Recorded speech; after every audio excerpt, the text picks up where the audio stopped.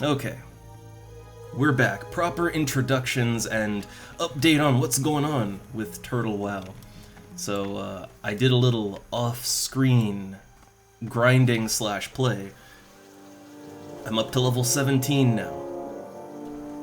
I am... Hold up.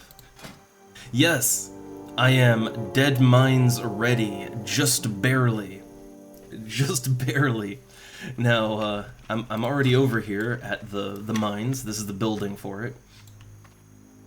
I didn't do a whole lot. I literally just did my quests, right?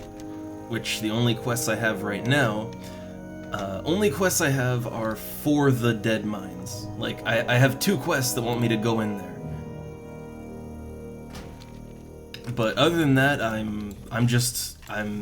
am ready to dungeon. Oh hey look, an orc.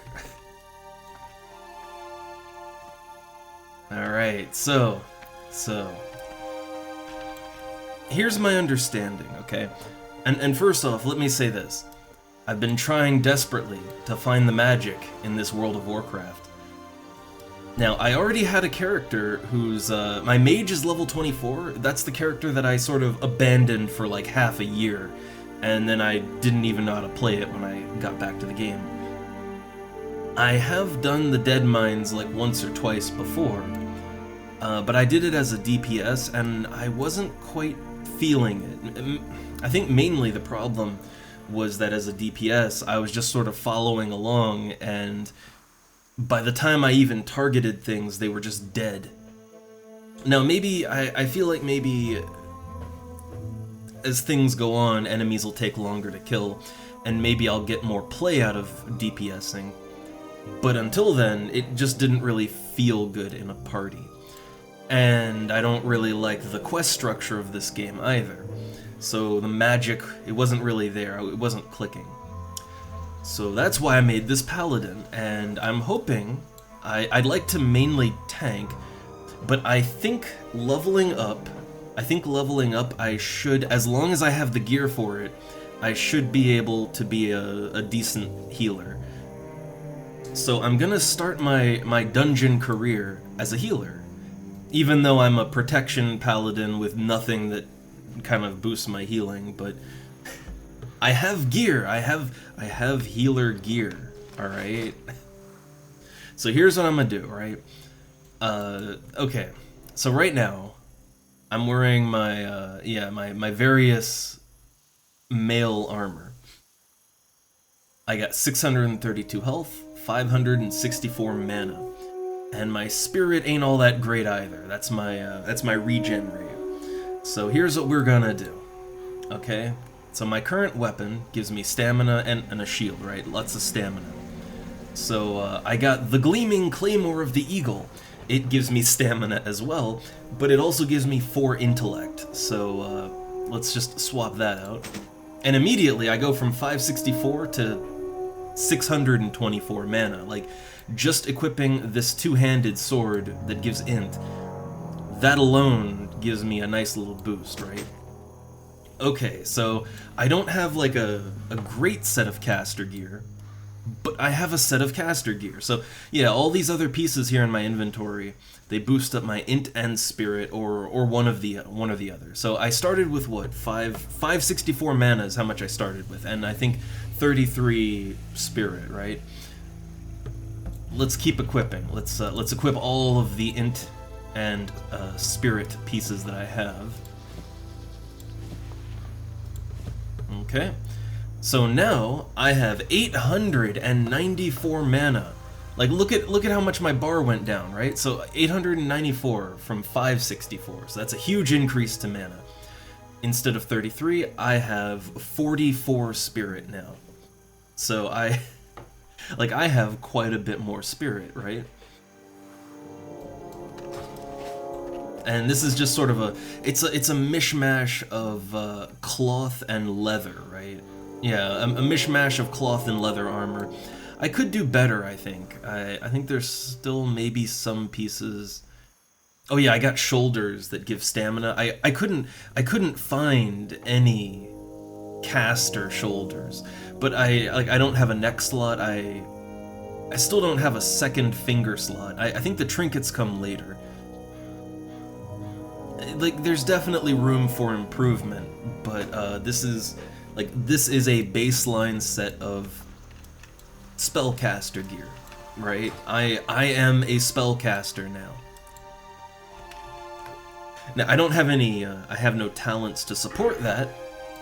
I feel like what I might want to do, to make myself a little more generically good, so, okay, in my talents, like, I definitely need readout, and that leads into that, like, for tanking, right? Toughness is one that I really like, but, like, its armor value increased by 6%, and also, I guess since I'm playing TurtleWoW and it's a little different from my usual, to anyone who's just coming along for that, let me say this. We nerd out a lot here, and a lot of it is just me sort of exploring and discovering how things work, and discussing. But we really get into it. So okay, right, toughness, it gives me good armor value from my items. That's great as a tank. As a healer, not so much. As a healer, that doesn't really do anything for the party. So what I was thinking is to switch my points over to Devotion Aura, so that increases my Devotion Aura, which gives additional armor to the party. So when I'm healing, I feel like this is what I want to use. When I'm tanking, I'm honestly not sure what aura I'd use as a tank. Like, obviously, Devotion Aura is, you know, that would be obvious, right? But when I'm just soloing, I use Retribution Aura, so it's 5 holy damage to any creature that strikes a party member. Well, if I'm tanking, then, like, that's gonna be hitting me, and that's gonna be generating aggro for me, so I figure aggro-wise, Retribution Aura is the way to go, but I mean, maybe when I tank, maybe I also still want to use Devotion Aura, I'm not sure, and I'm guessing that as I level up, I'm gonna get more auras, but either way, I'm thinking to switch over toughness into that, and, like, this would be helpful as a healer as well. That's kind of what I want to do. I want to use my talents in a way that is good for either healing or tanking. And eventually, I do want to pick up some holy talents, too. Like, I obviously won't be able to go too deep into it, but I want to pick up some of that. So I'm building my character to be as good of a tank and healer as possible. DPS is whatever, right? When I'm solo, DPS doesn't even matter. And I don't want a DPS in a party, so if I can fill these 2 roles and I can do it well, I'll be happy. But anyway, nuts and bolts aside, so okay, let's try to be a healer in the Dead Mines. You can sign up, like, look, I can sign up as a paladin, I can sign up as a tank, healer, and DPS, right? I can do whatever. I wouldn't really be too confident to sign up as a DPS, though. I mean, nothing that I have helps me to deal damage.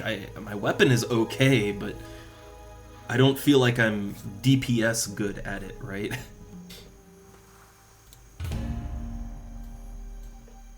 Okay, so I'm queued up for the Dead Mines as healer. We'll see if I actually get a group, right?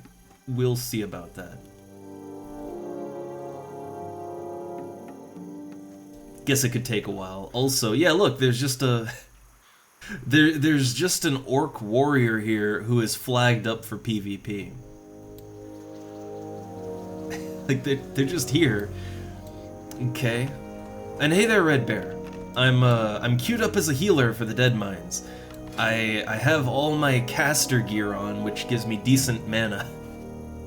So I'm hoping that I can get something going here. I guess while I'm waiting, I could just kill the looters around here, I guess. I also I wasn't sure. I need to ask a seasoned WoW veteran, but or at least to this version of the game. But I figure I'm gonna get more auras as I level up. I don't know what, like, So when I'm healing, I figure Devotion Aura is the way to go, right? Get that extra armor, but I'm not sure if, like, when you're tanking, would you also use Devotion Aura? Or would you use, like, Retribution Aura? Because that might help with aggro, I don't know. Like, I'm not really sure what you do as a paladin.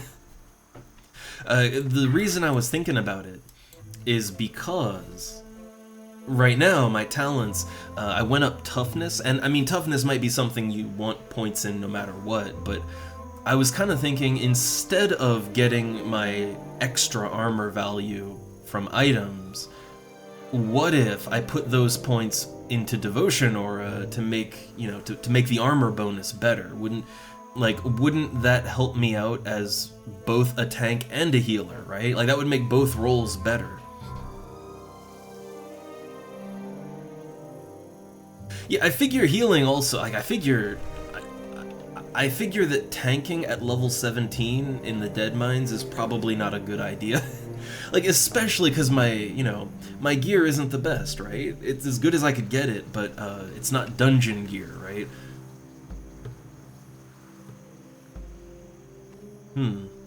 Yeah, I guess if there's another paladin, then it's kind of whoever has the better aura for whatever thing, right? But like, let's say I'm tanking or I feel like for both tanking and healing, Devotion Aura is probably the way to go. Or Retribution when you're tanking for more aggro. Like, more damage, right? More holy damage, more aggro. But I'm not really sure how that would go. But I am kind of thinking, like, it might be... I mean, honestly, if I really want to... If I really want to be the best tank I can be, I probably want both Devotion Aura buffed up and Toughness, right? But if my goal is to be a good tank and a good healer, then yeah, I want to go for talents that sort of support both playstyles, right? So maybe transfer that out and put it into Devotion Aura. Ah, okay. Yeah, I just figure for healing, it's probably best to go with the protective one here, but I guess there is a cap on how much it costs to respec, right? Like, I'm pretty sure there's a cap on that here, so I guess that yeah, I guess that I could just I guess I could respec, but well, no, it still costs like a gold, right? I think it's always like at least a gold.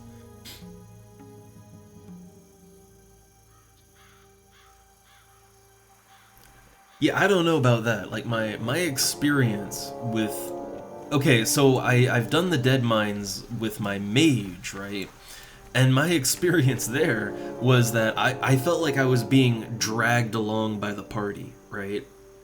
Like, so when I did the Dead Mines as a mage, like, first off, I barely knew what was happening, but second off, the enemies would just die. Like, the party was just bulldozing forward, and yeah, like, I couldn't even get a spell off because the enemies were dying so quickly. That was my experience as a DPS doing the Dead Mines. So you can understand why I didn't really get a whole lot out of it, huh? Like, I didn't get much out of the Dead Mines as a DPS.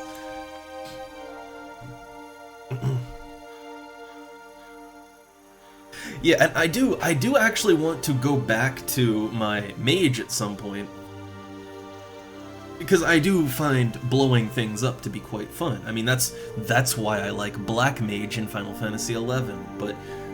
But for party play in this game, it didn't quite do it for me. So I'm really hoping I can get what I want out of Paladin. Like, I'm really hoping to get what I want out of it. Well, so that's another thing. While we're sitting here waiting for a party to pop up, which, surprising that it's taking so long as a healer for a party to pop. Like, look, there's people just waiting out here, right? But yeah, in this game, technically, there's no there's no level syncing in this. That's something that actually I have to get used to, because yeah, in games like EverQuest, there's no level syncing either. But EverQuest doesn't have dungeons, so yeah. But in Final Fantasy XI, there's level syncing. In City of Heroes, there's level syncing. But yeah, this game doesn't really have that. So like, if you get in a group to do a run of the Dead Mines, technically a level 60 could be in the party, right? Like, technically. Like, there could just be some steamroller in the party, and that just happens.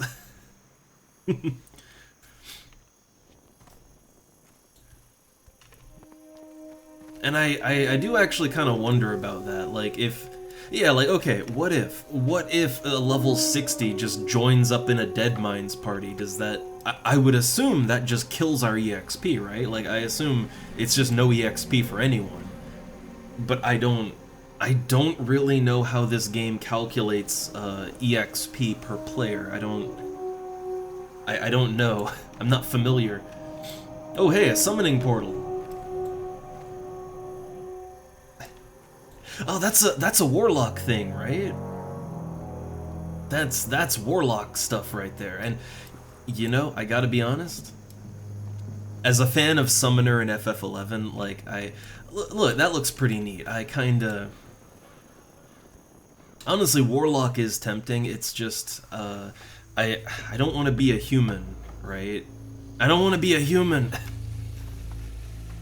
Like, humans just look so, I don't know, they look generic. They just look generic. Maybe a troll though, right? Like, I don't know, trolls look kind of neat. I think they can be warlock. Oh, I'd have to go horde.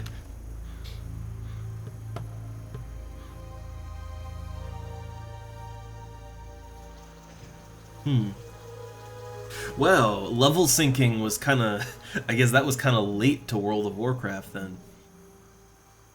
Yeah, I mean, the thing is, games have been level syncing for a long time. Like, yeah, FF11, City of Heroes, right? Like, you know, City of Heroes is as old as this game.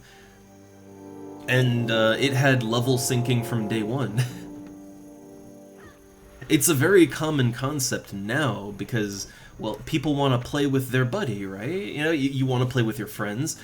Also, it really helps to just get parties going if everybody can be on the same level. It keeps the game challenging because you're not just having a high-level steamroll everything. So to me, it's a little weird that a game like WoW, which is considered such a trailblazer, that it didn't have level sync. But yeah, so I get that a high level could run a low level party through a dungeon. I get that, but I guess what I don't get is, how does that affect EXP?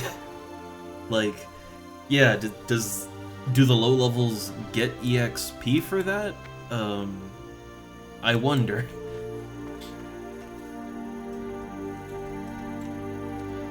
Also, let's kill some shit while we're waiting, right? While waiting, let's get that murder on. Also, I need to level up my two-handed sword skill.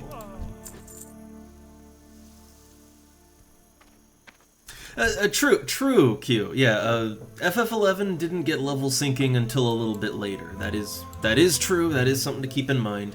I do remember when I played Final Fantasy XI back in the day, there was no level syncing, and it was a little rough, right? Admittedly. But when they finally got around to it, it was a much welcome thing, I think. Also, man, my two-hander does good damage. Like, this two-hander's pretty nice. Also, hey, look at that. Buccaneer Bracers of Fiery Wrath. Gives +1 fire spell damage. You know, if my mage was a fire mage, that would probably be pretty good, but I think my mage is more ice focused, so cool item. I like unique items like that. but I am just gonna melt it down into magical spell dust, alright? There we go. Desynth.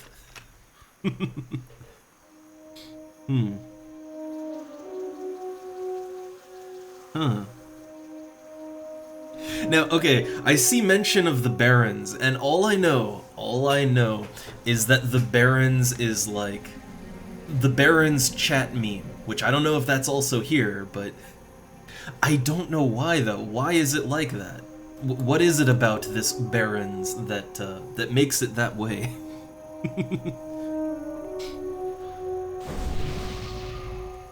Ah, nice.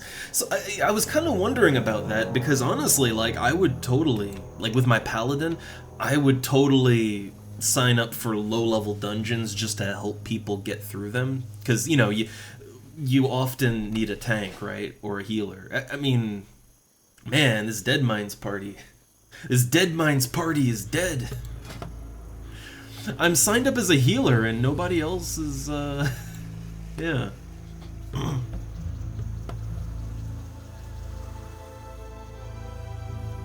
Huh. Everything's scaling is kind of... I mean, that reminds me of, like, Elder Scrolls Online. In Elder Scrolls Online, like, everything scales to you. Like, even in a party, which is interesting, right? Like, so a level 50 and a level 1 can be in the same party and doing the same damage. It's a little weird, but... I mean, for an Elder Scrolls game, I kind of get that. You know, those games are all about freedom to do what you want to do, so I'm cool with it there. But I don't know. Like, you think City of Heroes, and yeah, there's level sync in that, but like not everything scales, right? Like you can't fight level 5 street thugs at level 50 when you're an incarnate, right? You can't do that. You can join level 5s and help them out to fight street thugs, but like the game doesn't just scale everything to you.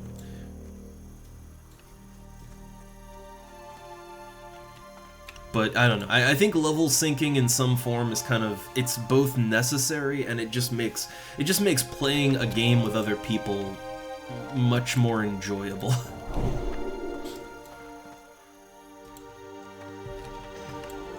Alright, I'm just gonna sort of kill looters while I'm waiting here. Oh, disarm me! Look, I've got a melee skill. Will use.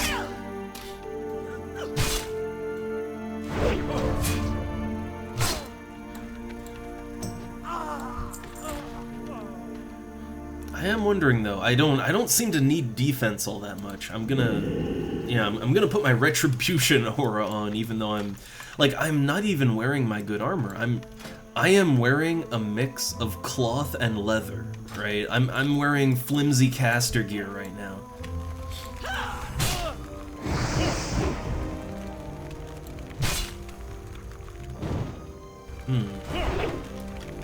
Man, So I'm guessing that if I wanted to do the whole paladin DPS thing, right? If I was the type to be interested in paladin DPS, I kind of feel like I would definitely want to use a two-handed sword, right? Like two-handed sword seems pretty good for dealing damage. I think the holy damage seems to scale better with a two-hander. So I'm guessing that's the DPS option.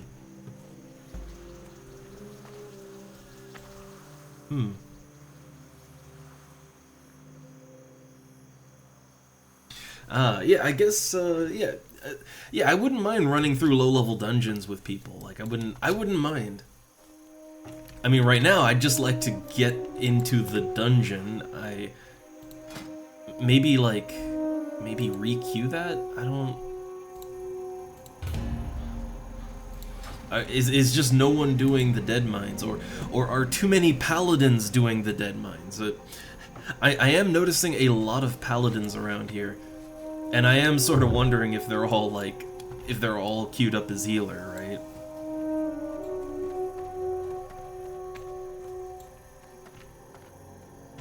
Yeah, so I'm noticing that when when I use my two-hander here, compared to when I use my one-hander and a shield, it's, I mean, the damage is it's quite a bit better. Quite a bit better. But I feel like for soloing more difficult things, right? Like, let's say I wanted to solo an enemy that is meant for a party. I feel like for that kind of thing, you would want to stick to the sword and shield and play very defensively, I would think. You know, a slow battle of attrition rather than trying to overwhelm it. But I'm not sure, I don't know.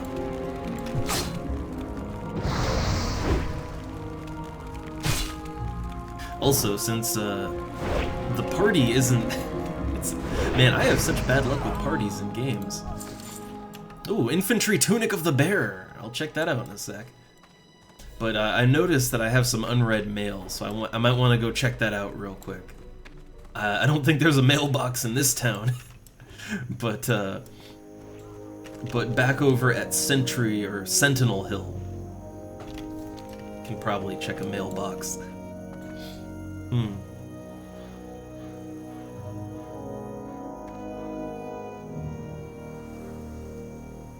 Oh, Q, the crescent fish. I mean, it's one of those things, Q. You gotta suck it up that the goby is the way to go.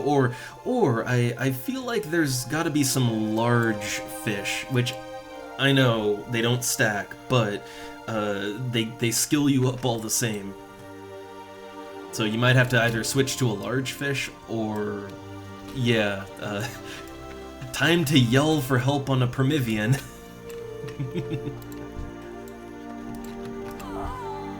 What?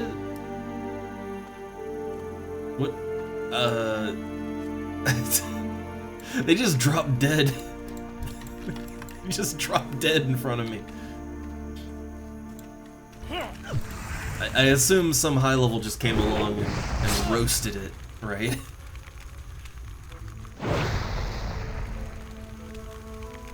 But yeah, I mean, Q, you know, if I'm around, like, I'll totally join in on one of those if you ask.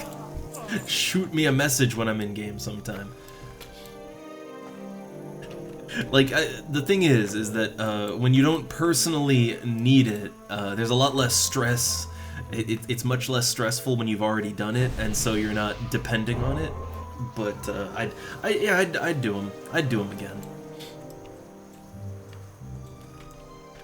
And now, oh man, now, so now I can go in with, I have a couple different classes I can go in with, right? I could go in as a healer, I could go in as a black mage, I could go in as a beastmaster, which is always wanted for those things.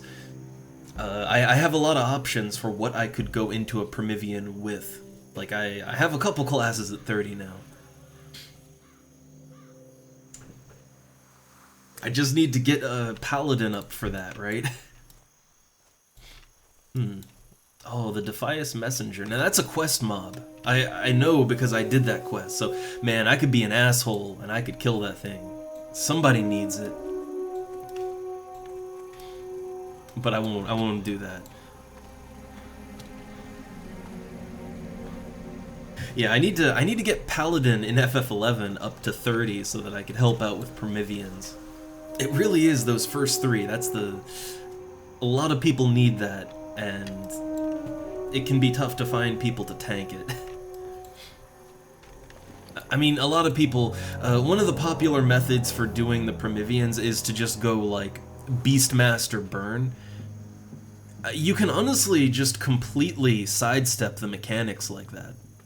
Like, if you just get a party of Beastmasters, you can burn all the bosses down fairly safely. Like, you don't, like, all the Beastmasters can just stand back. And as long as you cycle your pets, like, nah, you can get it done. Like, don't even need the animas or anything.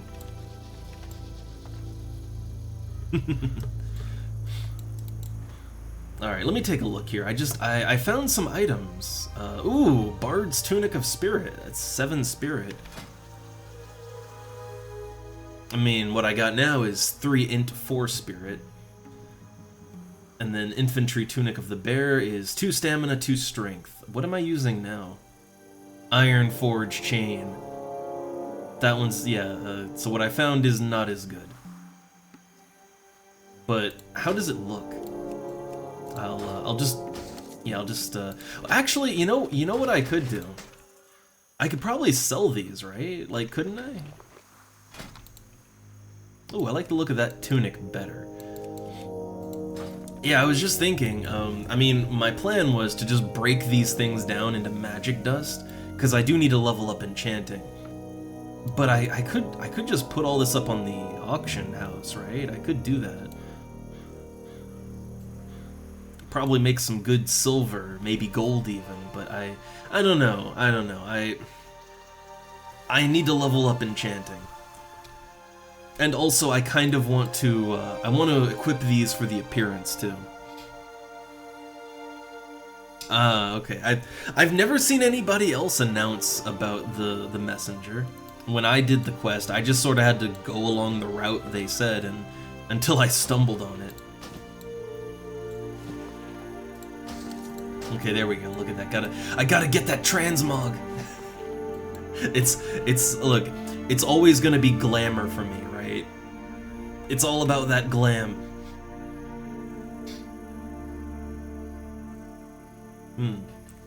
Yeah, I honestly kind of feel like, especially since I like playing high elves and they have a bonus to enchanting, I kind of just feel like all my characters should have enchanting, right?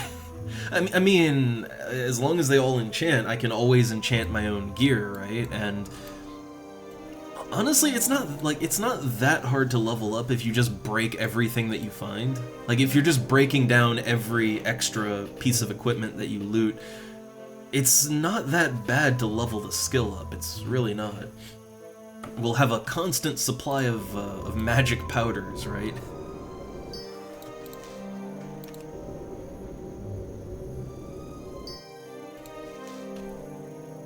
Yeah, see? Constant supply. And, well, especially, right? Especially if all of my characters enchant and disenchant, then I'm gonna have a ton of powder, right? Like, tons of essences and dust to enchant with. So yeah, I don't know, I like enchanting. I like enchantment. Oh, also, I found some linen. My first aid skill's up to 98. What's my cooking at? My cooking is at 110 now. But yeah, I need to get that first aid up some more. Oh man! Also, wow, the small leather collars are going for a lot more than they used to. I remember small leather collars going for like maybe 25 silver a piece. Or well, I guess that kind of evens out.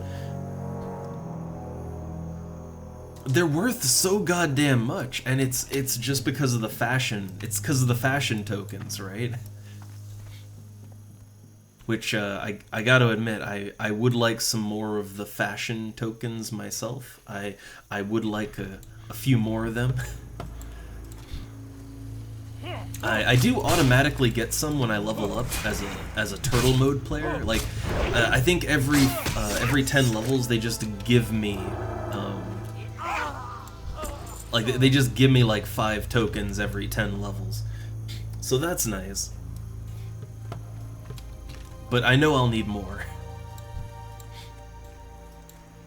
But I'm not really gonna start, you know, transmogging my gear until I'm higher level and my gear is a little more set in stone. Like, I figure while I'm leveling up, I'm just gonna be changing gear constantly, right? So there's not too much point in changing the appearance.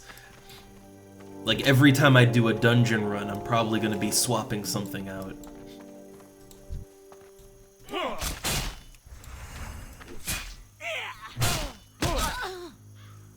Oh, the Nomad Challenge. Is that the one where you can't use anything over, like, white rarity, like nothing overcommon. You get a mule for that though, right? You get a mule. I don't think the rewards should be the only reason that you take the challenges on, but the rewards for doing the challenges, they are nice, right? They're nice little extras that kind of make it feel worth it. Like, I'd do turtle mode even without the rewards, but I like, you know, I like the feel of the game. Honestly, the actual gameplay, I like it better in turtle mode, because it makes me, I don't know, it reminds me a little more of something like EverQuest, right? Like, just grinding mobs like this is slow, but yeah, like EverQuest or Final Fantasy. But getting nice little bonus rewards every 10 levels, like, oh, that's nice, right? Some cosmetics and stuff. Oh, that's just nice. I'll take those fashion tokens. I mean, I do really like the shirt, the undershirt that my character's wearing. That's a turtle item. Yeah, the finely tailored linen shirt is a turtle mode item, and I really like it. I don't know, like it looks like armor, which most of the undershirts do not. So I don't know, it goes with most of my actual gear, and I like that.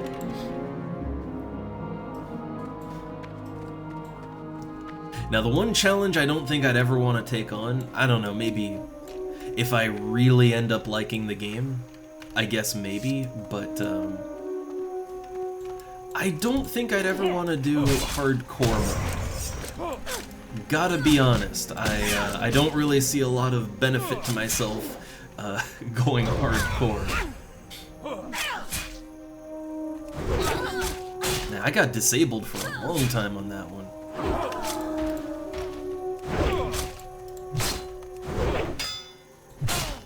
I guess it's a chance to level up my unarmed skill, though, right? It's good for that.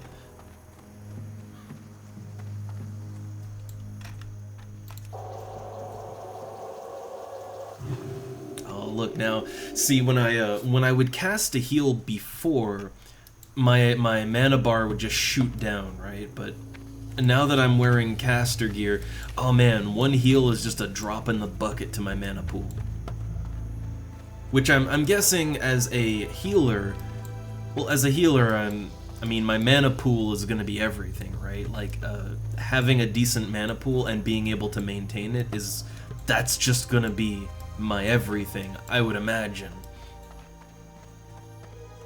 Which I have to say, the racial bonus, the Keldori meditation, that's probably gonna help me out a lot, actually. Like, that's actually probably going to be a nice little, like, oh god, my MP, I need to keep everyone alive. You know, that'd be a nice little boost, I'd imagine.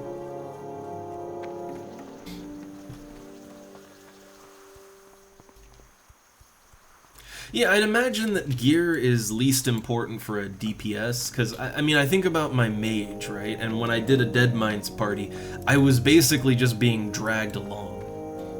And, okay, if I had worse gear, I guess, you know, fights could go a little slower, and that could trip things up for the healer and the tank, but, I mean, there's a threshold on that. And also it's you know, there's multiple DPS, so the liability is kind of shared there. But with a healer or a tank, there's only one healer, there's only one tank, so, you know, if their gear isn't good, then, oh man. Like, if your healer just does not have enough MP to heal, yeah. Ooh, Q, nice. Star Ocean 2 is the only one that I haven't really played. Well, I guess I haven't played the newest one either. Divine Force, I haven't played that one either, but I will admit, after Star Ocean 5, I just sort of gave up on the series. maybe I'll give Divine Force a chance sometime, but also I own the original Star Ocean 2 on PlayStation 1. I actually ordered it and got it, and it's on my shelf. I mean, I guess I could emulate it too at this point, but I don't know, Star Ocean 2 just never really grabbed me in the same way as the games before or after. My first Star Ocean was 3, and man, I still, like, every couple of years I go back and I play Star Ocean 3 all the way through again, because I actually really love that game. It's kind of my favorite, and one of my favorite JRPGs in general. And even the first Star Ocean, I think the first Star Ocean is pretty good, actually, for what it is. Star Ocean 4 it's a step down from 3, but it's still good. It's still interesting and fun. And then 5 I was just bored. I was just bored the whole way through 5.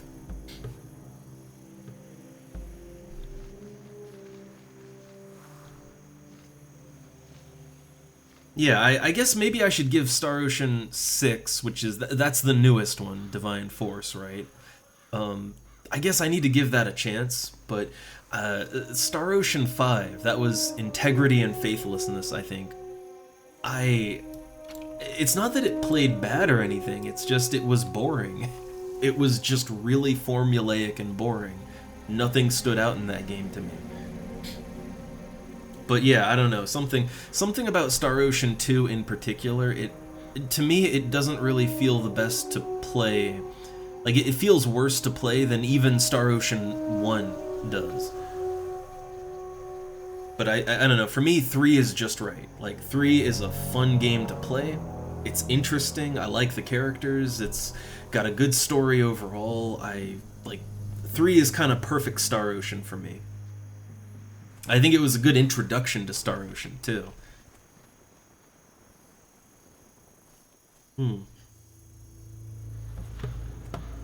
Also, Red Bear, always going gnome. I think in this game, just because I have such a hard time with the visuals of this game, High Elf is the only one that doesn't really kind of make me twitch when I look at it, so I think really I gotta go High Elf, right? I gotta go High Elf, so I'm limited to what classes I have with that. Fortunately, I like Mage. I don't know, I'm kind of liking Paladin, we'll see. What else can High Elf be? I don't know about Warrior. I think Hunter's in there too, not sure about that.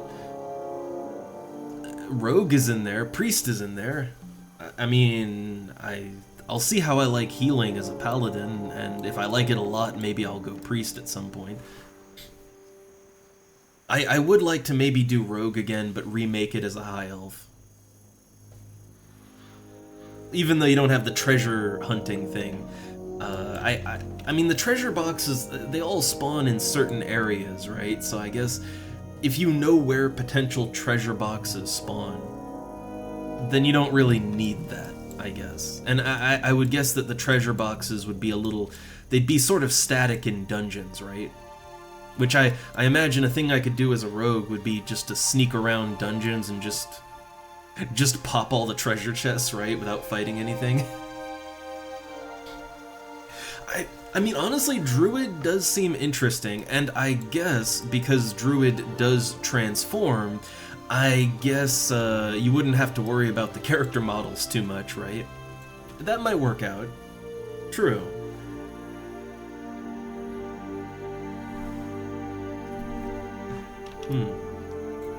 Oh yeah, and Q. Honestly, I'd 100% agree with the assessment there. Like with 4, the battle system is fine. Like combat was good. That is actually the only reason I got through Star Ocean 4, is the combat felt good. So like the game was fun to play, but the story, I just didn't like it. I just didn't like the story. It's not even, like, it didn't have the boring problem. The story wasn't boring, I just thought it was bad. But that can be entertaining in its own right. However, with Star Ocean 5, the combat, I don't think it really was there wasn't anything new there that I remember. and just the overall balance of the game too. It just all felt really general, very generic. The story, the writing, all that, like the characters. I can't even remember any of the characters from Star Ocean 5. I think the only one that I kind of remember is, as you do, the mage character was kind of slutty looking, right? But that's not a character trait. I don't like, I can't remember anything about Star Ocean 5. So that was kind of the issue there.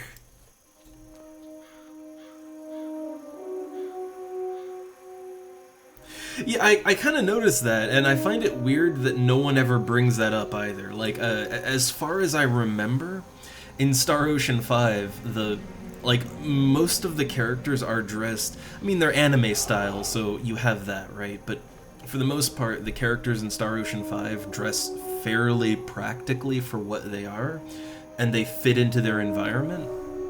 But then the mage is just kind of running around with the ass and tits out, right? Like a stripper. And the weird thing is that I don't believe anyone ever mentions anything about that. Like, they don't even really sexualize her. It's just sort of, that's just the mage, I guess.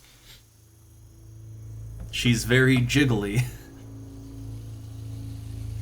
But yeah, that is not a personality trait. That's not a character trait. That's I can't remember anything about the character otherwise. And I feel like they didn't do that in Star Ocean 3.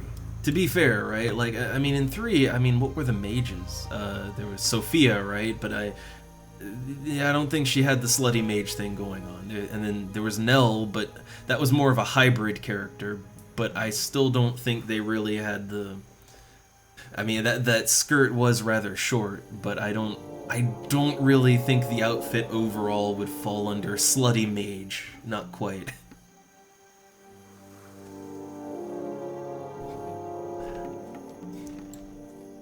But yeah, I don't know. Star Ocean 5 really just lost me. The funny thing is, I did play the game. I played it through all the way. Like, I beat Star Ocean 5. I got to the end where they said, you know, thanks for playing in the Eternal Sphere. Fuck you, right? Like, bringing that up again. Which, look, I like Star Ocean 3. I really do.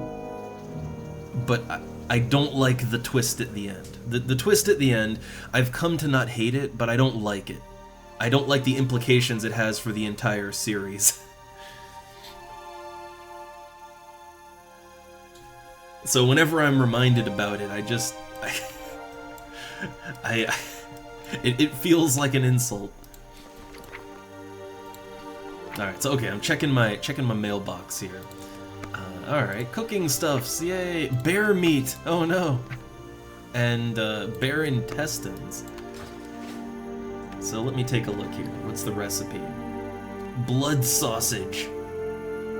So you need bear meat and boar intestines. Okay. And spider ichor, which that one I don't have.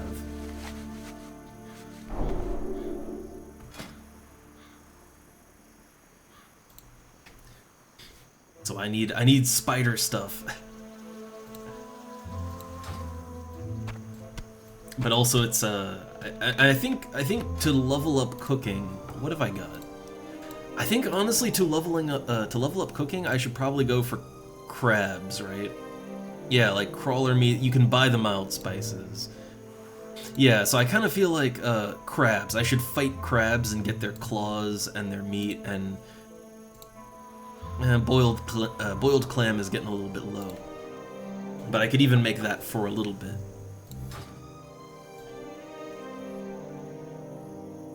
So yeah, I think the bear one, it's, you know, there's other things I can make for better skill-ups cooking.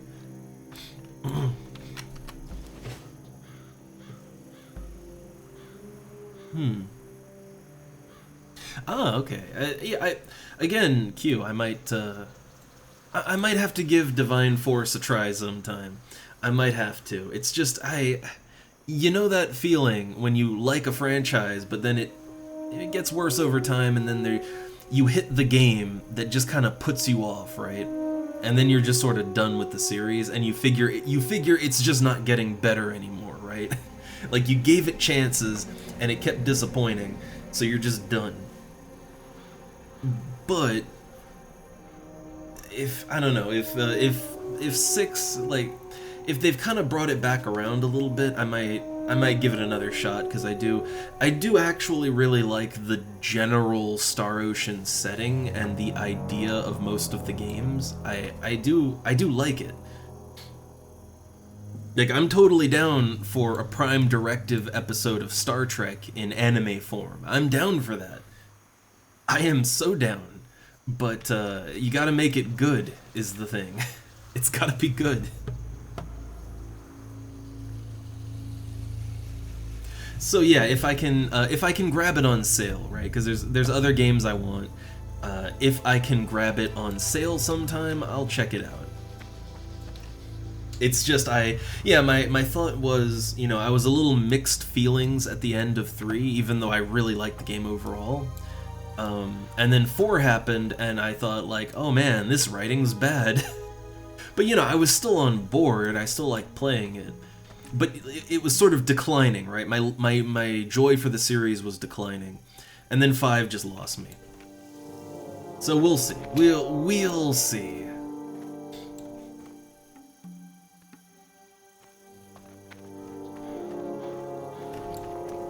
Let me sell my stuff here real quick.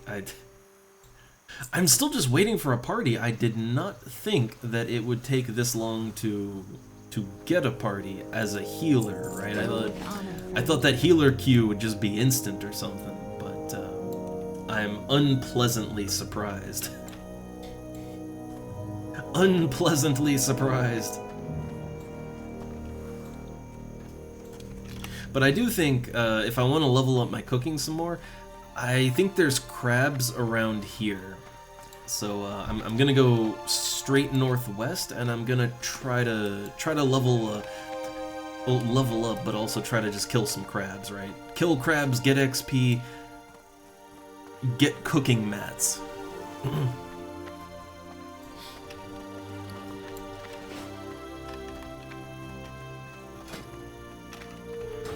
Let's see. Also, let's craft up these bandages. Trying to level up my first aid. I'm still not really sure how much I'm actually gonna get use out of it, but I guess I don't know. I guess it is useful as a healer, right?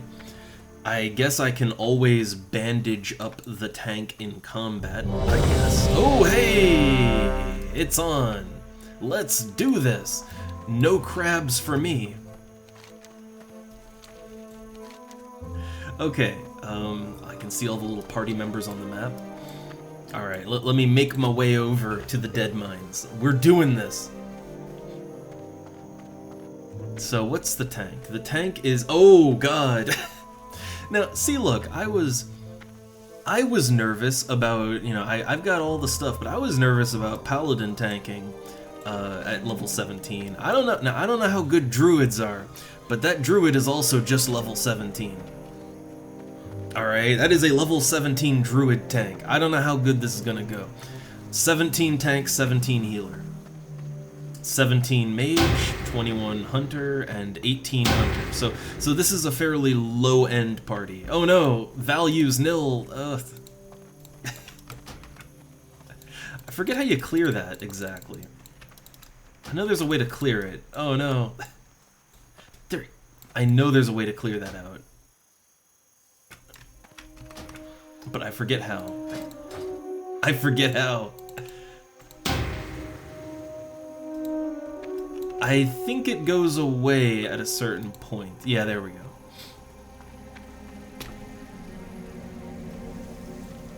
Oh no, we lost one. We lost one.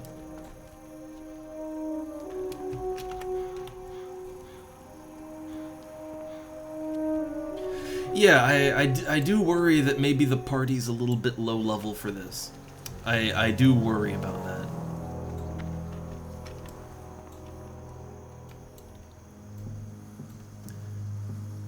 Also, I wonder what's best to what is best to put on a druid tank? Like later on, I'll get Blessing of Sanctuary, so that reduces damage dealt to the target. I feel like that's what you want to put on the tank. And funny enough, that's in protection too. But yeah, like, I don't know, would a druid tank get more out of wisdom or might? Because they've got mana, but when they're in bear form, which is what they tank with, right? Like I guess might would be the way to go.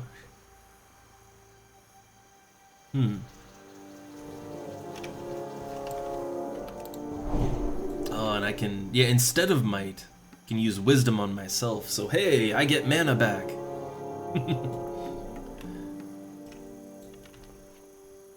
But I think the party's still forming. We're 1 DPS down.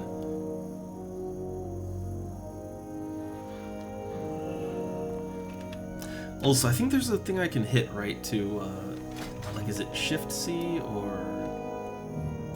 I know there's a thing I can do that'll show people's stat, like, okay, that's Defias Looters, that's showing them.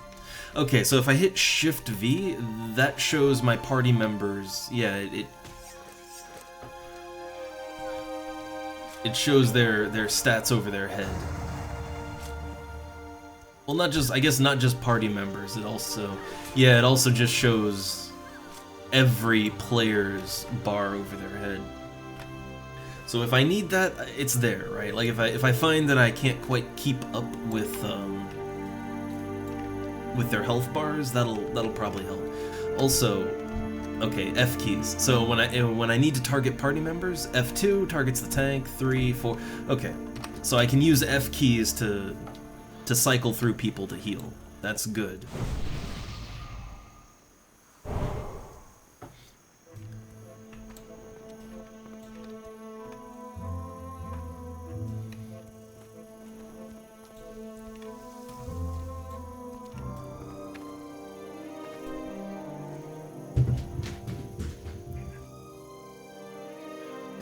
Cat just burst in the cat flap too, and that woke Silver up, but he's had his morning food. Which, oh yeah, well, we're just kinda, I guess we're just waiting, and I think we still need 1 more DPS, right? But while we're waiting, cat things, so man, in addition to all the stuff, the household stuff, our big silver cat, who's, yeah, just settled down behind me now, he's just kind of missing teeth, and we're not sure if...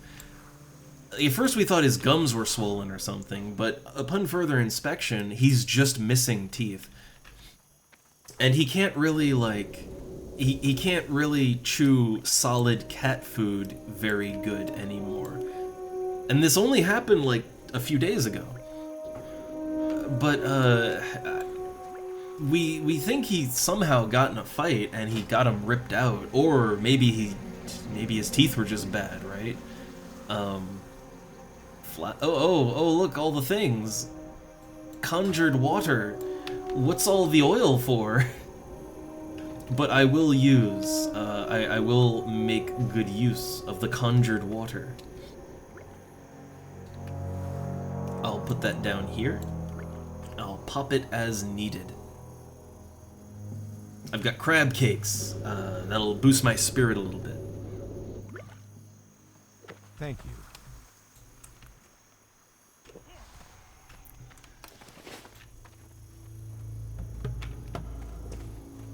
But yeah, again, I guess we're still waiting a bit, but yeah, so a big silver cat who's always hungry, he can't eat hard, dry food quite so good, so now we're having to switch him to a more soft food diet. And we're still not sure, like, when he lost all those teeth. Maybe he just lost teeth over time? right? Like, maybe he just kept losing them, and he just finally lost so many that he's having difficulty eating. It's not clear. Yeah, so like I don't know if his teeth were bad or if he lost them fighting, because he does fight a lot. It's unfortunate either way, because he's a fairly young cat. Like he's not even 5 years old, so he's got to live with that now. He does have some teeth though. He has his front teeth are all still, well, some of them are broken because again he fights a lot, but he has most of his front teeth still. So I guess he can still fight with that. But I guess not the best for chewing.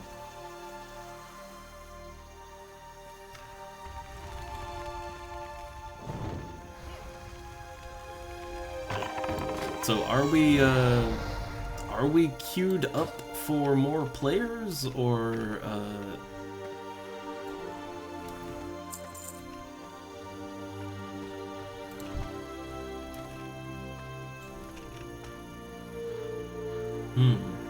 And not, like, I don't think we're queued up or anything. How do I group? Party, there we go.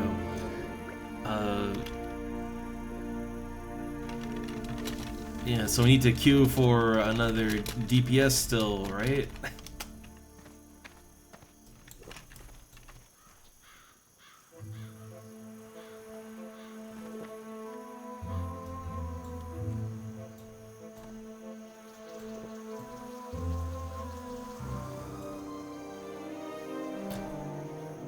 Yeah, I don't think we're queued up, right? We're not queued up still. Oh, hey, look, you can see how many... Look, 114 players are looking for groups at the moment. Well, that's nice.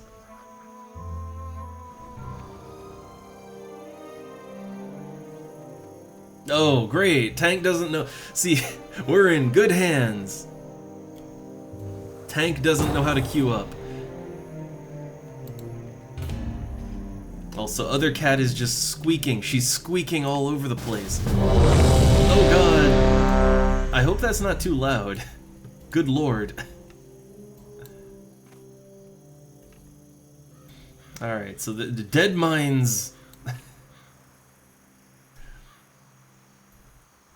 we got a list of objectives here, but just gonna fold that up. Put that right here. I'll look at it as needed.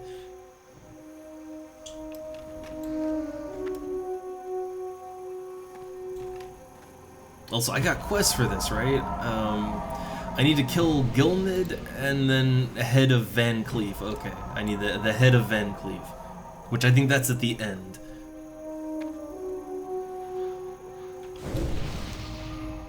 Okay, other guy is over there.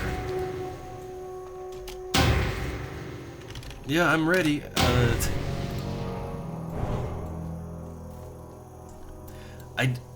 I think we're having a little bugginess with the group finder. I think that's what's happening.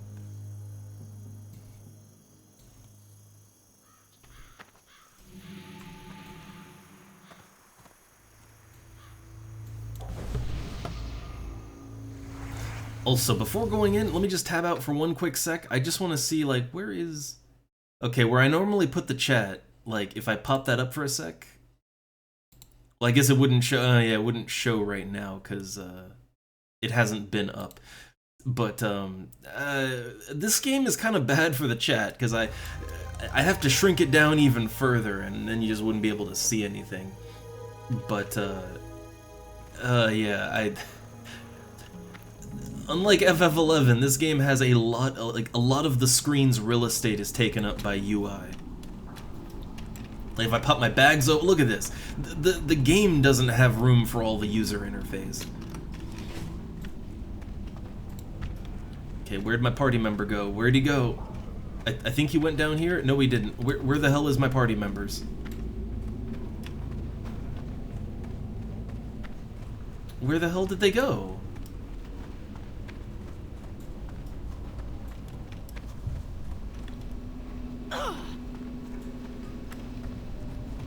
Like, I'm gonna get attacked. Yeah, like, I'm gonna get fucking killed here. Oh, let me guess. The enemies are just kind of respawning in as we go. I'm guessing, right? Huh. Alright.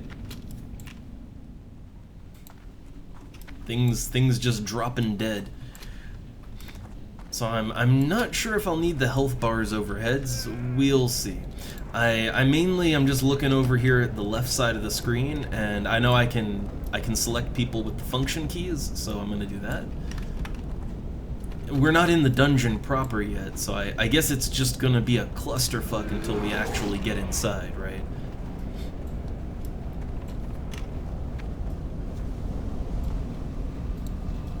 Okay, where tank at?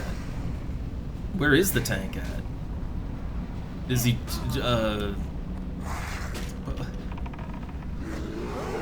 okay. See, I'm having a hard time just keeping track of where people are, even.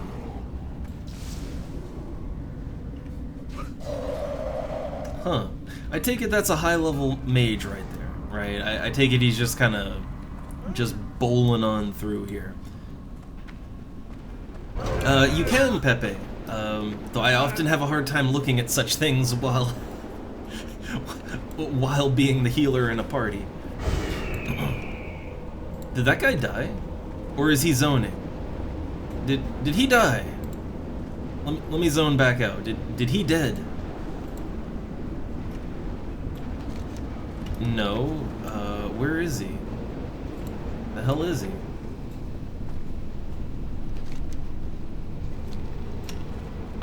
I think he died, and now he's just ghost running back. Okay. Well, I can pop that up on my phone real quick. Okay, can pop it up over on other device. Oh my God, no, that's anxiety for me.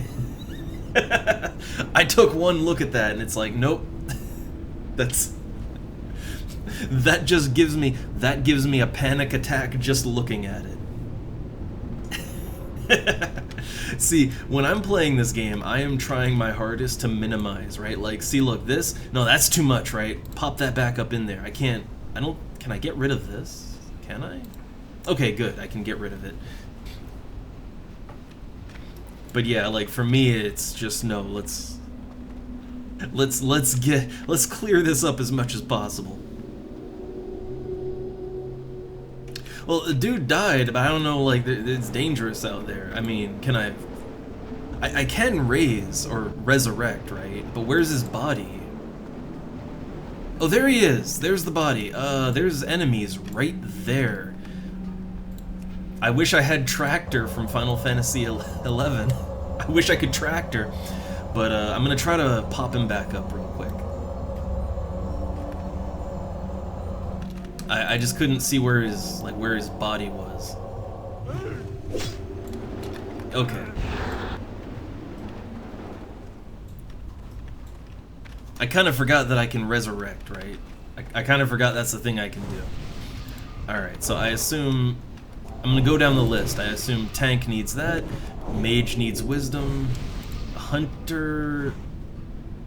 I think Hunter... I mean, they have a mana bar, so I assume Hunter uses Wisdom too, right? And then Wisdom for me.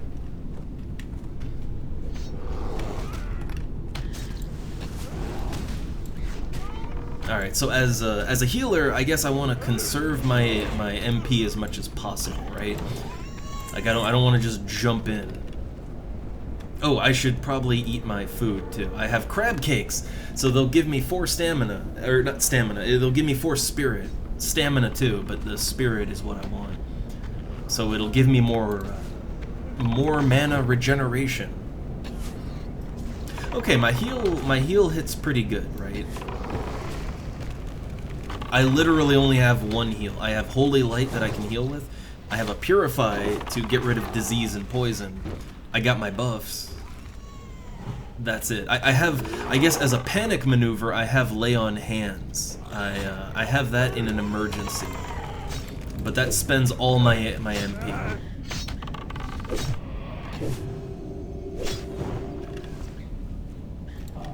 But yeah, I guess this is healing in World of Warcraft. I have one spell and I'm gonna use it. I mean, the thing is, right? Like, look. Let's be real. Is low level is healing in Valkurm Dunes in Final Fantasy XI? Is it really much more complicated, right? You can cure status effects if they come up. You're basically just spamming cure and cure 2, right? Like, is it really any more complex? So I'm okay with the fact that I have one button, right? I'm okay with that. I guess I could throw in my damage though, right? I'm using a two-hander, so I guess my damage isn't bad if I choose to attack. And, oh yeah, I have Blessing of Protection. So, Blessing of Protection, it'll make the target invulnerable for 6 seconds, but the target can't attack either. So basically, it'll make the tank completely out of combat for 6 seconds, and I'm not really sure when to use that. I'd figure it's for an emergency, maybe, but the thing is that the tank won't be able to even get aggro, so like, wouldn't the enemies attacking the tank just immediately switch to everybody else? And I feel like that would cause more problems than it would solve, you know?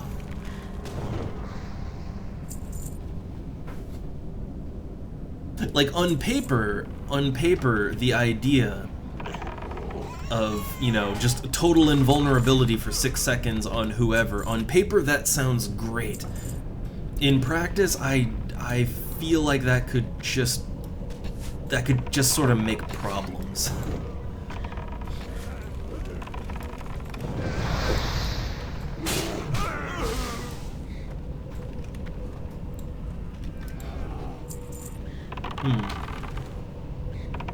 Ah, okay.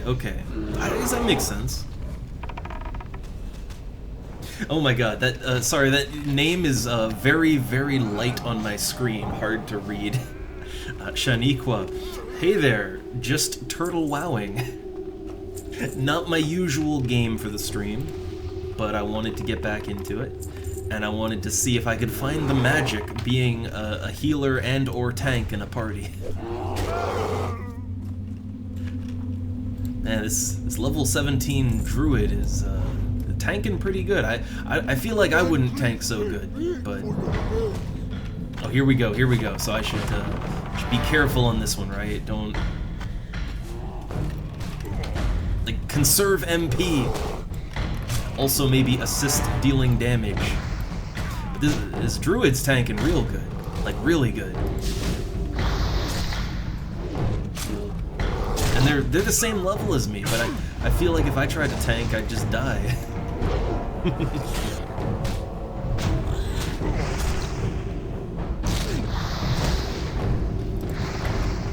But yeah, when it comes to World of Warcraft, well, you know, TurtleWoW, bit of a different thing, but I'm new to either one. Like, I have no nostalgia for World of Warcraft, so this really is kind of going in very raw for me in a very different way. Oh, my buffs are down. God, this is the... Okay, so, everybody's buffs are down, I think, so... Or no, they want... Yeah, they want that. So now I'm just manually clicking through everybody. I'm giving wisdom to everybody, and wisdom to myself. So that's 10 mana regeneration every 5 seconds, yay. Oh god, the tank! Oh no, I was so busy buffing, I was a fool! Crap, I can't raise in combat. Oh, I was so busy putting buffs on everybody, I completely forgot. I have to use my one heal on the tank. Oh no.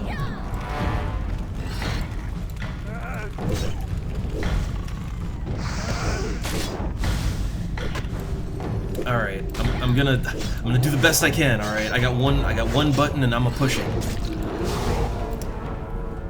So I see health bars go down. I make them go back up. My health bar is going down. Let me just panic. There we go. Invulnerability.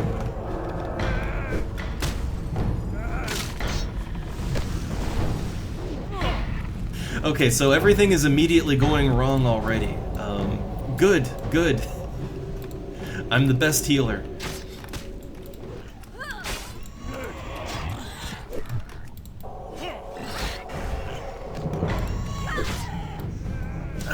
He's going down. Can I save him?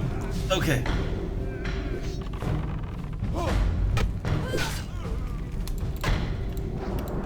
Oh, I'm dead. I dead. I was under too much attack. I couldn't get my heals off. Oh man. Oh. Oh. Well, that didn't go great, and nobody can resurrect me. So, yeah. Mostly first-person shooters, I see. I'm not a big FPS fan. The only FPS games I've really played are ones that are hybrid with something else, like, I don't know. I played The First Blood on DOS, but that's more of a hybrid horror experience, right? Elder Scrolls games are technically FPSs, technically, but I'm more of an RPG guy. Oh god, this went badly. So I have to resurrect and come back. No one's gonna save me. So, all right. I get a nice walk back.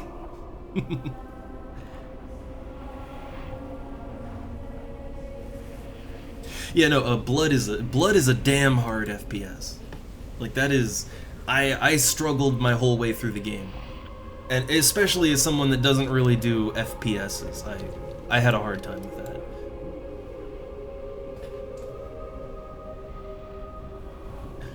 But yeah, I don't know. So far with this game, with TurtleWoW, I don't know. As an RPG guy, as someone who likes MMOs, the old school ones, the game is good, it's fun, it's just, I don't know, it doesn't quite click with me, but I'm hoping that'll improve as I play with other people more. My MMO of choice is Final Fantasy XI. I'm more of a Final Fantasy nerd than anything else. Or City of Heroes, or EverQuest, right? But I want to, like, World of Warcraft had such an impact, and, well, TurtleWoW is it's a custom classic version of the game, so it's a nice way to experience it, I guess. People seem to like it. People that love the game like it, so good place to start for me, I guess. But it's taking a while for it to fully click, I think. Also, I'm trying to navigate my way back here. I think I'm going the right way. I think. Well, I mean, during the weekdays, during this time, I usually play other old school MMOs. I mean, the big one, we mainly do Final Fantasy XI on a private server. But, also, yeah, City of Heroes, I want to look at Star Wars Galaxies, EverQuest, stuff like that, but mainly Final Fantasy XI. The first Final Fantasy MMO, not the one with all the ERP. But, on the weekends, it's more varied. On the weekends, I'm currently doing Starflight 2, which is from 1989, and, the original, a mod of the original XCOM. But the weekend game is that's more variety hour. So a good smattering of diversity, but we kind of have a theme, whether it's the weekday or the weekend.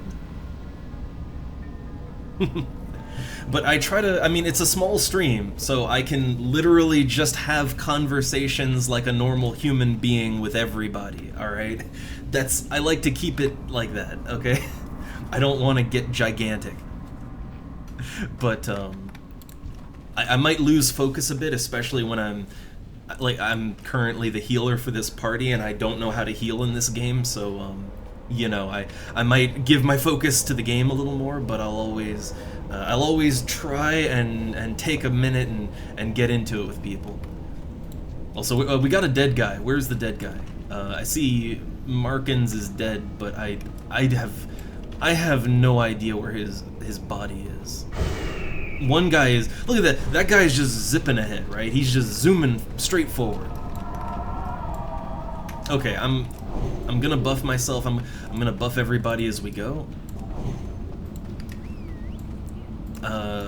Might for the bear tank here.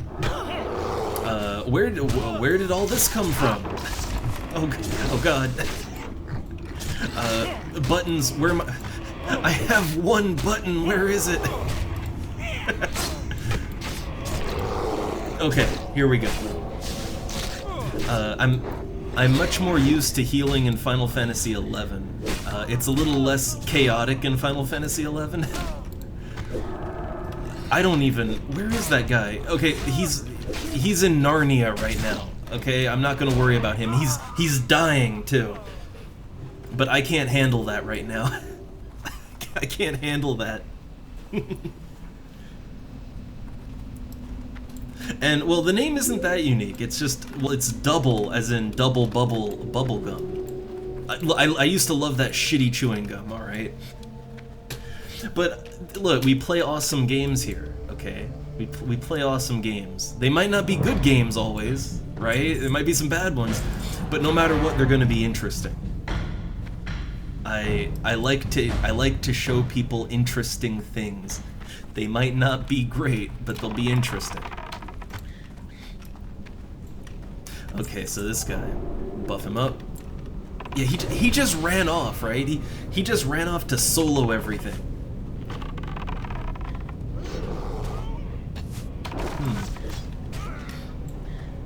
Oh, right, aura. There we go. I forgot when I die, my aura goes down. I completely forgot about that.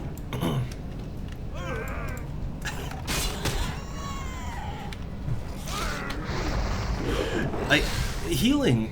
Okay, you know what? I am a lot more engaged with the game right now than I was. I had a mage character.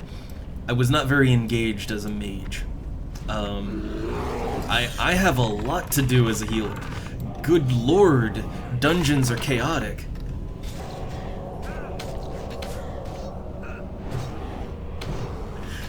Like everyone's just running around doing whatever. I have to keep buffs up. I mean the tank is really good. I don't have too much difficulty with him, but it just feels it feels like a ball of chaos. And I kinda like that. Also, I got a stonemason cloak. Is that better than my, it's better than my fine leather cloak. So I'm just gonna take that, move it down here, and this fine leather cloak, I'm gonna break it down into magic powder. There we go. Alright. Oh, hold up, tank. I think maybe the only problem with our tank here is that he just sort of runs ahead and does things, like without saying anything, no ready check, like he just gets in there. And I guess that's good to keep things moving. But he's a little hard to keep up with, you know?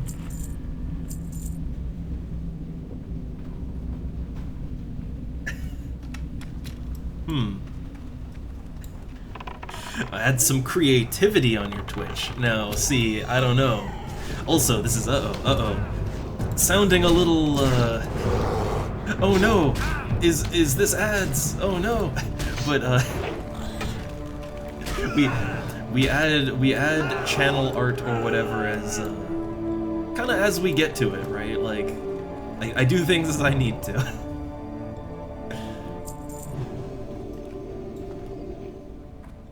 But yeah, for this party, I think everybody's a little... They're a little under-leveled, maybe. I mean, we're all dungeon level, right? I'm level 17, the tank's level... Yeah, who am I to say anything, right? Like, I'm level 17, I queued up as a healer. I don't feel like I'm having a hard time... I don't feel like I'm having a hard time healing. I feel like that's okay. Also, oh, we're fighting Sneed's Shredder. Let me get in there. I mean, I am a paladin, I can fight, right? So, yeah, fight. Use that sword. I'm not using any, no mana in my attacks. I'm just auto-attacking. Oh, hey, there he is. Sneed! Does he run a feed and seeds shop? Sorry, that name has been ruined forever. I'm sorry. And, I don't know, the emotes and sub-badges and stuff. I mean, the thing is, people weren't even using that. Like, for the longest time, I didn't have any subs or anything, so no one was making use of all that. Ooh, hold up. These are good boots. 2 int, 3 spirit, and they're leather. Better than the current boots. I'd need that.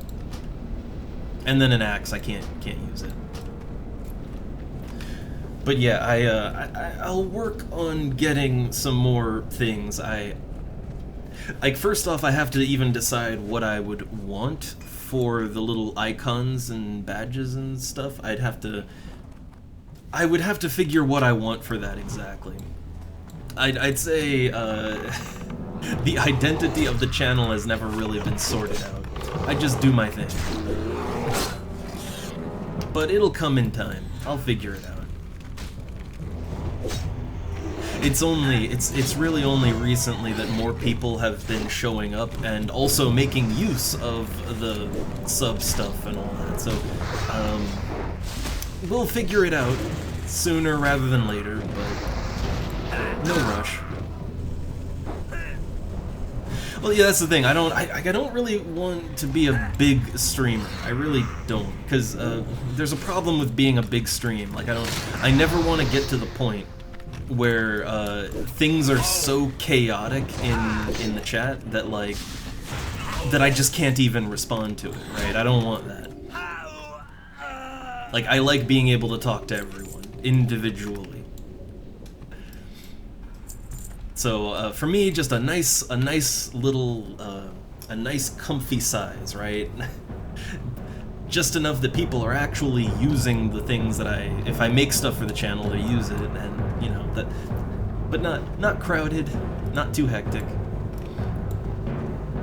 Also, I killed Sneed. Do I get to loot some stuff over here? Right.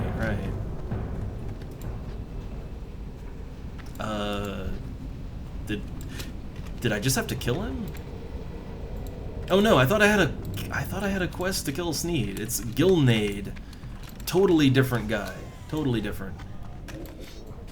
Oh man, the tank is he's doing it again.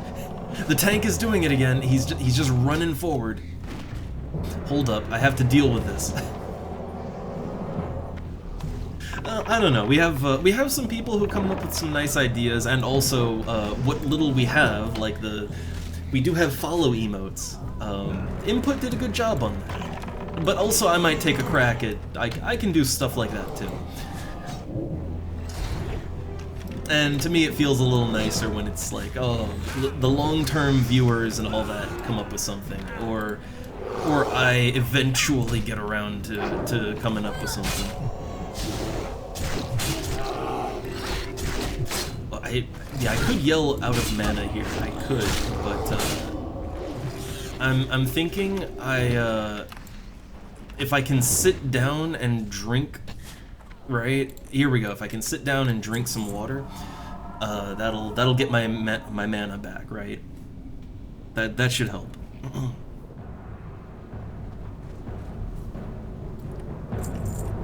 Also, I need to reapply buffs again. I just realized that oh my god, this tank. Alright, so I'm rebuffing everybody. Nice, nice. Okay, I'm not in combat, so I can sit down and eat the stamina food. The stamina and spirit food. Man, okay.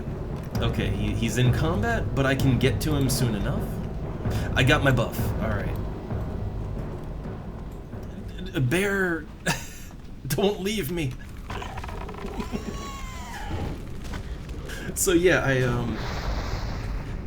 I will say that I'm having a lot more fun as a healer than I was as a DPS. I'm having a lot more fun. That said, it is hectic as, like, I am having a hard time just keeping up with everybody. And if they die, it's kinda my fault, right? Like, if they die, it is sort of my fault. And that ain't gonna feel good. Also, apparently, they're having issues with the hunter over there. I guess he's pulling aggro with his pet. Do hunters, do they have some sort of tank stance? I don't know. I've got a tank stance. Yeah, I've got Righteous Fury over here. Increased threat generated by holy attacks by 60%. Like, I'm not wearing my tank stance right now.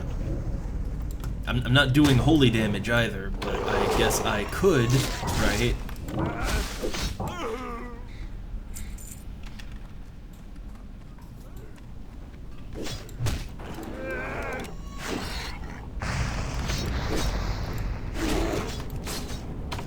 Alright, so just, yep, keeping up my heals. The EXP is pretty good in here, too. Like, I'm a turtle mode player, so, you know, I don't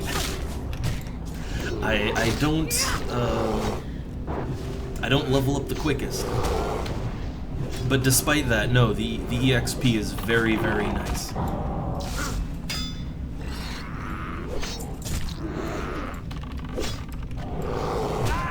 Yeah, I see. Someone was telling me. Yeah, I don't know. Yeah, like, I don't know.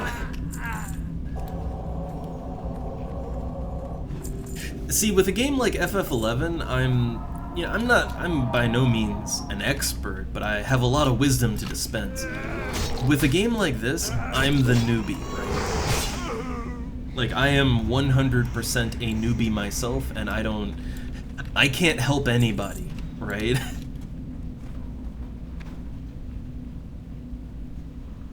Ah, okay. So Growl kinda...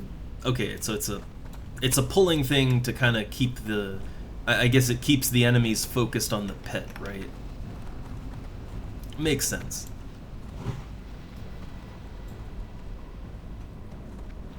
Huh. Just popping a trap out. Okay.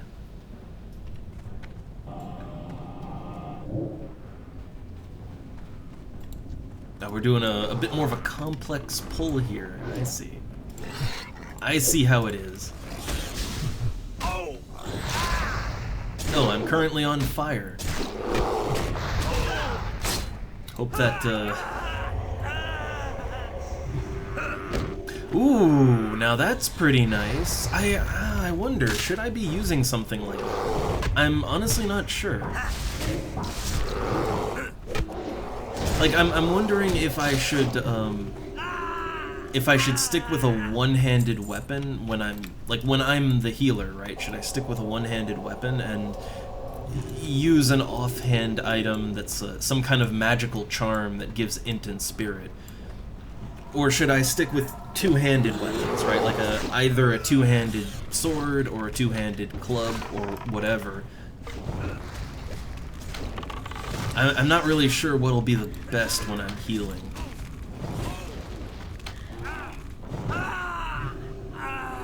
I'd think maybe the issue would probably just be that there probably aren't a lot of good healing, or rather caster, right? There's probably not a lot of good caster two-handed weapons, I would imagine. Like not many caster swords or caster maces. And I'd guess that would also be a problem with one-handers as well. I'd imagine. And then again, I did, like, you take this weapon, the 4 stamina is not all that great, admittedly, right? But the 4 intelligence is fine. That's fine and good. Alright, 3 strength, 1 stamina, don't need it. Have I gotten any loot so far? I have. I got these Pagan Shoes of Shadow Wrath, plus 9 shadow spell damage. I don't have that, so that's just trash to me. I can get rid of it. That's a rogue item. I can't use it. Yeah, all these Defias masks I can't even use. Oh, I got the Seer's Feinstein. Yeah, that's 3 int and 1 spirit. The int is less than what I have now, but the spirit is nice, and if I could pair that with a one-hander that gives more int, that would be better int overall, I think. Uh-oh, he's going down. He went down. Oh god, did he go down?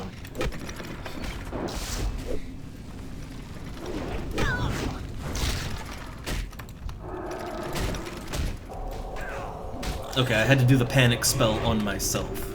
Like, I had to.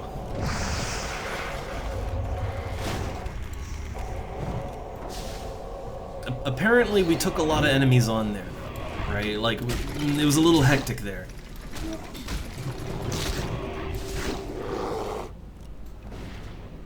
I think I'm being shot at from somewhere. Yeah, there we go. I was being shot. But yeah, I think maybe that one, oh god, yeah, I think maybe that one wasn't on me. Like, the tank was going down really fast, and it looks like there were a lot of goblins there. Like, a lot.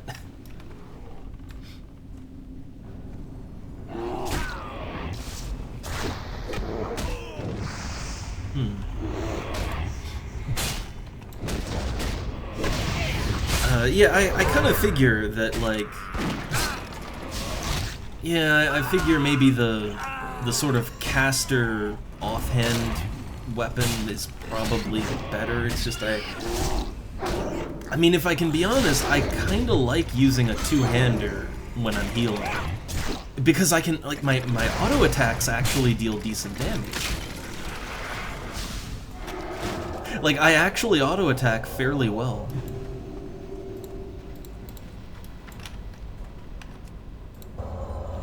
Okay, let's get him back up.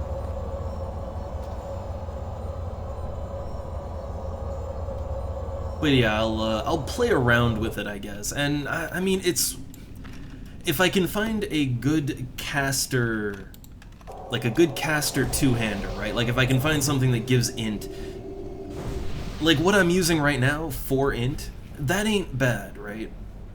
Like that's really not bad at all. So I guess if my preference is two-handed swords when I'm healing, I guess it can work out just fine. Though I will just kind of pop that on, or let me take this off, pop this on. Oh, look at that, I can just hold a beer stein. Nice. Okay. Yeah, for the appearances, I want that, right? But will I use it? I like my two-hander. I like my two-hander. It's nice and cozy. And I guess, hey, if I ever actually want to deal damage, I guess having a two-handed weapon would be ideal, right?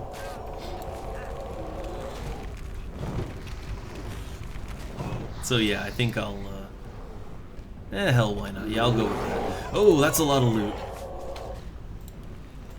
All greed. All just greed loots. So, okay, he's taking a lot of damage again. I'm just spamming my heal. Oh, hey, level up, nice. I heal better now. I could get more spells, too. Ooh. Ooh.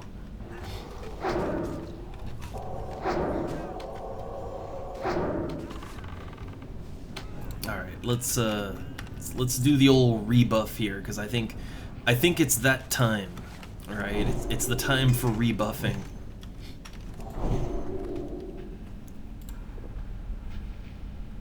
Yeah, rebuff and re-eat. Gotta get my spirit buff back on.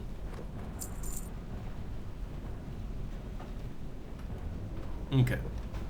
And I should be mindful that I can in fact bandage wounds if I run out of MP, but so far I'm not running out of MP. Like that ain't my problem so far.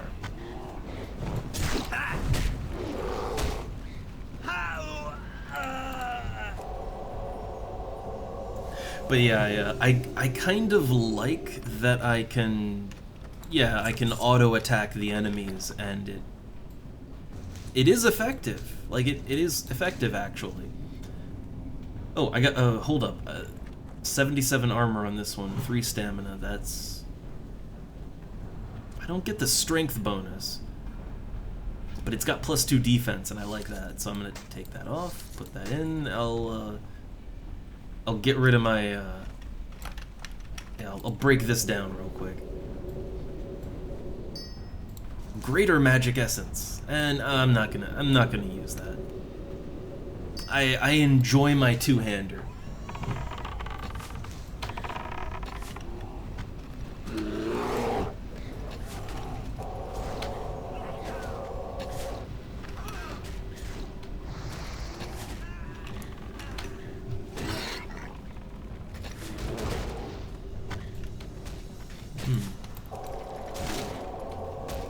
Alright.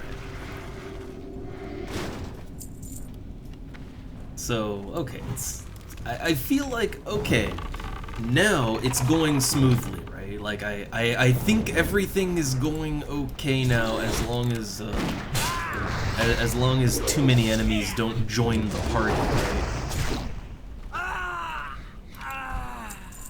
Ooh, Goblin Screwdriver, a dagger. I'm wondering if Seal of the Crusader would be good to use. It doesn't cost much mana, right? Neither one costs much mana.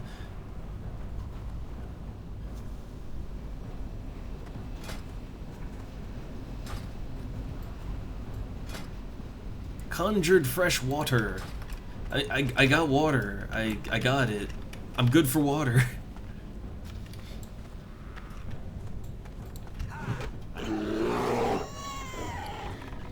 I was just gonna look at something, but no. Party is a murdering.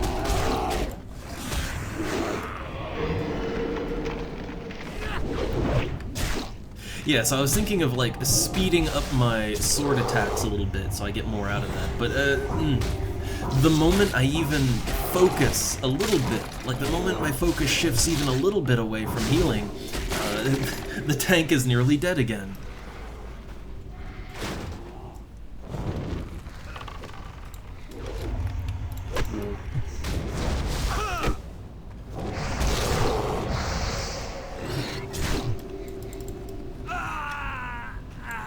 Alright, but I think, okay, if I can not get too distracted, I think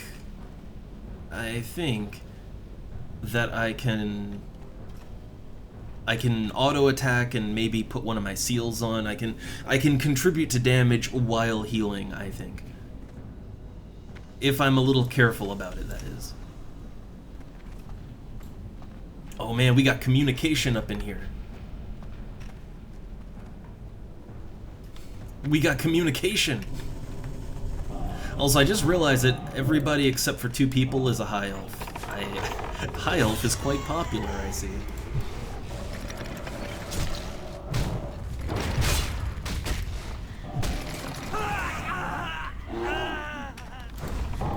Alright, I guess I shouldn't focus too hard on killing things. I need to keep my attention mainly on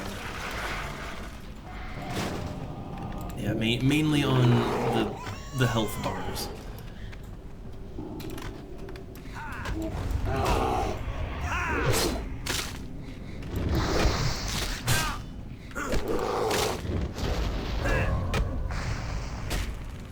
Oh wait, I'm under attack. Oh shit, shit, shit. Shit. Oh man, that went south really fucking fast. Like, good lord, did that go south fast.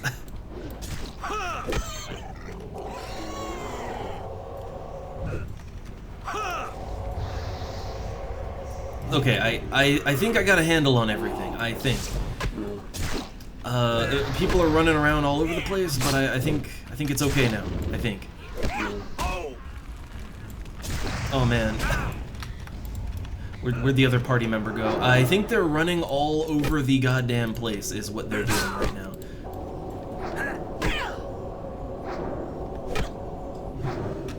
Okay, I'm just going to try to heal myself. Desperately try to heal myself, right? Oh god, this is bad.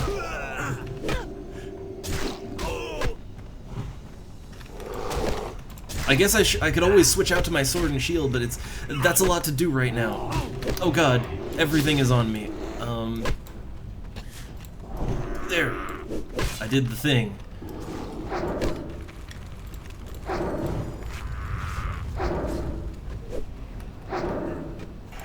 I tried to heal myself as good as I could, but, oh, I'm going down.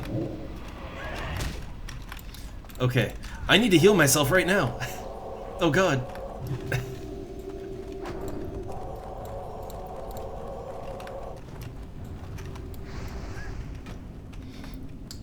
Meditation. Oh crap. Yeah. I did my lay on hands. I don't. Oh man, that went real bad, real fast. Oh. And hey there, Burn.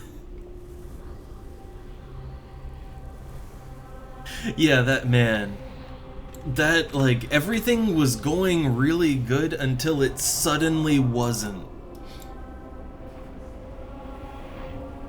Everything just went wrong. Horribly wrong.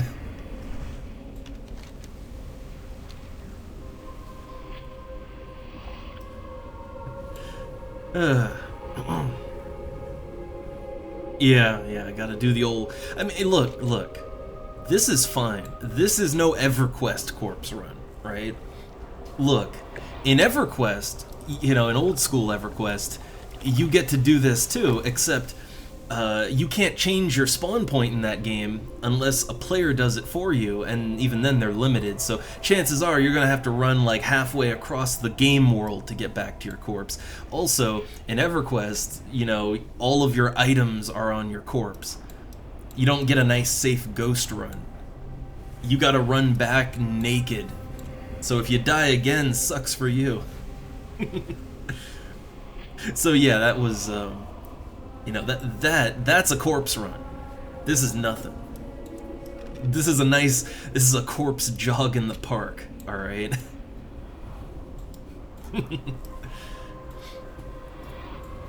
Man, we gotta do it. We gotta get on Project 1999 sometime. Gotta have another 99 stream. Especially after playing some WoW. I mean, I don't know, like, you could say that's a pretty low bar, but, like, I mean, that's the bar that I had as a kid. Ultima Online was, like, Ultima Online wasn't much different either. In Ultima Online, yeah, when you died, all your items and equipment were on your corpse. Now, you did turn into a ghost in that game, like here, but you couldn't ghost run back to your corpse. You had to ghost run to a wandering healer who could just be wandering randomly anywhere in the woods, and they would revive you, and then you'd have to do the naked corpse run back to your body. So Ultima Online actually had a step in between that. Those are the games we played back in my day.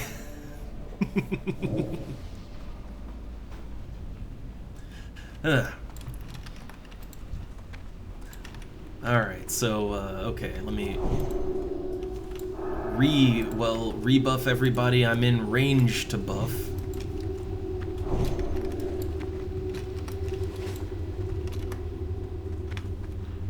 I guess that went so badly because there was a boss in there, right? Like the big gobbo. He was the boss.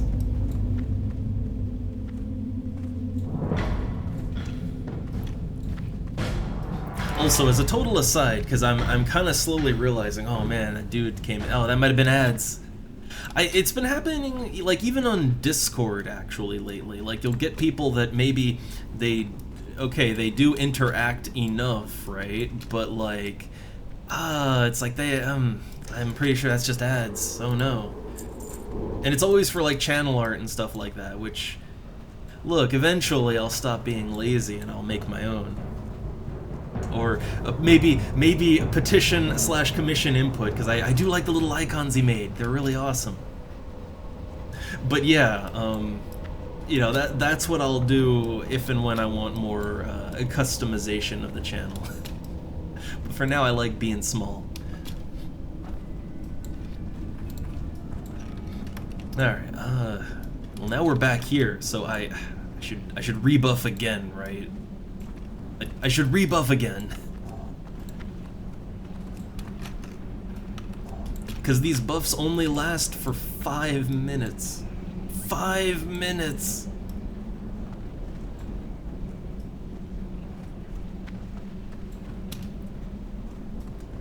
And, well, the thing is, I think the thing is, Pepe, you have to kind of look at what was the standard before then, and you know, MMOs are a little different than a single-player game, so there wasn't really a standard, right? In a single-player game, it's just if you died, you lost, right? Reload, last save.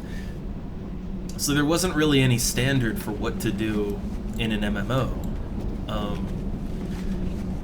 But I think the standard a lot of MMOs used, especially stuff like EverQuest and Ultima, I mean, Ultima was literally, the whole series is based on a tabletop, right? So like, it's based on tabletop sessions, and EverQuest is kind of the same way. And if you think about it in tabletop terms, I mean, like, what happens in, I don't know what happens in 5th edition D&D, but in older D&D, you know, what happens when you die? Well, when you die, you just die, you're dead. Your party members have to drag your corpse and whatever equipment it had, they have to drag it to, you know, a temple somewhere and hope that a knowledgeable priest can resurrect you, or they have to find a scroll of resurrection, or, you know, but either way, they have to drag your body and everything on it along with them. And I think that corpse runs in MMOs, in the early MMOs, I think they really try to simulate that tabletop vibe, right? You don't have a party that can drag your corpse back, but you have to make a corpse run, right? I think I think that's kind of what they're going for, and I don't mind it. Like, I seriously don't mind doing corpse runs in EverQuest. I don't mind doing corpse runs in Ultima. I don't mind that kind of thing. I really don't. It just depends on the kind of game you're playing, right? Like, in a more modern game where the action is very tight, you don't want corpse runs. But in a game like this, I don't mind running back to my body, right? I don't mind it. If I boot up Project 1999 to play EverQuest, yeah, I don't mind doing a corpse run. It fits, right? Like, it fits with the overall tone of the gameplay. Ooh, smelting pants.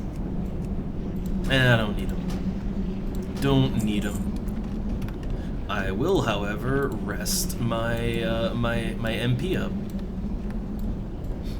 So there's a chest somewhere. Where be chest at? I see all these little boxes of assorted parts.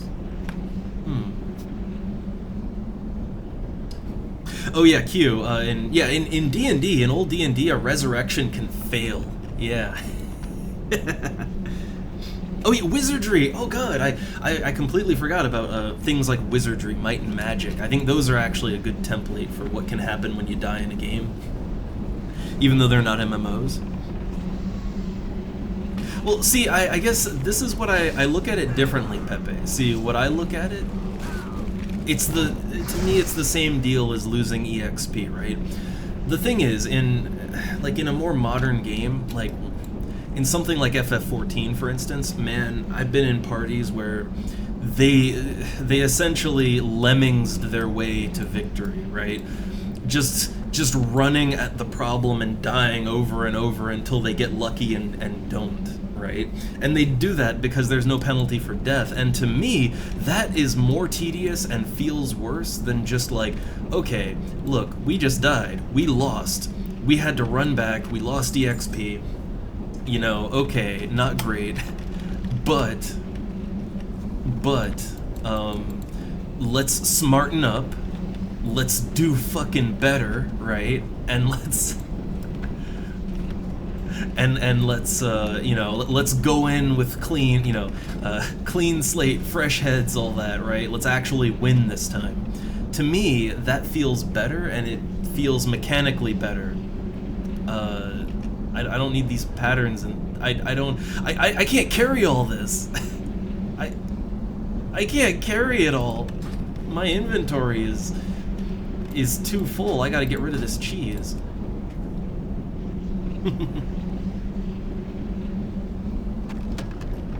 Oh, good. There. Okay, hunch of meat. So someone else already got it all. But yeah, I think really the way to look at it is not like, oh, after 10 wipes, it's gonna... No, you're not gonna get to 10 wipes. You're gonna wipe once or twice, and then the party's gonna be like, okay, look, clearly you're not learning. Clearly something is wrong here. We need to prepare, and we need to take two another time, right? Like, that's what happens when there's an actual penalty for death and failure. People don't just run into the brick wall like a lemming, right? They don't do that when there's penalties. So it's, like, for me, it's actually less frustrating. It's so much less frustrating to be like, okay, yeah, clearly this isn't working, let's practice and try again later. That's better for me than getting into a party in FF14 and like, man, I'm stuck in this party for like an hour, and I know the only way they're gonna win is by just, yeah, being lemmings and hoping to get lucky, and like, man, I'm in for an hour of suffering. For me, that's worse, right?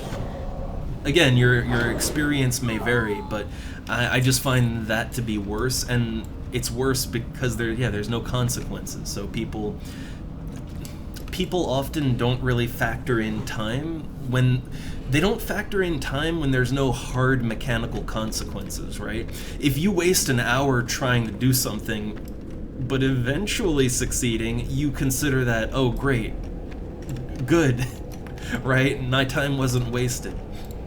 Even if it should have only taken like 15 minutes, right?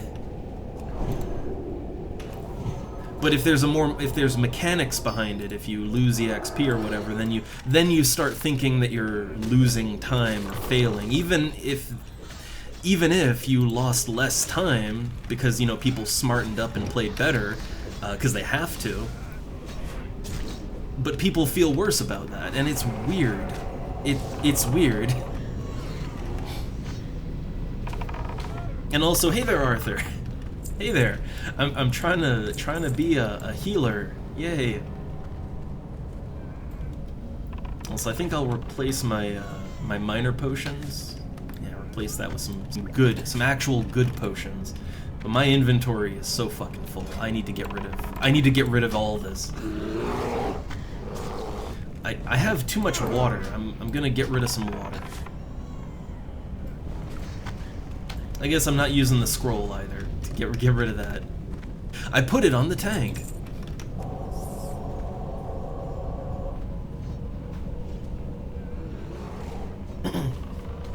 I guess that's a whole other problem, Pepe, is that if you're on a raiding schedule. See, I never, even in old ass games like, you know, like EverQuest, I never did the whole scheduled raid thing.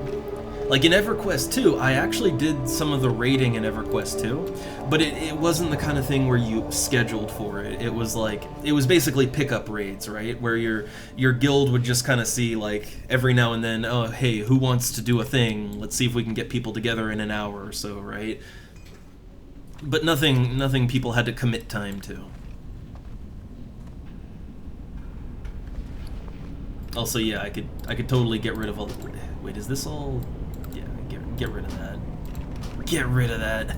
I got way too much water.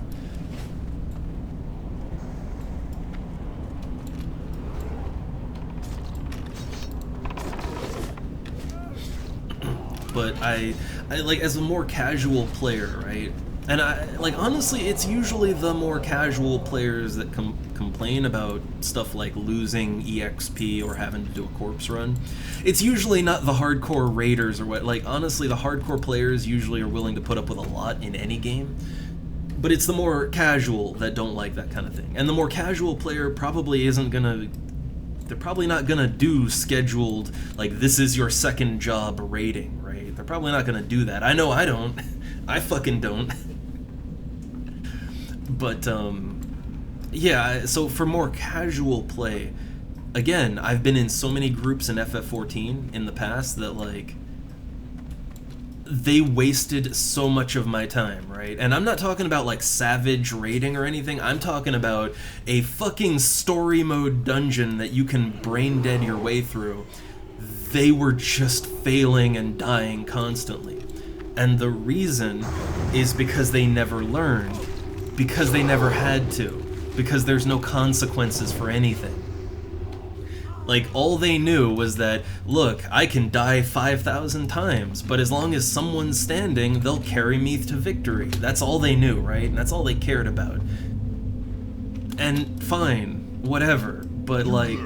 Check out that noise. Ooh, we got boss. But, yeah, no, the problem is, like... I don't want to beat my head against a brick wall for an hour for that, right? That's more stressful to me than any amount of corpse runs or any amount of lost EXP. Like, take my EXP. Don't do that FF14 shit to me, right? That's worse to me.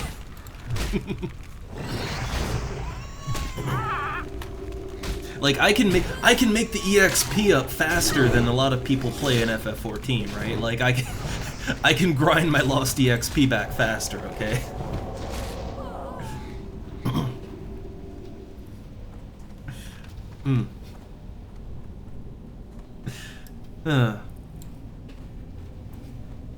Oh man, Arthur, being a placeholder in a party. I guess I get that feeling whenever I would be invited, like, I don't know, invited to some burn party in FF11, and it's like, your role is just to be the level sync, so just sit there and don't do anything, don't die.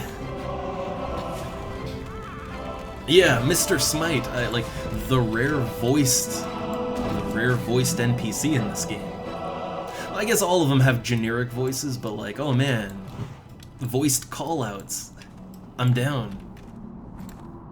Maybe, buff up real quick. I knew it was gonna happen, right? I knew I was gonna forget about my buffs, right? Well, yeah, time, you know, waste time, food, tinctures, etc., and time not getting any loot. I mean, you know, that's true in... Well, hey, look, that's true in Final Fantasy XIV, right? Like, yeah, if you do savage raiding and everybody just, you know, lemmings their way to failure, then, yeah, you lose the hour and also don't get anything, and you lose whatever consumables you put into it, so it's the same there, but... Again, I'm not really... Like, I don't know, for that kind of thing... I still think, like, I think the same principle applies, because I did savage raiding in FF14, and same difference, right? Like, there were players that could not learn, they refused to learn, and they didn't learn because there were no consequences. They just figured, you know, so what if I just die every time?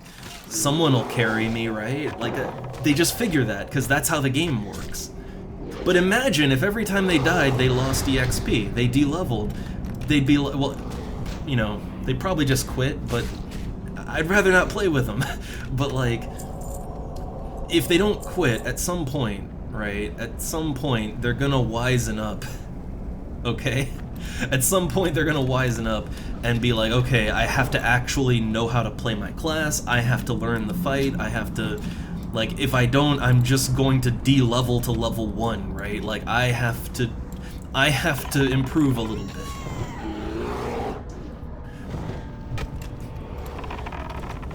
But they'll never do that if there's no consequences.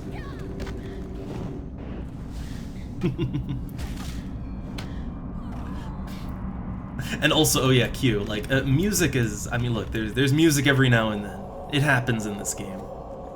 Like, outside of the dungeon, there's music constantly, but in the dungeon, it's just sort of ambient noise. Well, I mean, burn. But here's the question, does Darkside Phil have any consequences for his actions? And as far as I've witnessed, he has an uncanny knack for getting out of any real consequences.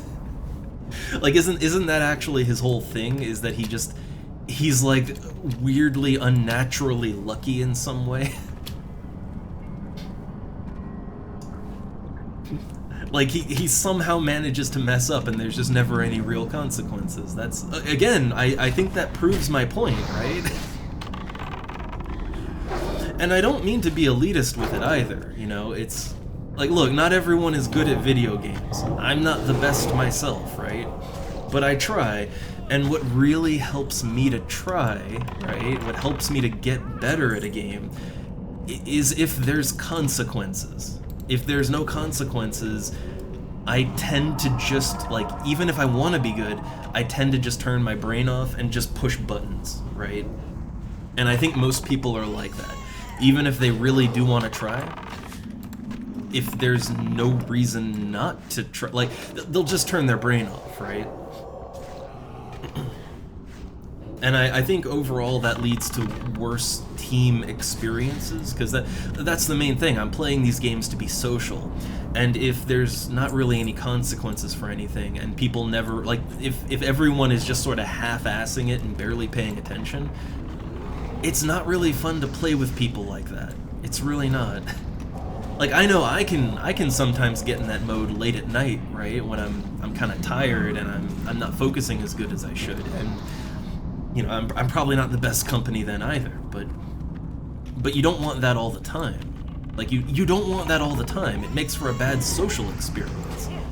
And these are social games.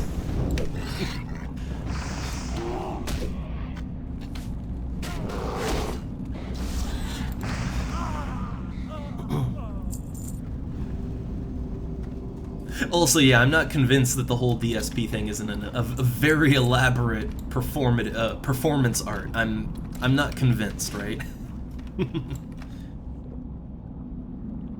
I mean, you know, I get the whole, like, find an appropriate group thing, but the problem is the game does have to give you something, right? And the truth is that you need mechanics in there, right? Like, let's take tabletop, right? Like, technically, tabletop is pure imagination. It's all a contract between players, right? And yeah, you do have to find the group that's right for you. But, like, tabletop has rules still. There's multiple books full of nothing but rules. Pages and pages of rules. Like, you need that baseline in order to get anywhere, to do anything, you know? Also, I am just out of MP now. I am just out of MP. I couldn't handle that one. MP gone. Do I have an MP potion? I have one. Oh, he's going back to the... Oh, man. Great.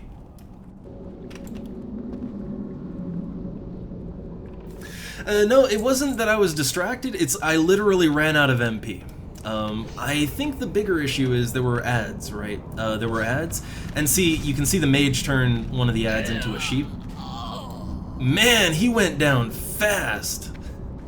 Like, that dude just fucking died. Yeah, no, the problem here is more that, yeah, I don't have the MP for this, right? Like, I just don't have enough MP to go around. Making me angry. Ugh. Like, I saw the tank going down, and there was just nothing I could do about that. Oh my god. Yeah, see, this ad is picking us off one by one. I'm wondering if I can run away from the battle. Is that a possibility? Can I run away? Does running even work? I don't know. But let's try. Yeah, I don't know if it's even possible to run from fights like that, but let's try and get out if I can.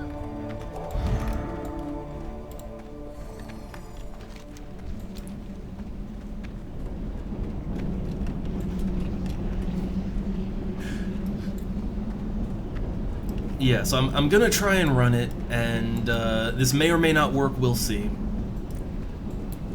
I don't know how long they'll chase me, like, I don't know. I have no idea how far they give chase. Like, do I have to literally go to the zone, right? Oh my god, patrol! Well, I think I just ran right into a patrol. It got me.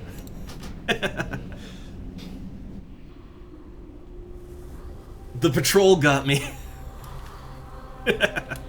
I guess we could have cleared that out earlier, right? I think we could have cleared that sooner. It came back to bite us in the ass.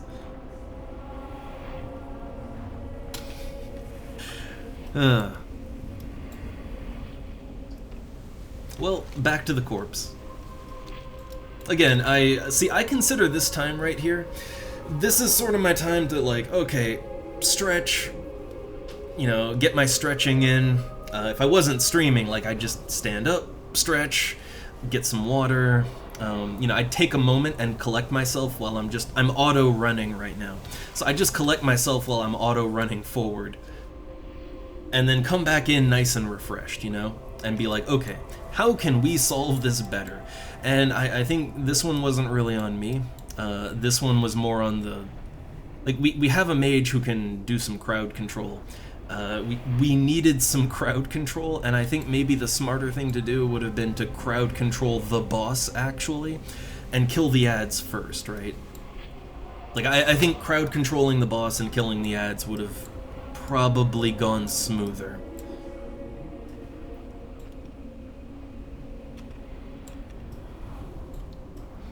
Because what was really killing it there is the ads do a lot of damage, and yeah, the tank can't tank that and the boss at the same time.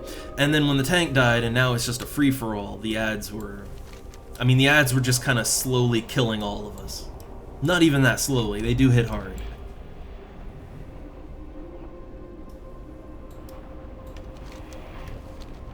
But I think there's a bit of a breakdown in tactics there, but I mean, now the encounter's half done, right? So it should be easier. Yeah, we did the boss before the ads that were right around it. We should have gone for the ads first, I think. Probably, yeah, it would have been so much smoother, I think. But see, look, I lost a little bit of EXP. We had to run back. And, you know, I had that time to think about things a little bit. And, I mean, some of that strategy isn't on me, but some of it is. And, yeah, now we all get a little chance to have a think about it.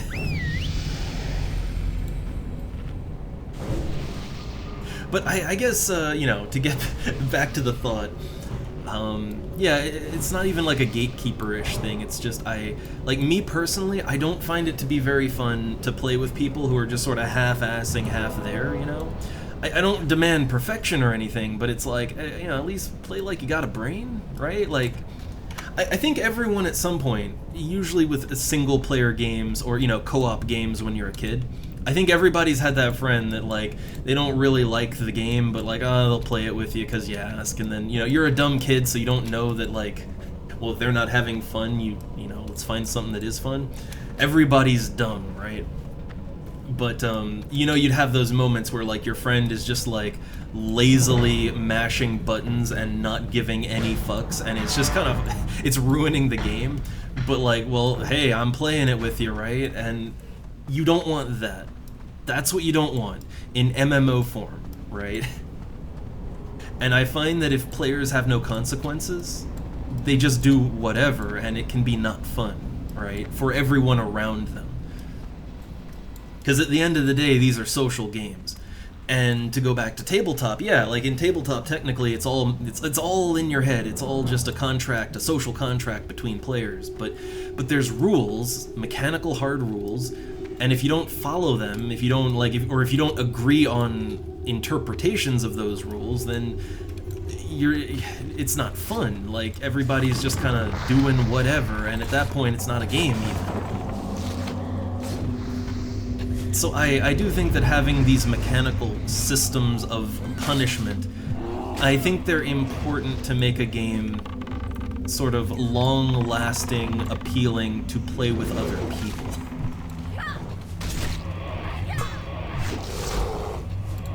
At least for me, every game I've ever played that has basically zero consequence for failure, it's usually not fun to play with other people, because I think it really encourages the I'm gonna do what I want vibe. And that's great in a single-player game, but in a social setting, I mean, think about any social setting, right? Like, do you want someone who's just doing whatever completely against everyone else? Like, no, you don't want that anywhere where you have to be social. Games are no different. And rules help to keep people in some sort of order.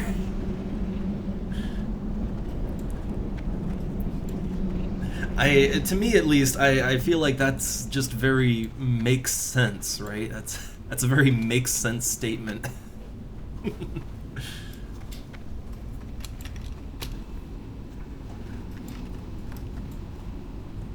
Alright, so we're about back to the boss, so that means buffing time again.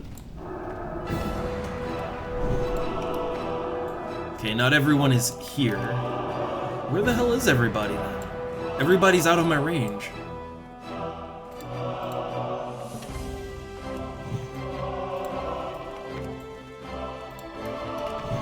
He kind of ran ahead. I see. I see how it is.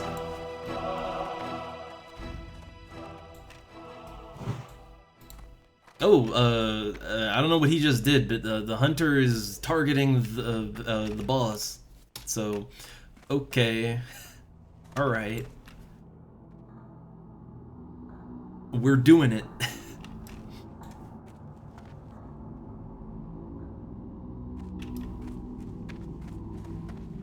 I'm just gonna stay back, because I don't know, I don't know what they're doing, I don't know what they're planning. So I'm just hanging back till things are a little more clear, you know? Okay, so they're going with the poly/ice trap the ads, and then he tanks the boss. I feel like it would be smarter to tank the ads first. I feel like ads first would be better, and then keep the boss busy, right?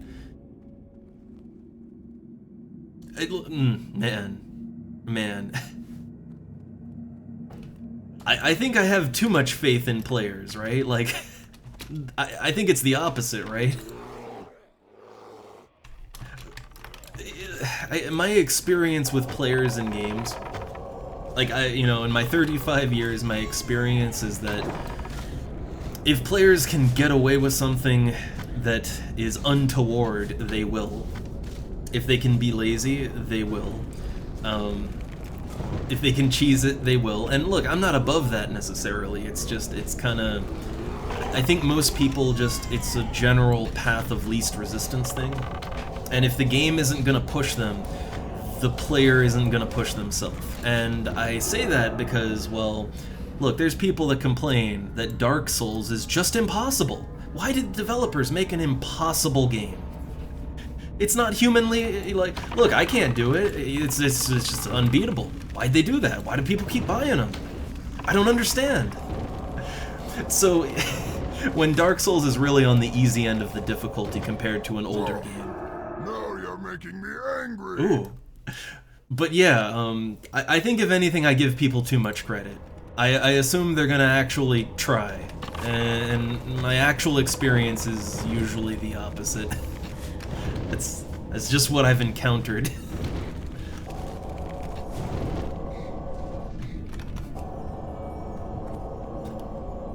I guess here's the thing, right? Like, look, FF14 kind of broke me as far as MMOs go. Like, FF14 really broke me because I played that game way too much. I even played it so much. Look, I did the 2000 mentor duty thing. Yeah, I fucking did it. And man, in that time, oh god, so many bad parties.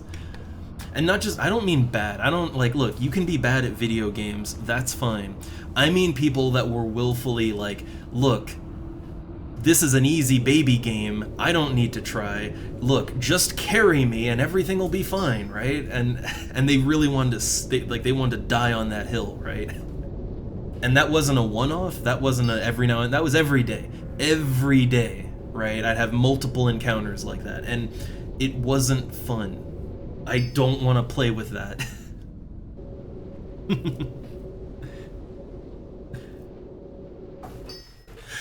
Now, it wasn't even the trials. It was not the EX trials. It was dungeon parties.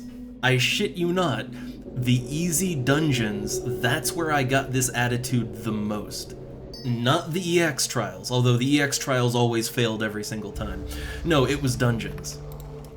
Also, I am healing. I am paying attention to healing. It's just I have one button. I have one button. Look, I'm pushing my one button as hard as I can. All right. But yeah, whether I whether I went in as a mentor or I turned my fucking mentor off and I just went in as a normal player in a dungeon, like doing my roulettes, same deal, same players. Like I said, FF14 kind of broke me. It sort of broke me as far as what I expect out of players and what I get out of players.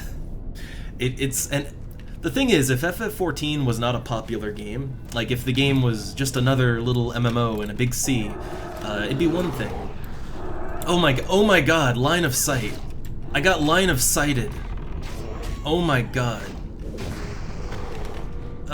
He was right around the pole there, so I couldn't heal him. Wait, can I heal the pet? Oh, I didn't realize I can heal pet. I'm too used to FF11. Yeah, you can heal pets here. Okay. Yeah, I didn't realize you could heal pets.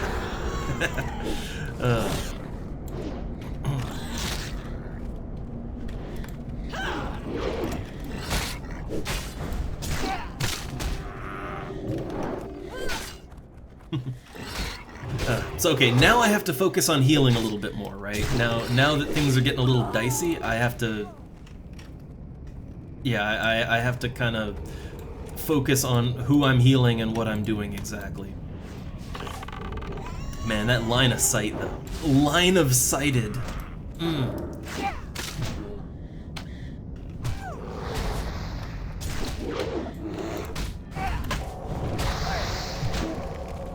I wonder, can I target the... Okay, I can target the pets through the player's icon. I wasn't sure about that. Let me get back to this guy and... So, okay, now the... yeah, so I'll just say, yeah, I didn't know I could heal pets.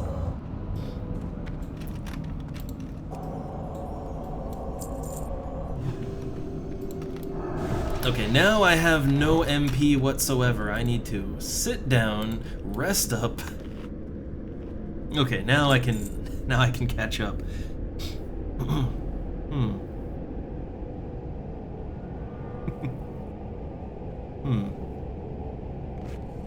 And yeah, again, Pepe, like, I'm not saying that FF14 needs to be more hardcore like FF11 even, right? I'm saying that FF14 has become incredibly popular. It does attract a casual audience, and for that kind of audience, and for as big as it is, clearly people like it, I think it's just right.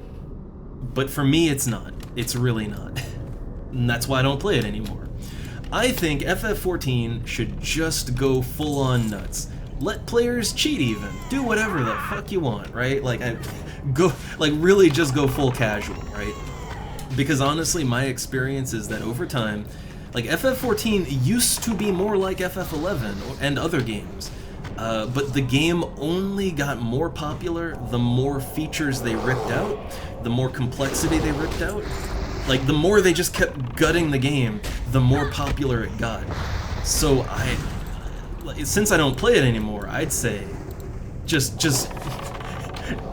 take it all out, right? Just make it Second Life with a Final Fantasy skin. Like, honestly, I think probably the game would only get even more popular if they literally just removed everything and just went hard into the social features, right? Second Life, Final Fantasy. So yeah, it's not like, you know, I'm not saying they need to be more hardcore. I'm just, the direction the game went wasn't for me, and the more I played with people in that game, the more I realized that, man, this is a whole different crowd of players than what I'm used to. And I realized that I'm the one on the out, like, I'm the odd man out, right? I'm the odd man out on this one. So I took, like, I bowed and I turned around and took my leave, right? And that's for the better. It's overall better, right? Everybody's happy. Oh god, I died, so, gotta put that, there we go, and rebuff. The 5-minute buff windows, god, that is, I hate that my buffs only last for 5 minutes. I hate that. Mainly, I need some kind of indicator, right? Like if there was like a ping, right? You know, like in FF11, how you can have sound effects go off. If there was a sound effect every time a buff went off, then I'd notice, right?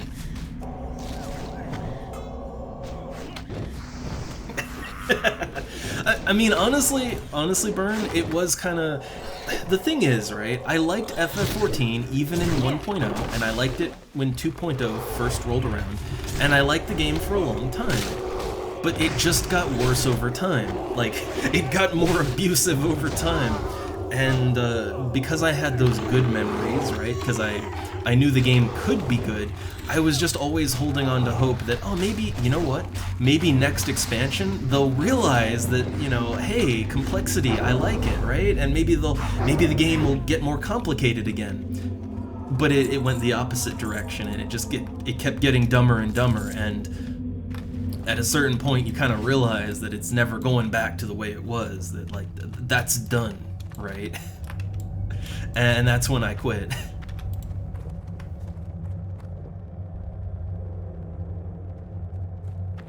And yeah, I mean, the thing is, they moved all the difficulty to, like, Savage and Ultimate, but even then, it's not... The thing is, it's really not difficulty, it's memorization. It's Mega Man.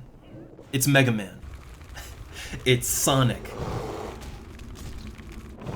Because I used to do some Savage raiding myself, and honestly, the fights were only hard when you didn't know what's going on. But once you learn the fights and you know what's happening, it's just it's a memory game. It's just Dance Dance Revolution. It's just knowing what's coming before it comes, and then sort of muscle memory, performing the button presses to put you where you need to be, and to do what you need to do before then. Like, you don't even, it's not even actively, like, you're not actively thinking even, right? You're just sort of memorizing everything. So it's Mega Man, and that's, I mean, it's fine, it's just not, it's not really what I want out of a game. You know, like, it's not what I want out of an MMO. Also, I am out. Oh god, I moved while channeling, so, lost the heal on that one. I was trying to bandage him up. Well, see, everything gets easier once you learn it, but, like, a lot of games, you can't just memorize what's coming before it happens, you know? Like, even FF11, right? Like, in FF11, the enemies just fire their abilities off at random. You know? Like, you don't... Like, you can't just... Like, you can't sort of muscle memory do things before they happen, because you don't know when they're gonna happen. I guess for me, I am total opposite. I love procs, I love random numbers. For me, that's what keeps a game fresh, and I think it's because while I do have a shitty memory, right? Like, my actual memory is pretty shitty, I have an intense muscle memory. Like, it's why I don't have to look at, like, some people have tons of bars up. I'm not even looking at my hotbars.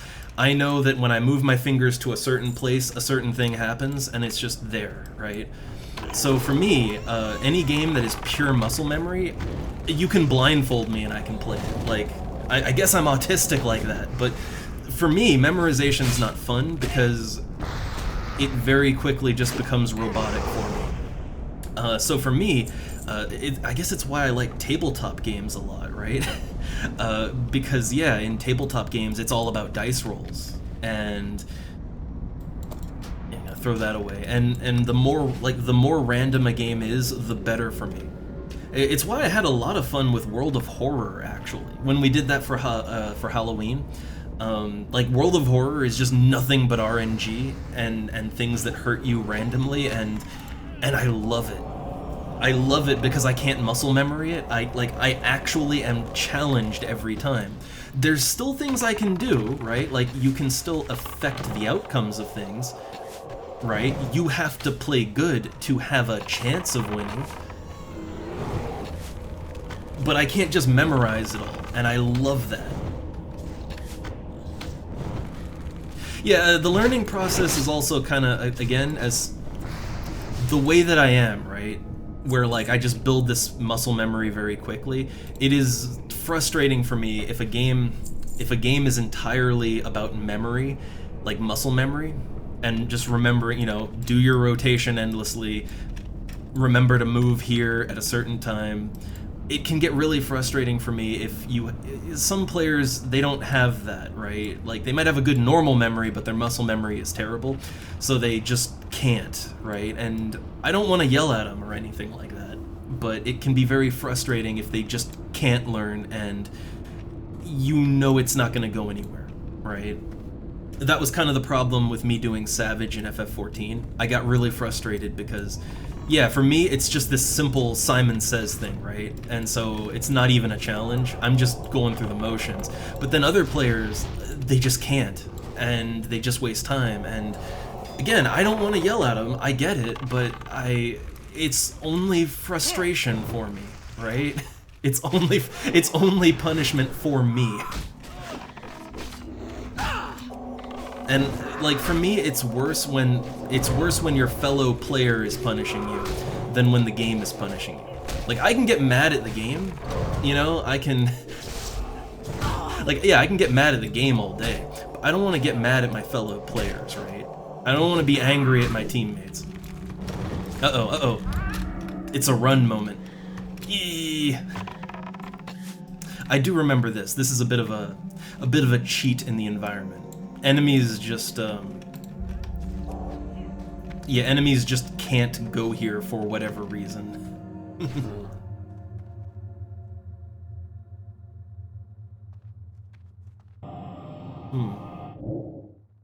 And yeah, burn. Like, yeah, no, you know, this happens in any game, but no matter how easy things are, there's always people who just can't.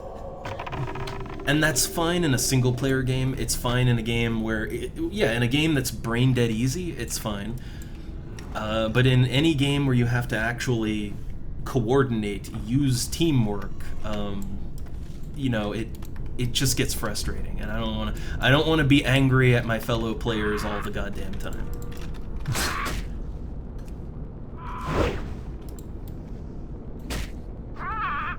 Oh, poor bird. Poor bird.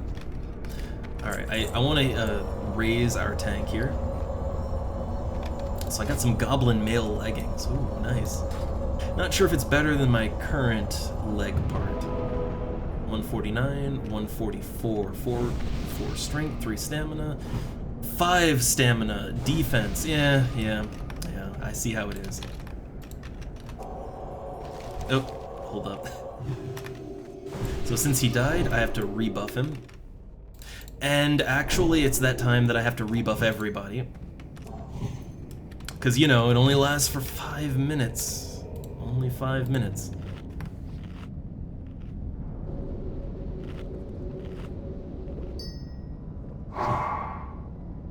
Yeah, no, like, I accept that teammates are gonna mess up, but, like, there's a limit to that, right? And it's also about, it's about the attitude more than anything. Again, I've played tabletop games, and in tabletop games, you know, bad rolls happen. Players aren't, you know, they do things wrong, you know, and in tabletop, the cost for failure, if you die in most tabletop games, most of them don't even have some form of resurrection. You lose. You can fuck the whole party over, right? But I'm still very lenient about it, because the players generally want to try. My problem in FF14 is that players just didn't, like, and I'm not saying that I presumed. I asked them, and they're like, no, I do not want to try, in more or less words, right? And I don't like playing with that. I don't want to play with that. It's one thing to be bad at games, it's one thing to just be a slow learner, it's another to say, nah, I'm good. I know I'm just kind of wasting all of your time, and, you know, we're probably not even gonna succeed, but, you know, I'm good. That's a bit of a different matter. And the problem, what I'm saying is that a game like FF14 that's so no consequences, the thing is, the game never really puts players in their place, and socially, the game doesn't put players in their place. Like, in a game like this, if you piss everybody off, eventually you will have no one left to play with, right?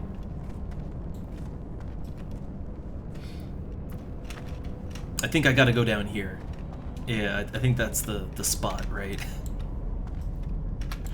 But, yeah, in a game like FF14, there's no social consequences, there's no game consequences, no consequences, and that, yeah, I think it doesn't necessarily make players act like assholes, but what it does is it doesn't punish them for acting like assholes. Like, they never learn from that, they never grow, right?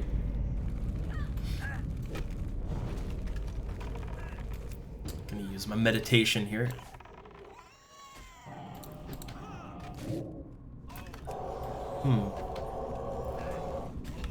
Alright, so I am trying to focus a little more on the healing here, and also I did see a little while ago that, you know, WoW dungeons just seem like a slog. Honestly, I'm having fun, like, I am having a lot of fun with this. The EXP is also really good. Like, this is very good EXP. And remember, I'm in turtle mode, so I level up slow. But even with that, like, and I don't have any rested EXP either, it's very fast. The loot is really good in here. So it's like, it's really good loot, it's really good EXP, it's good all around. It's worth it. But also, I was gonna break that down, not in the time, I guess. But also, I guess the thing is that we're all a little bit under-leveled. Like, I'm level 18 now. The tank is still just level 17. He's still only level 17. Like, we're in a bit of an under-leveled party here. Because, I mean, what's the... Yeah, okay, so you look at the Dead Mines, right? So the Dead Mines is a 17 to 24 dungeon. That is a huge level spread. If you went in here with a party of level 24s, you would just roll right through it, right? It would be nice and easy. Challenge the Brotherhood. So part of the reason it's a slog is that we're kind of under-leveled. Alright, I'm just kind of hanging back. I'm providing my heals as needed. But I guess also I don't want to draw too much attention to myself. Now the reason I'm on this thing is that apparently it just breaks enemy pathing, so it's a bit of a safe zone, right? It's a little bit of a glitchy safe zone, so it's where I want to be. Lapdogs, all of you.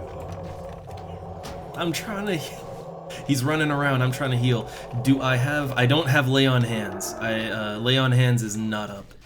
And the tank goes down. Now, should I intervene? I'm not sure. if I should intervene or not. I think I should just stay here, I think.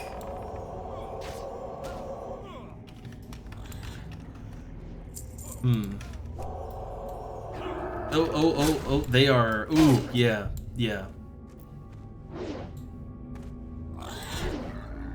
Hey, pet's still in the game. Pet's still in. Oh, the tank just left. The tank just left the party. Well, that's not great. We gotta rage quit. Okay, well, I guess I have time now. I have time to figure out what to do and to read chat. Let me do my resurrection thing. I mean, now that I know I can heal the hunter's pets, right? And now that I know that, I guess I could, like... Where's this guy at? Where did he die exactly? I don't even know where he died. But yeah, now that I know I can heal pets, I could just do that, right? Where is he? I don't know where his corpse is. It's not on my map. Yeah, I don't know where he died exactly.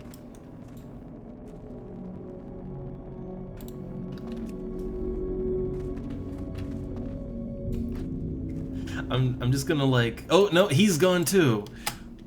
Well then, yeah. So I think the party is breaking up right at the final boss.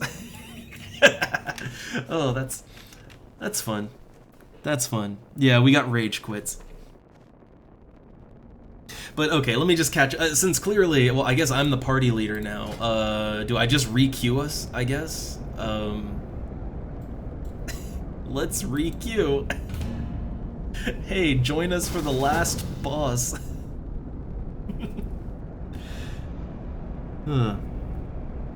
Okay, let me just kind of catch up to the chat while we're doing whatever we're gonna do here. And yeah, I guess like the whole the social difficulty thing, I guess for Savage and Ultimate that is there, but again, I feel like this is a bit of the problem with FF14 is that like for me, the Savage and all, it's not hard, it's just a memory game, and as such, it's not even fun for me. But okay, let's say for the average human, that's difficult, right? And that's the engaging content. Two problems with that. One, the content might be a little more engaging, but nothing about it is mechanically more complex to my character. Like, you take a game like FF11, right, or this even, and I mean, there's a big difference in how how I equip my character, in how my character plays in a group and solo, or depending on what I'm doing even. In FF14, I found that no matter what you're doing, you're just sort of going through your rotation, you know? Like, you're just going through your standard rotation, and that doesn't really change whether you're solo or in a party or doing an ultimate. Nothing about that changes. Like, the depth and complexity does not increase, it's just more memory games. And that's not depth or complexity to me. Maybe it is for some people, but again, to me, a memory game, I just have an unnatural thing for that, right? It's not difficulty. But, yeah, like, for others, let's say it is difficult. Okay.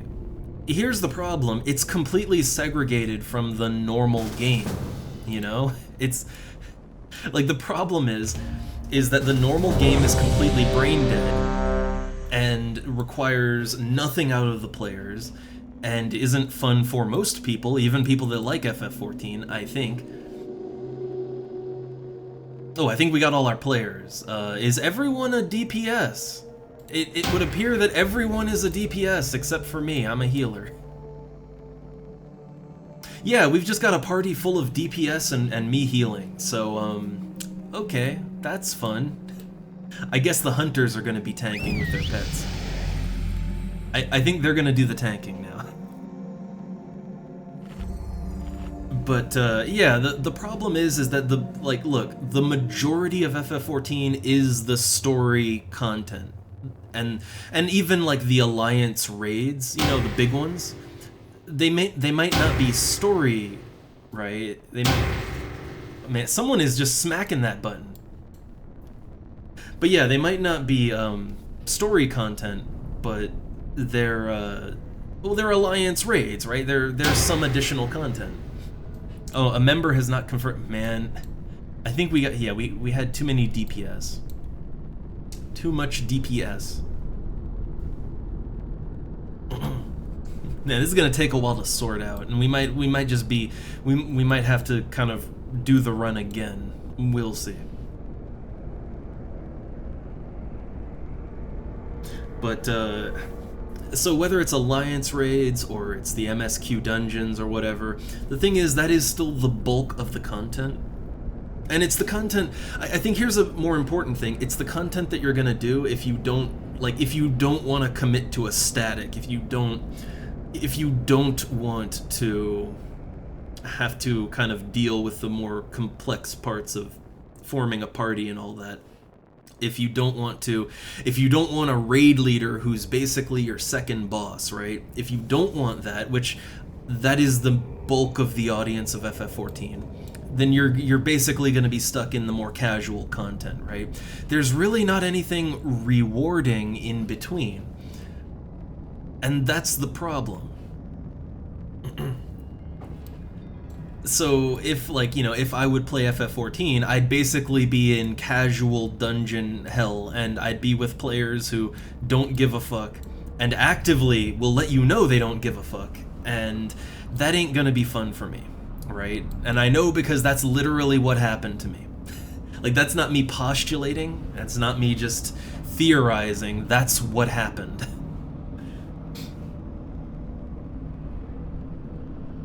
I guess I never did that. Like, I mean, max level content, yes. Like, the dungeons at the end that you do for tombstones, but honestly, I found no difference between those and the leveling dungeons. They're all the same to me. They're all the same. The people are the same. Like, man, you don't know how many level 90 dungeons I did, and the ones after the main story that are for, like, they're for grinding tombstones, right? And yeah, level 90 players who don't know how to play their class, who don't want to play their class correctly, who will just fight you if you even attempt to help them. But the thing is, right, is that my situation is this. I had a hard time getting, like, I used to do Savage raiding, but honestly, it's not fun for me. Because it's a memory game. Memory games aren't fun for me. I need RNG, and you are not going to find RNG heavy fights in the Savage of FF14. That is a true statement. Like, everything is incredibly scripted.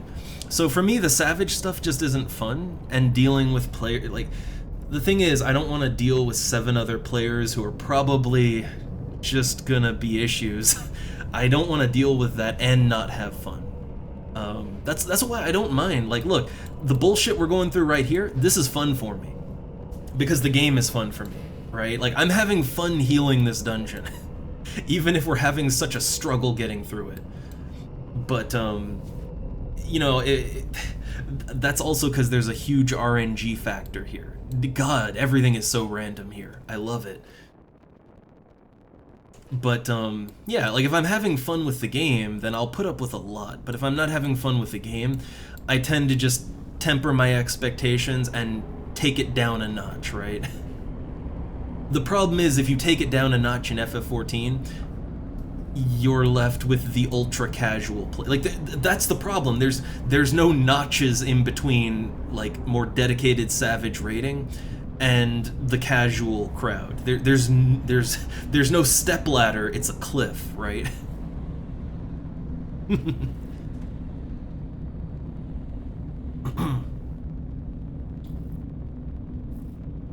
No, there's certain RNG mechanics within a, like, okay, I played Red Mage a lot, right? And okay, you have like a 50% chance if fast cast will go off or not.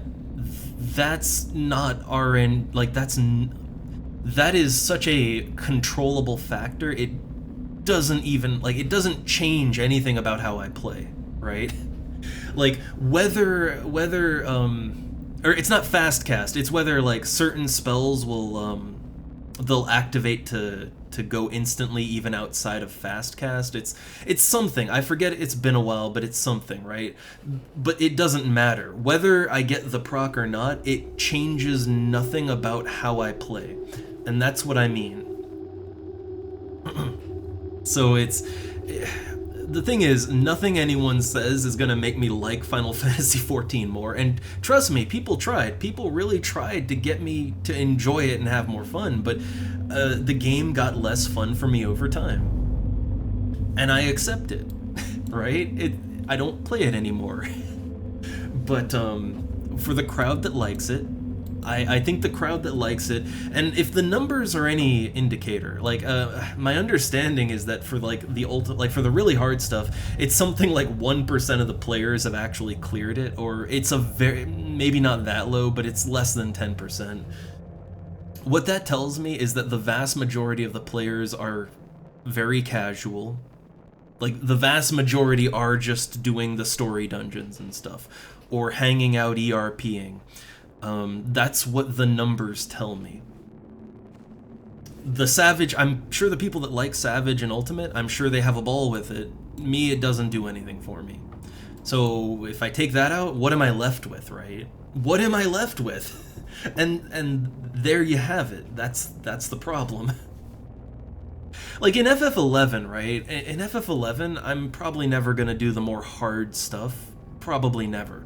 But what do I have other than that? And man, the game is fucking huge and everything feels rewarding at all levels, and like, what do I have like 95% of the game is what I have.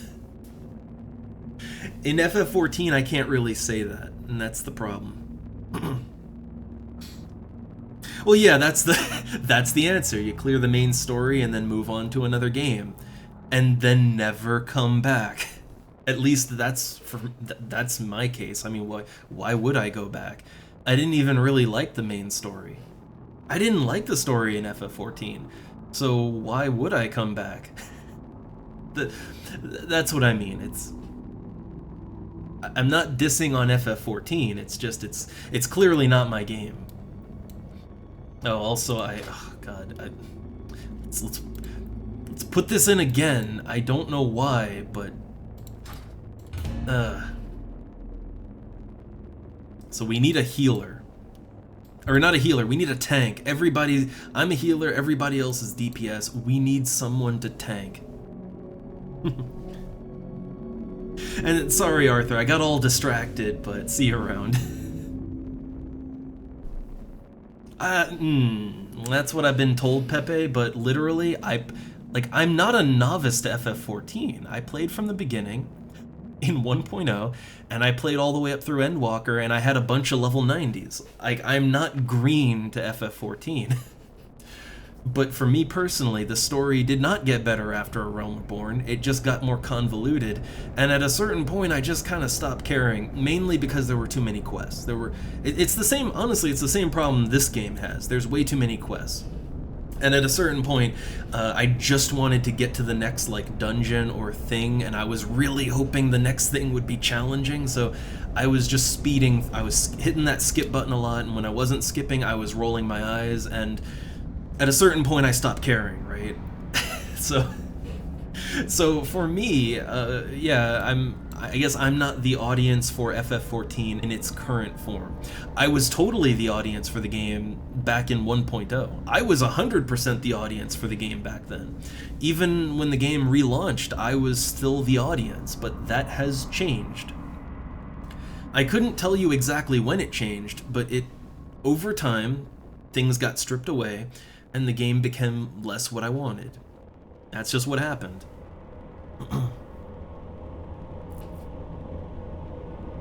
Also, yeah, I'm not above paying a sub fee for like a month, right? I'm not against paying a sub fee for a month, or a lot of games have free trials, but I'm not, you know, yeah, like I'd take a look at the retail version of a game. It's just, I feel it would be the same problem as retail FF11. I probably just wouldn't be into it, like, at all. But yeah, I think for me, like, the big issue with FF14, at the end of the day, and I don't think you can argue this, and I don't think anyone can, it's just kind of true. FF14 is really 0 or 100, it's all or nothing, right? It's either hard or hard in quotes. If you don't have weird autistic muscle memory, it's hard. If you do, it's not any more difficult than the rest of the game. It's just now there's 7 people who just don't get it like I do, so I'm just sort of sitting there being impatient, right? But if you get the difficulty out of it, then it's like, yeah, it's 0 to 100. Like, sometimes I want to play the game, I want to be challenged, but I don't want to, you know, I don't want my raid leader boss, I don't want to, you know, I don't want to be cranked up to 100, I just want to play and be challenged, but I also want to chill. And for me, something like FF11, it gives me that, exactly what I want. FF14 just can't. It just can't. It's not the kind of game that it is. It's not, like, it was designed that way. I don't want to say it wasn't, like, made that way. It totally was made that way. But that changed, right? At a certain point, they changed that. And that is no longer the case.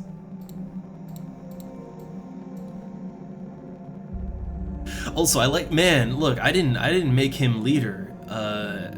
The tank joined and he just became leader.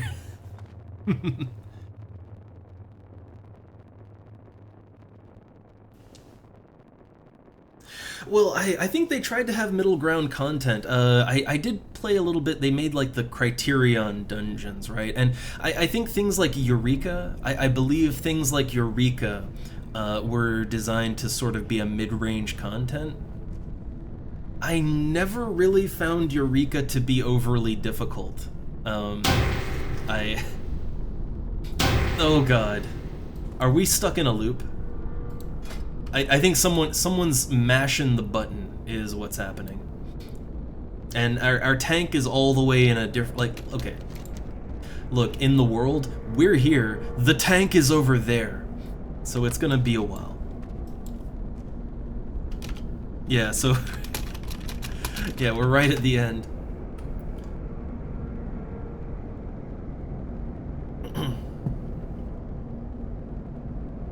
But yeah, the thing is, I actually did like Eureka more than the rest of Final Fantasy XIV. 2 problems. One, it wasn't hard enough. Like, I honestly felt like the problem with Eureka is they didn't go hard enough. They really could have made it a little more challenging. And the second issue that I had with it is that no one I knew, like none of the people that I'd come to kind of know in the game would even give it a chance. Like, they all hated it. They were more casual, right? Like, the ones that stuck around, at a certain point, everyone that started with me left. And the only people I knew were more casual, and the casuals hated Eureka. So I couldn't get anybody to do it with me, right? No one would do it with me. And it wasn't quite as hard or challenging as I wanted. Yeah, I think the main thing is the planning phase, actually, because that's actually, I think, look, any of you all that have stuck around for my Final Fantasy XI streams, you know how much time I spend in front of the auction house or my storage Moogle, right? You know how I love just sorting my items and thinking, oh, what am I gonna bring to this? What do I need? Oh, what items could I get that would help me? Like, that's my favorite part, right? I think I might like that more than the game itself. And yeah, Eureka in FF14 doesn't really do that. Like, there is no planning in Eureka. It's just as spontaneous and off the cuff as the rest of the game. So it again, it just didn't go hard enough to catering to that audience. But either way, it doesn't matter, because no one liked to do Eureka. Like, none of the casual players liked Eureka. No one would do it with me, so moot point I didn't get much out of it. Oh yeah, the tank died in Loch Modan. I don't know if that's... I don't know what he's doing exactly. I mean, even the raid planning, again, you don't really have to, like, there's not much to think about, even with, like, food and all that. There's really not a lot to plan. You do have to coordinate, like, what strategy you're using and who stands where and all of that, but that's kind of stuff that you can autopilot after a certain point. So yeah, it's, like, I think one thing I really like about games in general is the planning phase, and FF14 just doesn't have a planning phase. There isn't one. Like, there might be more you have to think about as a tank or healer, right? Yeah, there might be more you have to kind of consider, but that still falls under the whole muscle memory thing, for the most part. So, the statement still stands, but I like a good planning phase, and I never got that with 14. I think it's very much a bit of a holdover from tabletop stuff, because with tabletop, with tabletop, I really love planning out my character and what I'm doing, and in tabletop games, I've spent afternoons just kind of building a character, like an interesting character sheet, right? Just building a really interesting character sheet, doing all the math and, looking through my books and all that, and I have so much fun with it, and I never use the character, not even once. I don't even play it, right? Like, it's just fun to me, right? The planning phase is so fun. I make a game out of planning. So, if a game doesn't give me a good planning phase, my attention is immediately lost a little bit. Man, I quit Final Fantasy XIV. Like, when I quit, for the current tier at the time, like, I had the best gear I could possibly have. None of it I paid for, mind you, because it's all just, you get it by doing content. And I quit with over 200 million gil and a medium house, which was, gone, right? But, yeah, no, like, you don't gotta farm shit in that game.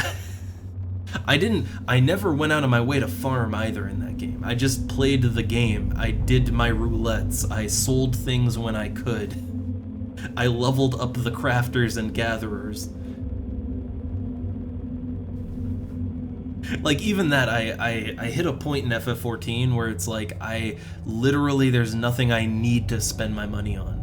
I cannot improve my character in any meaningful way by spending money. Money has no value to me anymore. I don't want more cosmetics. I have like 500 cosmetics in my glamour thing, right? I don't need any more. At a certain point, it's just like, there's nothing for me to do.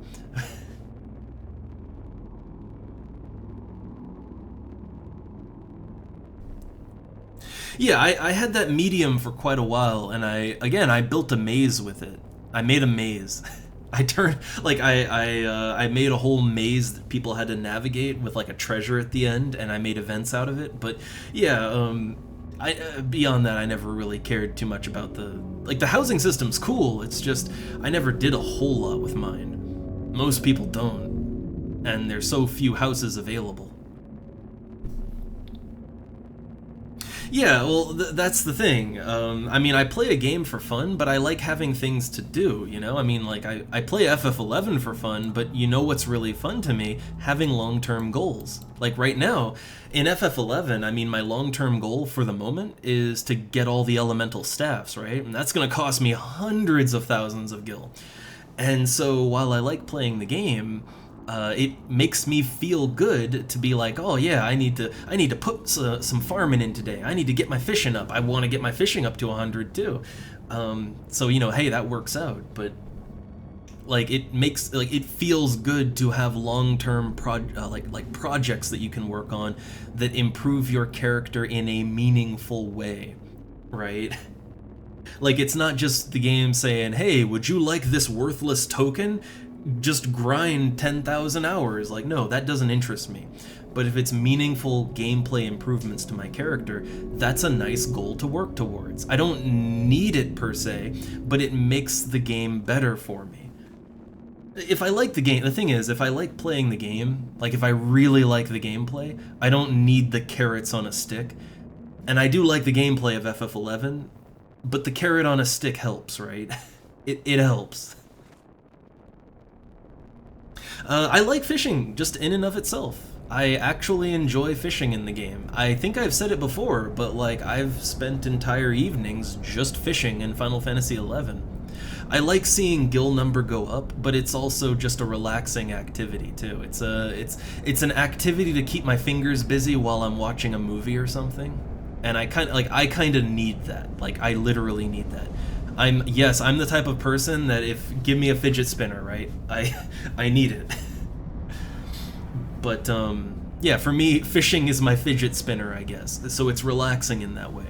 That said, it feels much more rewarding and much better when it makes gil, and that gil, like, that can go towards some of those long-term projects, right?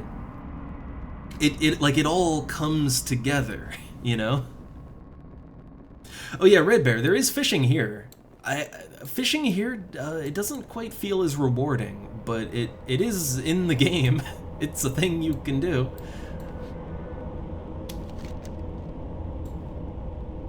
Oh, look, these guys, they're slowly working their way over here. Look at that, you can see them. I think he's on a griffin, right? Yeah, they're getting here slowly but surely.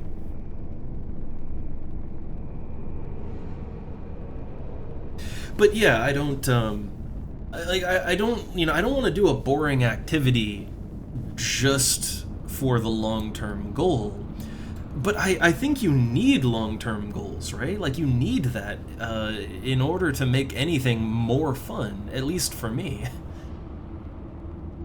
Like, look, okay, let's talk more single player, right? Because I love the gameplay of the Souls games.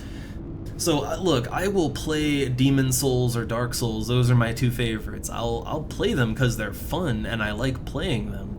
But part of the fun, you have to admit, part of the fun is that you're making progression, right? Like your character is getting stronger. That's a long-term goal. You know, you're finding cool items and equipment and stuff, right? Like your progression is part of it. Like part of what makes it fun is the long-term progression and beating bosses, but getting things for it to put towards other things. It's like the gameplay itself is fun, but it would not be as fun if I wasn't working towards something. See, but here's the thing, right? Like, what do you get out of fishing all the legendary fish in FF14? You get like you get a little good boy badge, right? It says, you done a good job. And that's not enough for me, right? The thing is, for me, in FF14, honestly, I didn't find fishing as fun in FF14. I think it's because it's not as easily zone-outable as it is in FF11. But in FF14, I didn't really particularly like the fishing mechanics and all that. But furthermore, the act of catching the more legendary stuff is tedious. It's just tedious and not fun. Like, if there isn't a carrot on a stick, a real fucking good one. Like, you better make my character stronger, right? Anything less than that, I'm not doing it. Because I don't like the gameplay, right? Like, But if, you know, like, okay, let's say there was a really good carrot on a stick, I mean, thing is, I still probably wouldn't do it. I'd be more tempted to do it, but I still probably wouldn't do it, right? So you gotta have both, right? You gotta have both.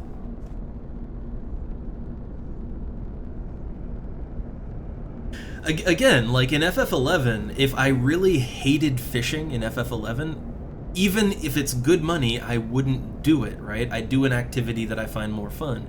And that's actually what I tell people who hate fishing in that game, but they want to get it, they want to do it for the money. I just tell them, well, I give them a lot of alternatives of other things they could do for money, right?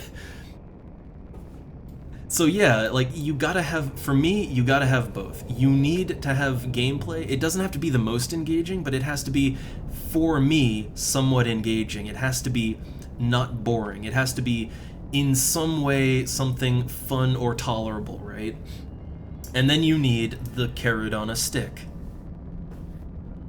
You gotta have both. One or the other is not good enough for me. So in FF14, when it's like, oh look, you could have another glam to add to the pile of glams that you're not even using, that's not a reward, that's not a carrot. Oh, you get a sticker. No, that's not no an achievement is not, that is not an acceptable reward. At least not for me, right? Now that said, oh, hey, you want to talk achievements? Because I'm not a big fan of achievements in games either. There's only like a very few games. There's like one game that I can really prominently remember where I 100%ed it, and that would be the original Infamous on the PlayStation 3. And the reason I 100% platinum trophied that is not because I felt like I had to.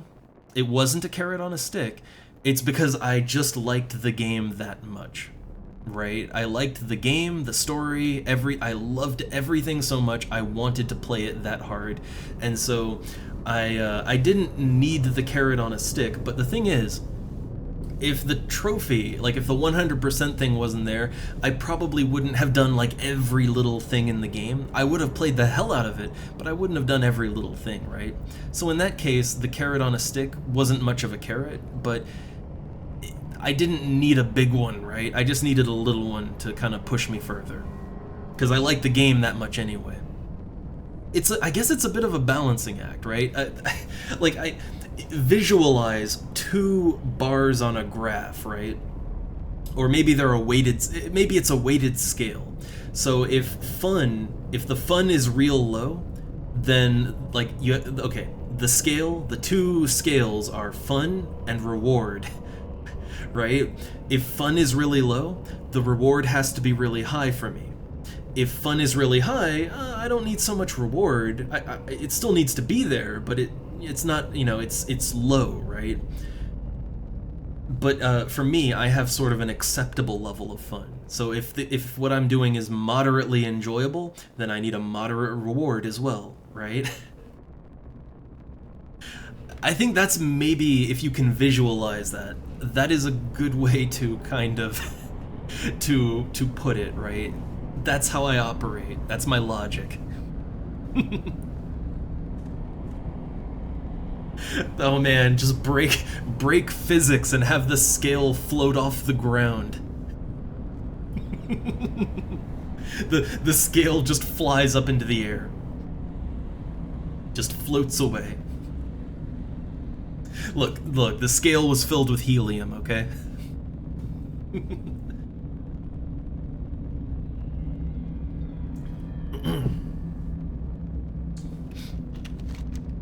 Also, oh my god! Our party members are finally here! Oh, good day. Good day, good day. So yeah, we're still just sort of waiting up here.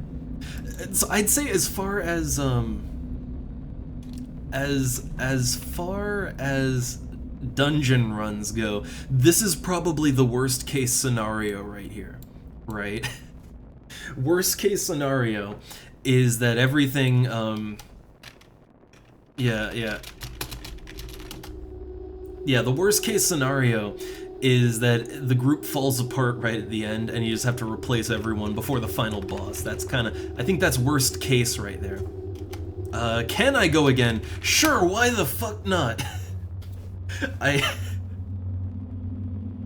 Yeah, why the hell not? We'll see if I might not have time for that, but we'll see, right? We'll see if I have time to go another one. Also, look, I do care about my glamour. So I'm just equipping things to add them to my possible outfits. But I don't think I'm gonna use the goblin leggings. I'm gonna break that down. Just snort that glowing green dust. Also, I got a recipe, but I don't have leather working. I don't has that. Let me just get rid of things I don't need, though. I have a lot of things that they're just sort of taking up space.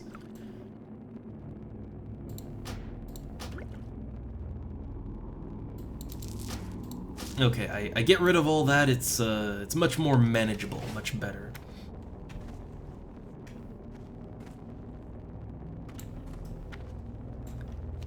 Alright, I think they can get here safely.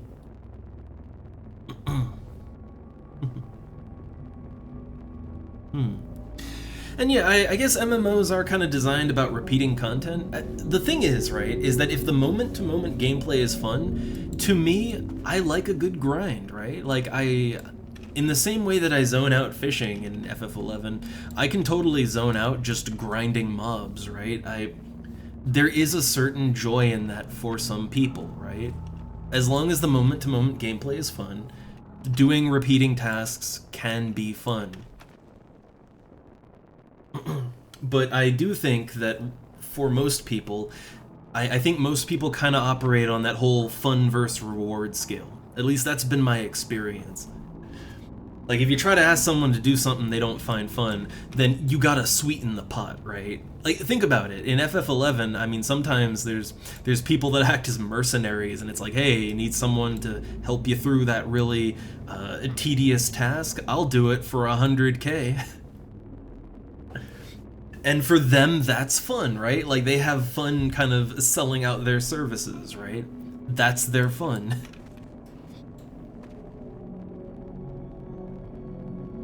Yeah, I mean, grinding is a purpose beyond just the game itself, you know? It's sort of it's something to kind of do while I'm also doing other things. Or back in the okay, you know what? Let's talk back in the day, right? Like, when I played EverQuest or Ultima back in the day, you literally couldn't tab out. Like, games back in the day, you couldn't tab out of them. They were full screen, and they were just on, right? Just on. No alternate window, no, oh no, I'm in a bad spot here. But yeah, no alternate window, no nothing, right? And, I still didn't really find it tedious or anything, because back in the day, because we didn't have all the distractions, people were a lot more social. Like, I mean a lot more. Like, in EverQuest, if you were waiting for the boat, and the boat could, like, it could take like 30 minutes, right, to arrive and then take you to your destination, while people were waiting, they just talk to each other. Like, you'd talk to each other, you'd maybe, like, play little chat mini games or whatever, you know, you just hang out. Ooh, here we go, boss again. We're doing it. But yeah, nowadays people don't do that because, you know, they've got another window, right? They're listening to music, they're watching TV, they're doing everything other than playing the game. So I feel like that's a whole other thing there, but for me, MMOs have never been about the game itself, right? It's never been about pure gameplay. Man, that dude went down fucking fast. Man, he went down quick. I couldn't save him. Like, I was healing as hard as I fucking could, right? Oh crap. Alright, well, I guess now all we have to worry about is the boss, right? We just have to worry about the boss.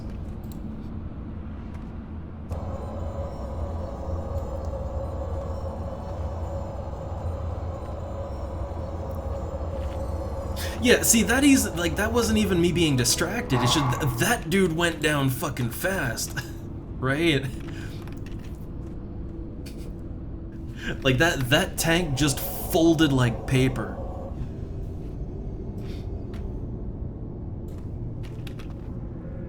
I don't think anything I could have done would have saved him.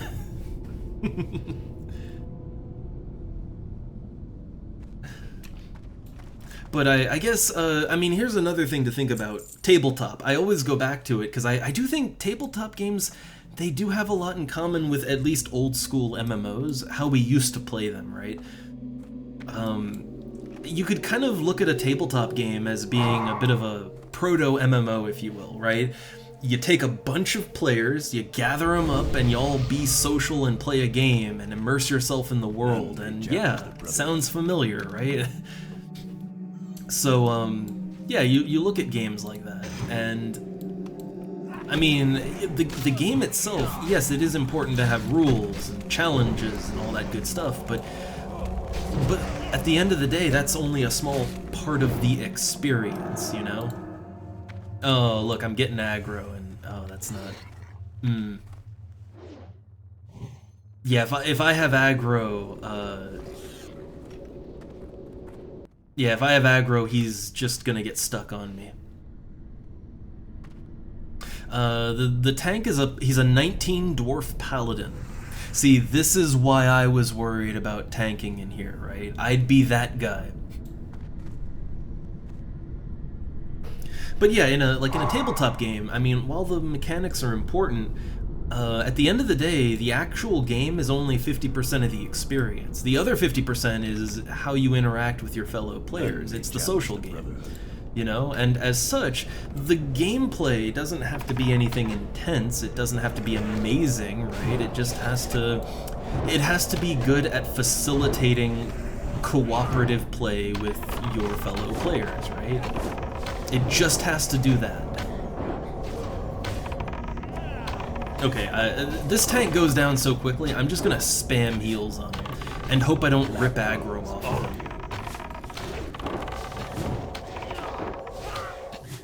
Yeah, I think I just have to hope I don't pull aggro.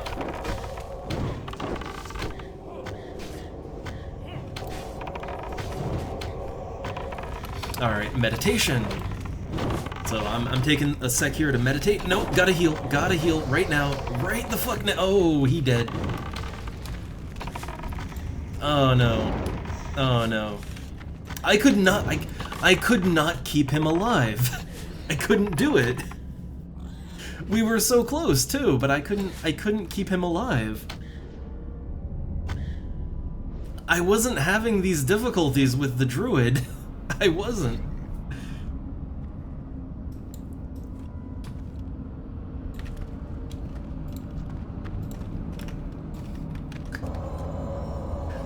I didn't have these problems with the druid. Yeah, honestly, I'm thinking, like, the ads need to... Either we need to CC the boss and then focus on the ads, or we need to do the ads and... Or, you know, we need to CC the ads and then focus the boss. I don't know, right? I'm not sure what the best way to do this is.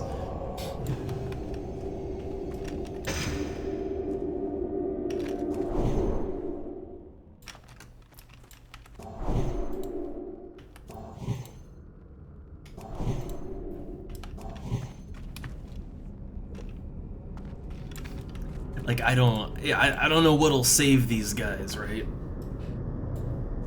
I do have another, so I do have a minor mana potion. It's not a lot, but I've got a minor mana potion. Maybe I can do something with that. Right? Like, that would allow me to stay healing him for at least 1 or 2 more heals, right? None may challenge the Brotherhood.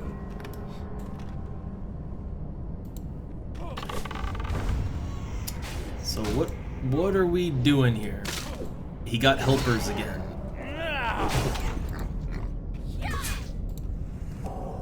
Yeah, he always has helpers, right? Like, always.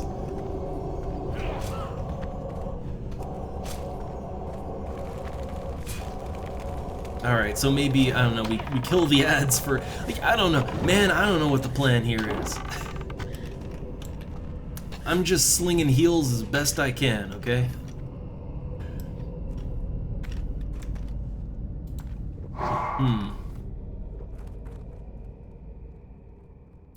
I mean,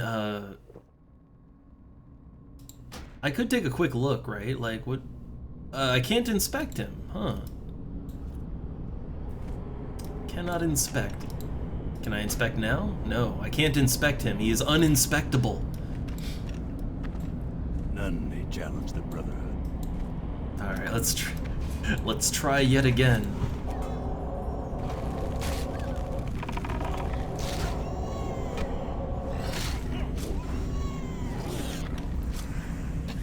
So I am just staring intently at health bars.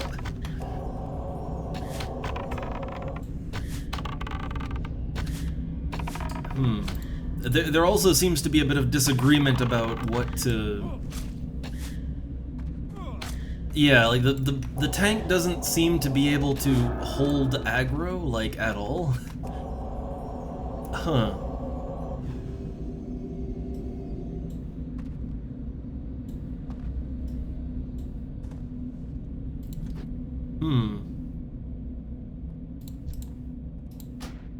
Ah, I can inspect him now. What is he wearing? I don't know, he's got green feet, green, like, it looks like he's wearing green armor. Yeah, I don't know, I mean, that's about as good as my tank gear, I think, right? Like, what do I have? Mine's a little better there, but, I don't know. I mean, his gear doesn't seem bad, right? I don't think. Okay, so kill ads, then boss. That's what we're doing. Like, as long as we commit to something, right? I see the threat buff on him. Righteous Fury, right? I see that. But he dies so fast, I can't save him. Look at this, I'm having a hard time getting a single heal off before he just dies. Yeah, his health is going down so fast. I can't. Like, I'm gonna run out of MP on this one.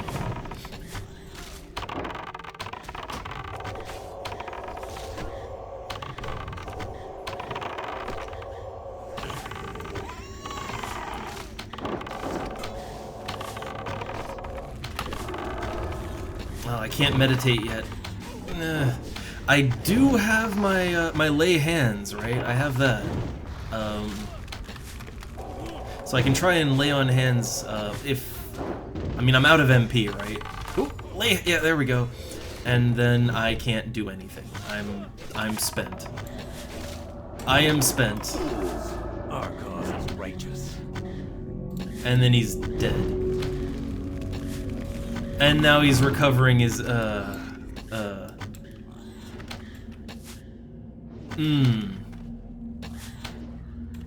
Like, I can't keep him alive. I threw everything I had at him.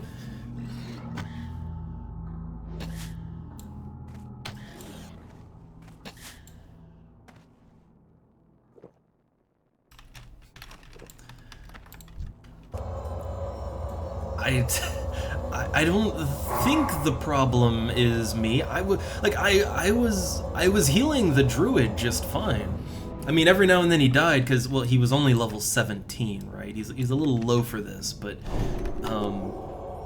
like, the only time the druid really went down on my watch was when we got way too many ads, right? Like in the goblin room, there were way too many ads. Like, I don't think anybody could have saved that one.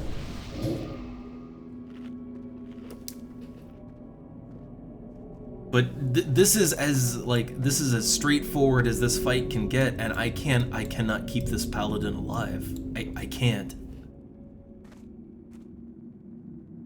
None may challenge the Brotherhood. Oh my god, look, he's dying before I can even get a heal off. Like, before he could get over to me and I could heal him, he just dies. I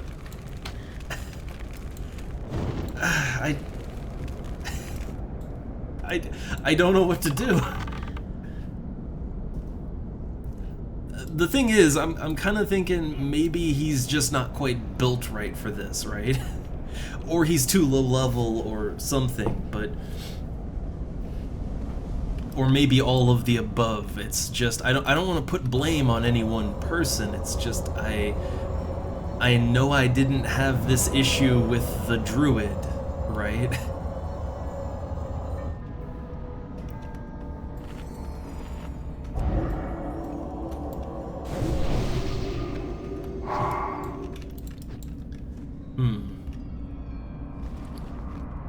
Is there any... I don't think I have any items that can help out here.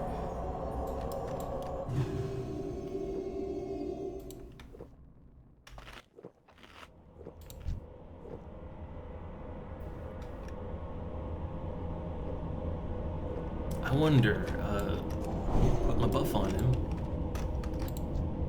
Oh, I just realized I can only see the first 5 buffs on him. I can't, oh man. Oh man.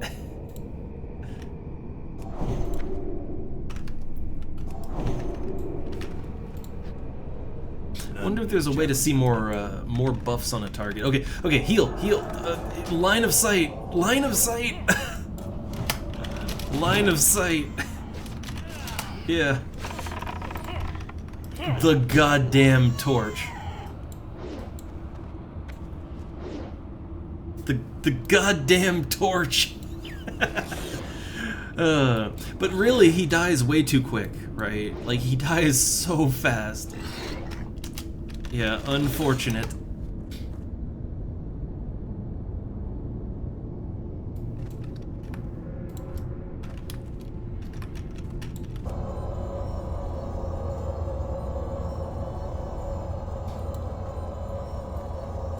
But maybe, okay, maybe without line of sight issues.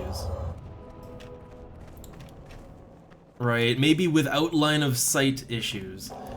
Or, well, yeah. Yeah, by that torch again.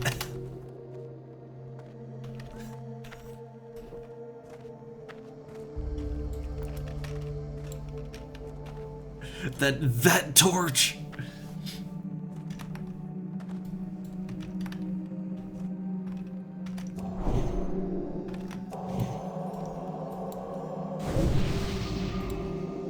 All right, let's try this again. Let's try this again.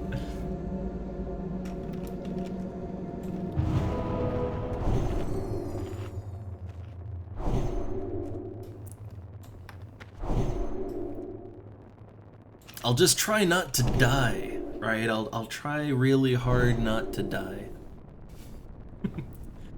If I get aggro, I guess I'll just jump on the cannon then, but otherwise, None may challenge the Brotherhood. Okay, yeah, let's,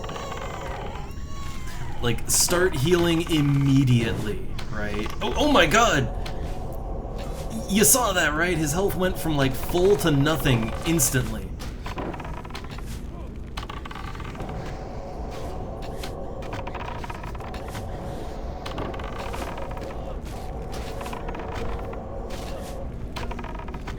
Oh, they want to do some pet taunting. Okay. Well, I mean, now is the time for that, right? To the cannon! Alright.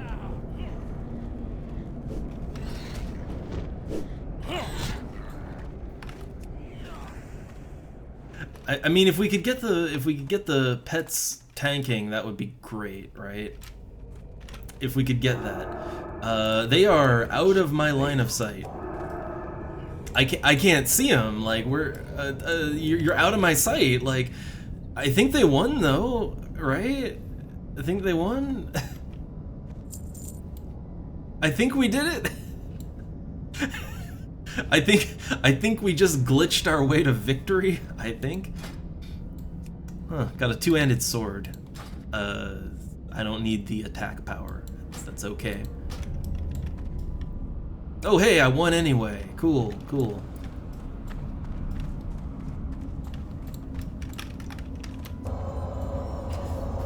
So, we kind of glitched our way to victory there.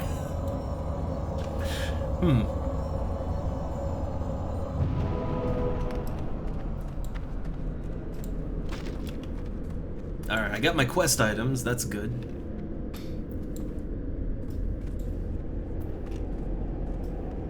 Oh, there's more. Cookie, right, we didn't do that one, right? There's like an optional one in here.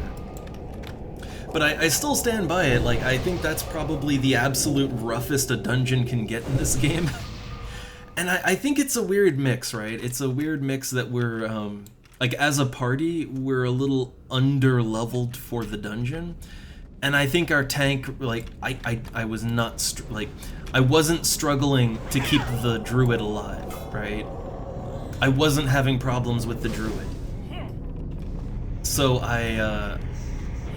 I guess it's a mix of a couple of factors.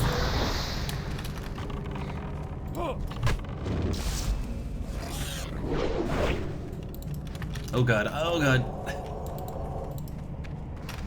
Going down.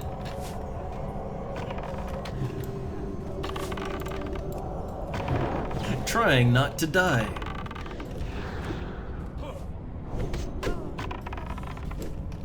But yeah, I think like, because I've done, okay, I have done the Dead Mines before on my mage. I didn't find it the most, oh god, the most engaging, but I did it, right? I'm gonna die from this, I think, yeah. But when I did it as my mage, it went fairly smoothly, much faster too. I really think it's just low-level party, and maybe the tank isn't the greatest. The druid, I mean, his problem was just that he was only level 17, right? Like, that was his problem. But, yeah. So, that's that. But I guess we can reset and try again, right? Can reset and go another. But I need to sell my shit. I guess my inventory could be more full, I guess. I guess my inventory could be more full than it is, right?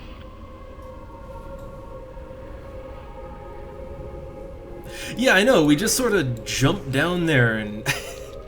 I feel like maybe that was our problem, right? We just kind of... like, they were like, hey, cookie! And everybody just jumped down there, and I think we just sort of jumped right into the middle of a shitstorm. Because there were ads everywhere. And not only that, but they kept running into more ads, and I don't know what was happening. I'm not sure what was going on exactly.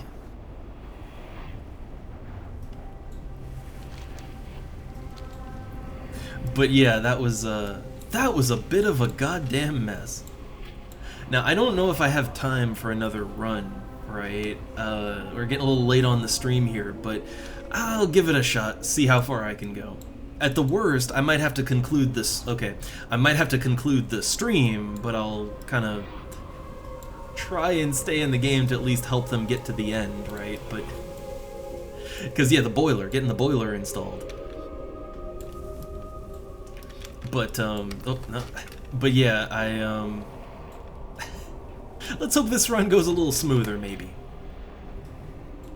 I feel like it's not going to be any better at the end, though, right? Like, with this tank, I don't feel like anything is going to be any different at the end, but maybe, maybe we'll get some level ups along the way, maybe?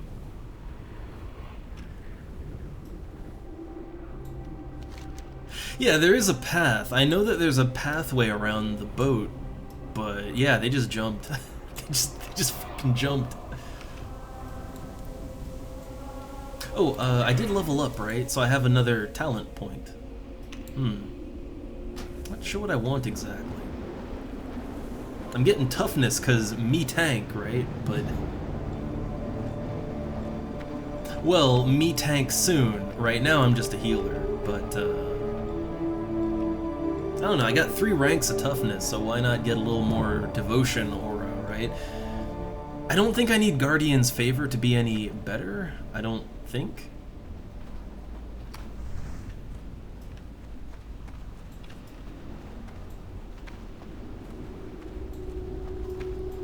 Someone reset with Spirit Healer, had to repair. Oh, I didn't even think about that. Oh, my gear's fine. I didn't think about it, though.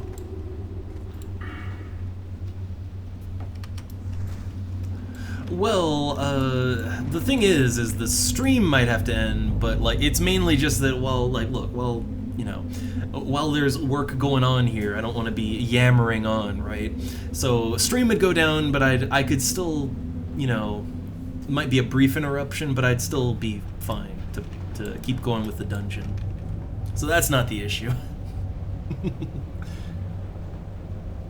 Yeah, I would assume, like, it seems like an easy trap, though. Like, you you just killed the boss, right? So like, okay, boss down. Just jump, right? Just jump down. Why not?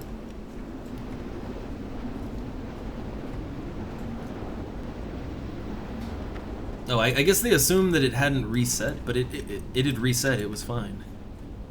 Everything was fine. So yeah, instead of going for toughness, I mean, I've got 3 levels of toughness, right? I'm getting the benefit from it. And I can always reset my points too if this turns out to be not great. Yeah, I'm gonna go with improved devotion aura. So my points are a little weird, but... and I might want to play around with them at some point. So I think 3 toughness, I mean look, as a baseline for tanking, that's fine, right? I'll want to go higher, but that's fine. But I feel like getting at least 10% increase to my devotion aura, I feel like that would help me out with healing. You know, like that would help me out on the healing end. I'm still not sure though what aura I'd want to use when I'm tanking exactly. I thought maybe I'd want to go with retribution aura, because I figure the 5 holy damage when anything is hit, that would help me to get aggro. But really that's the only reason, and even then I'm not sure about it. So when I'm tanking, I might go with devotion aura anyway, right? And okay, well, if I'm going with devotion aura anyway, then hey, a mix of toughness and devotion, that's absolutely fine for tanking then, right?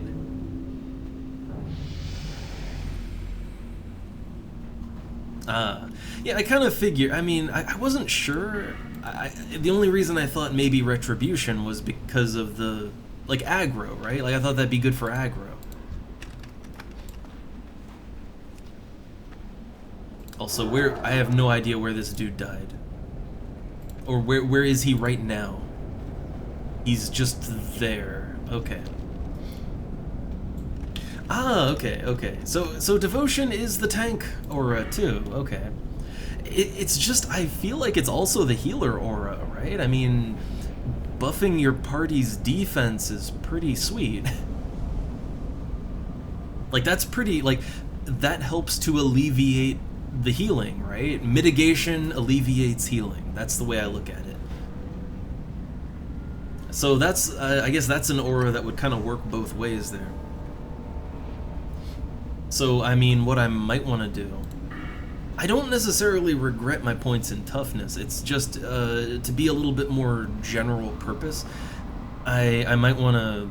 yeah, I might want to respec and move my toughness over to improved devotion aura. I might want to do that. It's just, toughness, like, that only benefits me if I'm tanking. If I'm not tanking, I don't really get anything out of that.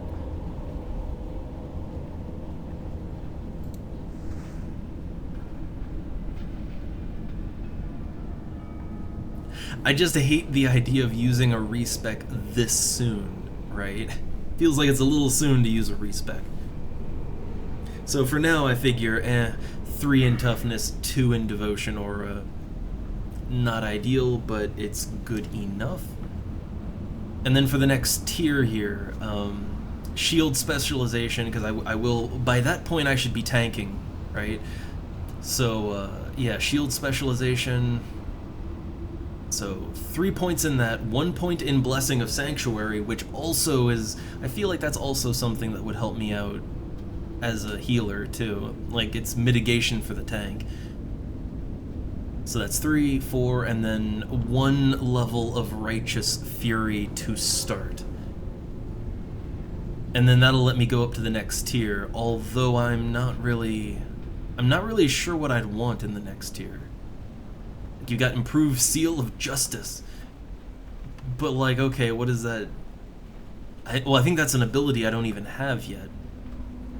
Ah, okay, the seal has a 33% chance to taunt your target to attack you, but has no effect if the target is already attacking you. So it's not a... So it's not an aggro generator, it's more like a... it pulls the enemy's attention, but if the enemy's attention is already on you, then it doesn't do anything. So that's, like, even that is kind of moderately useful. I feel like if I get anything, okay, I'd get 3 points in this, right, to make it 100%, and then the other 2 points in Righteous Fury, which would be 3 out of 3. And then you can move up to the next tier, and I think that's probably how I'd want to do it.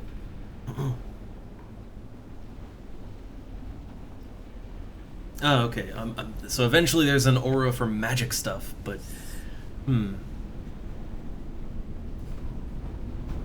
I mean, like what? Like something that would help out the mages in the party, or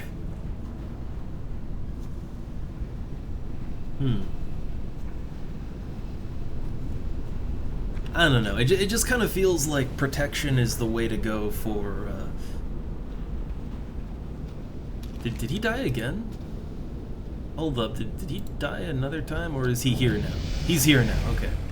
I think, maybe.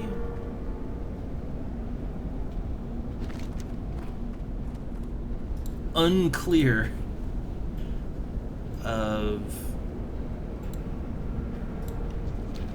I have no idea where this man is now. But yeah, I don't know. Look, he's starting to dislike Classic. I'm not sure what's holding him up so long, though.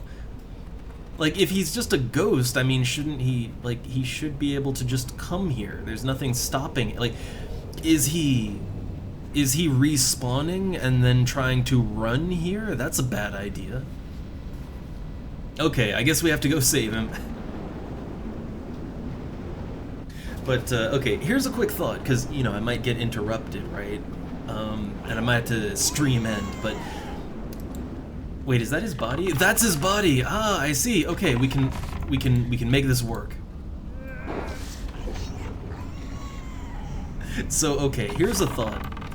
I'm actually enjoying this game a whole hell of a lot more now that I'm partying, even if the party isn't ideal.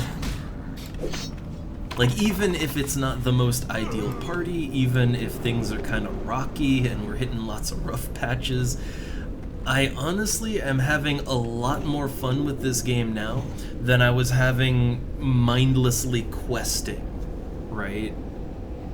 I'm having so much more fun now that I'm not just questing over and over forever. I'm enjoying the game now. Okay. I kind of wondered, because, yeah, this dude, like, this dude just sort of runs into everything, right? He just runs in head first without thinking even, and, yeah, like, he's kind of getting everybody killed. He's also not very tough. Like, he goes down really fast. And that's gonna be a problem.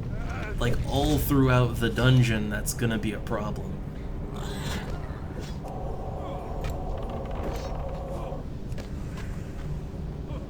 Like, look, the druid, he ran in head first, right? But he could take it, alright? That druid was a good tank. Oh god, oh god. There was an AoE going off.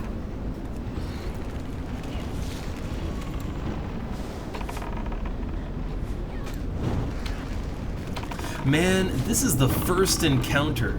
This isn't a boss fight. These are the trash mobs at the entrance, and he's really having a hard time with them. He also, he's not holding aggro the best either. I think the weak link on this one might be the tank.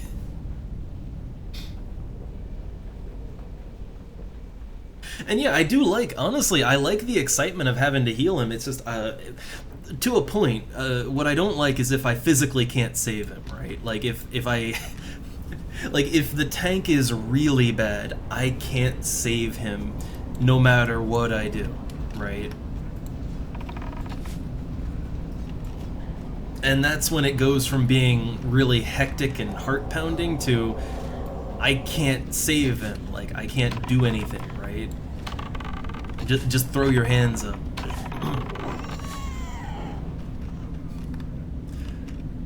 Oh man, he's just like, look, going right past this other guy. Like, oh, we're gonna, like, somebody's gonna get aggro from that. Like, I can look at that and say, someone gonna get aggro. Ugh, okay, well, I guess I have to follow him.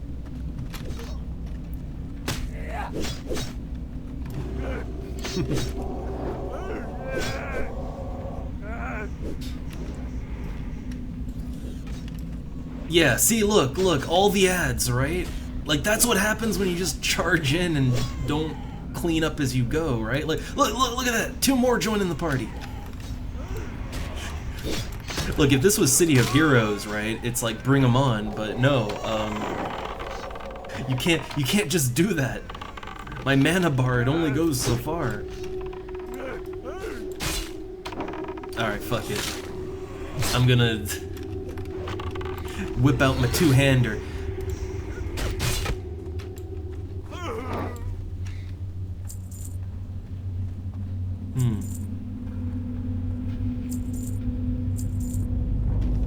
Oh yeah, wait, so I only have this on. I wonder if it's, okay, let me switch, right? I'll switch over to this. Well, now we don't have the defensive one on. Oh my god, is mine, what it might be is that mine is stronger, right? Like, because I have the perk point in the, like, it might be that mine is overriding his, right? I wonder if he knows he has perks. Okay, intellect and stamina. 3 intellect. Not better than what I have. Okay, aggro is getting really messy here. Pets are going down, paladin's going down, random mage going down.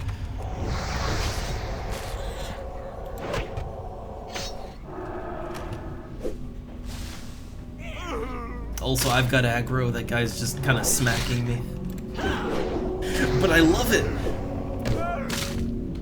Like, really, I do find it fun to try to, like, see this, okay, this is a little hectic, but I can handle it, right? I can handle it, I can be the good healer, right? Gonna drink my milk. I don't have much food to go around, though. Yeah, so I might not eat food if I don't have to.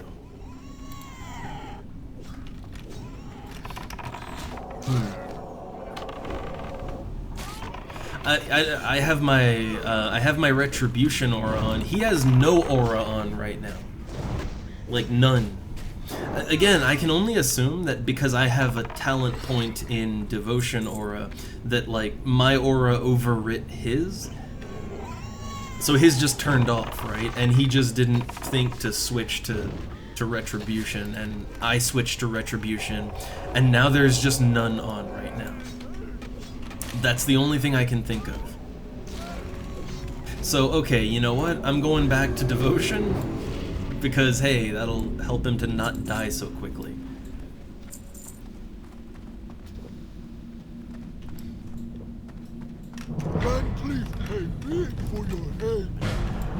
Alright, so first boss encounter. This went real smooth, as, like, with the druid tank, it was super smooth. I don't think this is a hard encounter, so it shouldn't be too bad. Though the hunter over here is, well, I guess they're dealing with the ads, right? I'll try to keep their pet alive. I don't have enough mana to keep both alive, I think. God, this paladin, he goes down real fast. I'm gonna be straight. The hunter's pet tanks better than the paladin. I don't think it's just that he's a paladin, right? Or, I mean, that he's lower level. I think there's something he's doing or not doing that is causing this, but I don't know. Yeah, this is a lot more tedious than with the druid.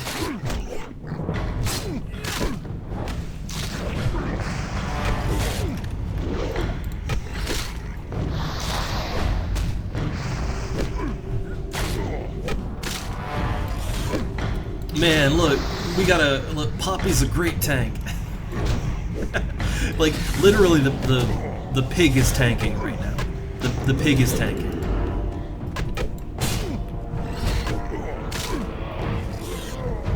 I mean, I guess it works, but yeah.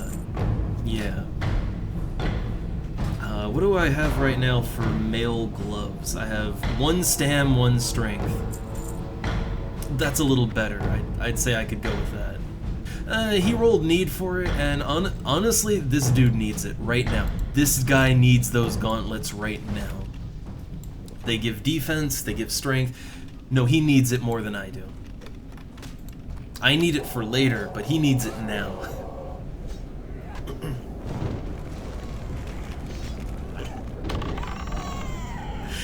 You know, again, it's super chaotic. Oh my god, I'm tanking now. Yeah, it's super chaotic, it's all a mess.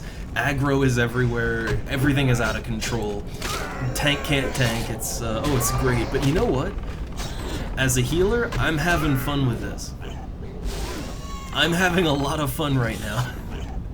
This I can handle, right? Where it wasn't fun was when, you know, when the guy was just dying in like 2 hits to the boss at the end, right? Like that, I couldn't do anything. This is chaotic, but I can handle it. I'm okay here.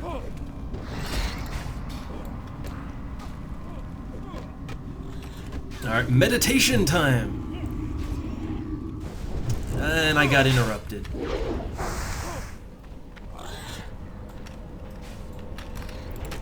Out of manas! Out of manas!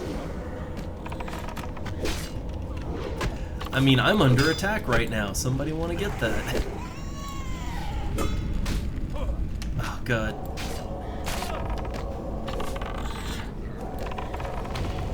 Alright, so yeah, this is gonna be real tight right here. I have no means to get my mana back. I am spent. I do have bandages though. And AoE. AoE cut me off on that one. I don't want that.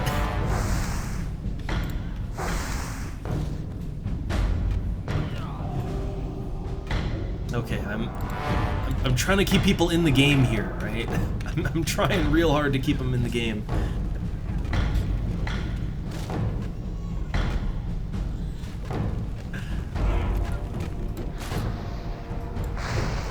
Alright, I think I'm gonna have to get in there and fight, because, well, we need the fight to end quick. Okay. Good lord. Okay. Time to drink my milk.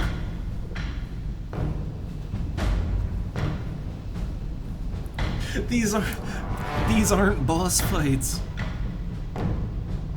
Well, I would if typing it wouldn't have kind of like I was getting a little distracted there, but I mean I was using my heals when I could. It's not like they could have really done anything about it either, right? I mean, yeah, like what could they have done? Like, all the enemies were already fighting us. It's not like they could have pulled less. The whole room got pulled. Like that happened. No takey backies on that one.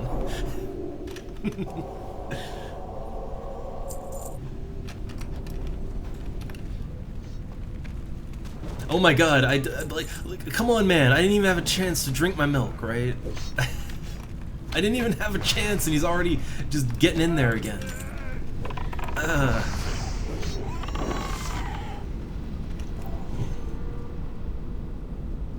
Also, I'm not quite sure why he's using the wisdom thing. He's using the wisdom buff on himself.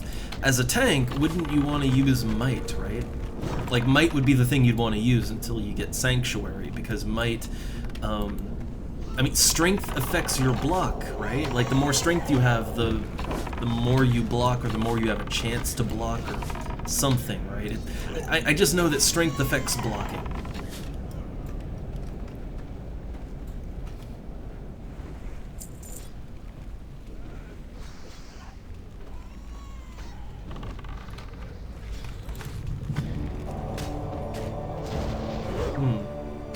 I mean, I can heal with hovering over, right? Yeah, like, I mean, if you mean like that, like, oh yeah, click on party member, I can do that.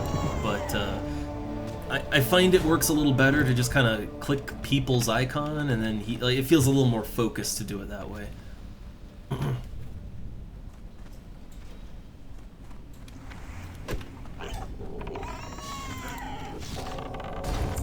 Oh my, look, come on, before I can even cast a heal spell, he's nearly dead. Ah, mouse over on portraits, like, I'm not sure. I mean, I wonder, can I... Yeah, it works. I click on their portrait and I heal them. I don't know what more it could be exactly. But I don't know, like, I guess that works. It's just, for me, I kinda like just having someone selected and then, you know, pumping them full of heals without having to click them every time. The less clicking, the better for me. It's also a little more FF11 style, I think.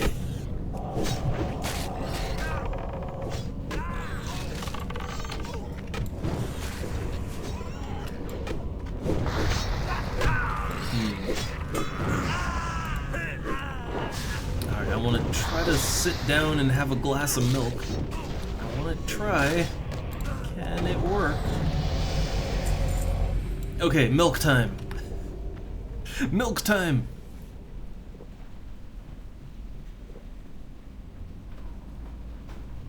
Ah, I guess I didn't even think about that. Like, if I wanted to auto-attack with my sword and then just heal at the same time and not lose the auto-attack target, I get... Oh my...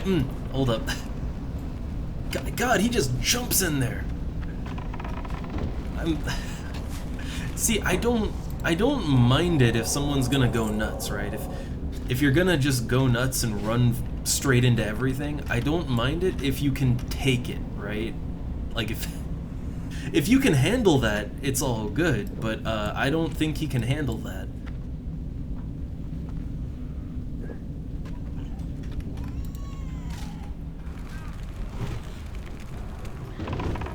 Also, like, isn't there some wandering things here? I don't know if this is a smart place to fight.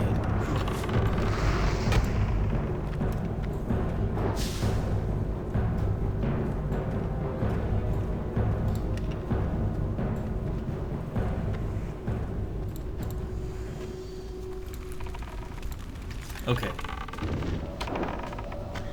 So let me try and get in here. Let me see how this works out, right? So I'm attacking the enemy, right? I heal. Do I keep attacking the enemy? I do. Okay.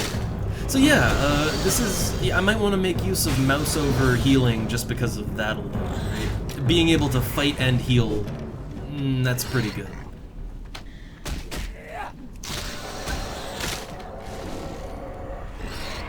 Also, what are we doing right now? The mage was tanking for a little bit.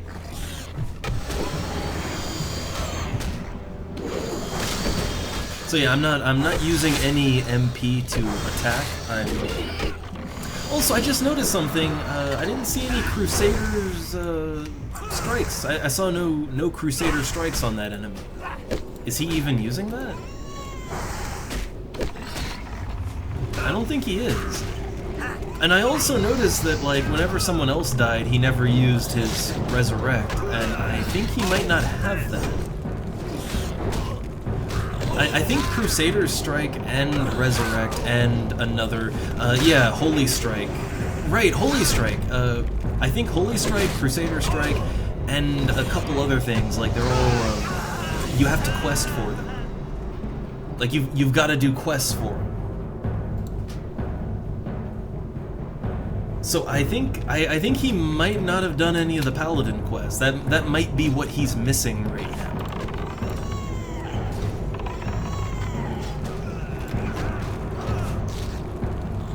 I mean, maybe, right? But okay,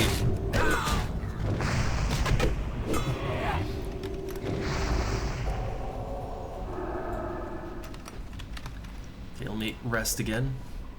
But yeah, it would explain, honestly, it would explain a lot, right? Like, without Crusader Strike, you're not getting that additional holy damage, which would generate aggro. You don't have Holy Strike, so, yeah, no Holy Strike, so, like, Holy Strike is big damage, so you're not getting aggro from that. Man, that actually makes a lot of sense as to why he's really struggling.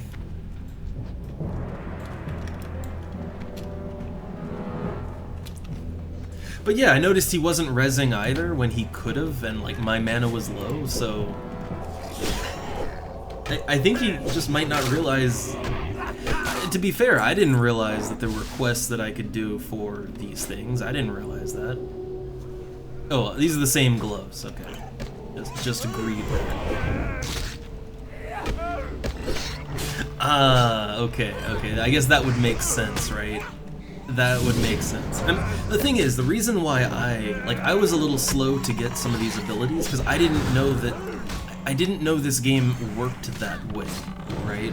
Like, I didn't know that there were quests that would give you abilities. I just didn't know. But once I knew, I was on the lookout for them, and I was, being more mindful of that. But I guess his problem might be, what it seems like, is that he's just sort of on autopilot from retail, right? That might be his issue.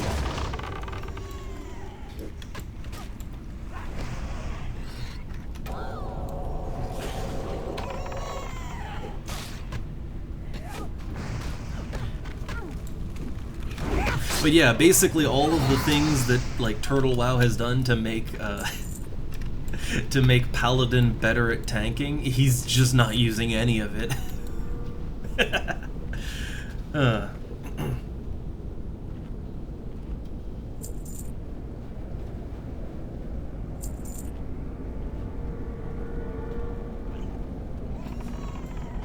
So we're in for a nice, fun dungeon run.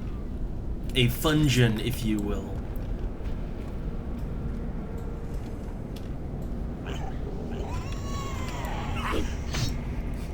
Again, despite the bumpiness, right? Despite that, I'm enjoying the game so much more now.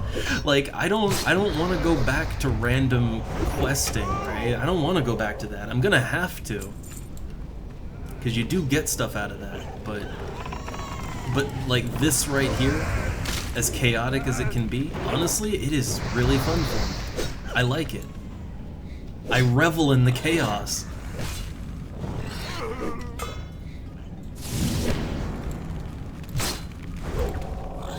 And also, it feels really challenging to be a healer.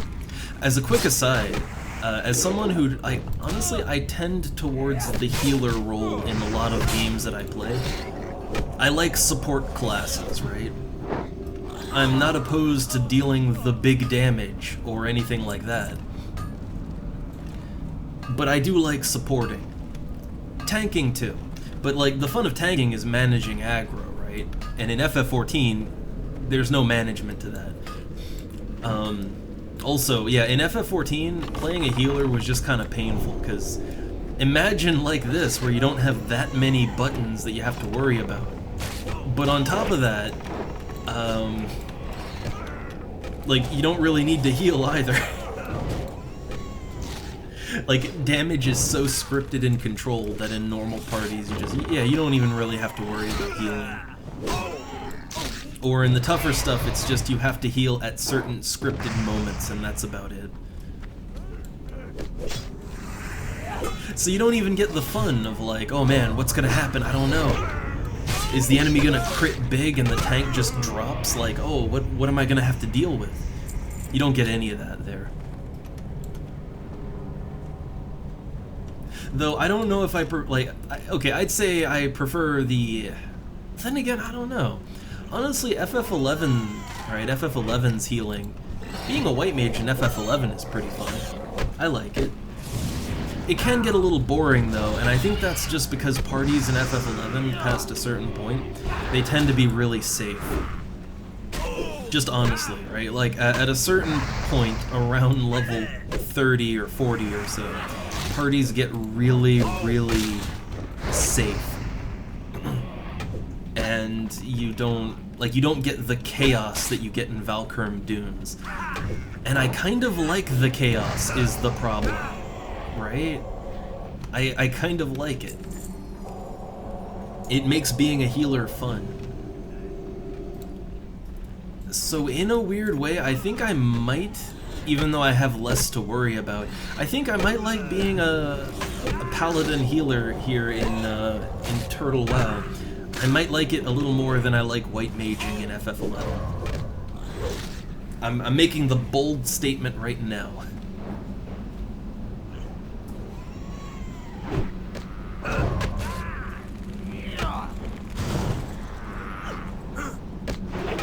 That said, I think FF11, I kind of prefer it a little more for just a nice, relaxing grind with the boys, right? I kind of prefer it for that.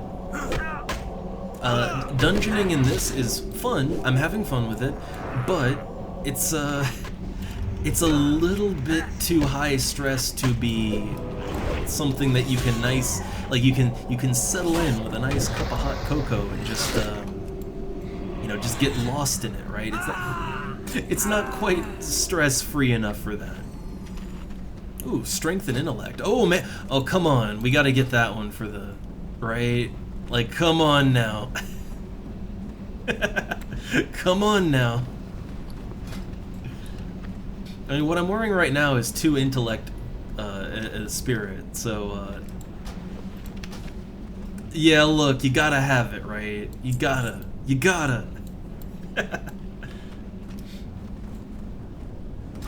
It's got the int I need, so it's fine.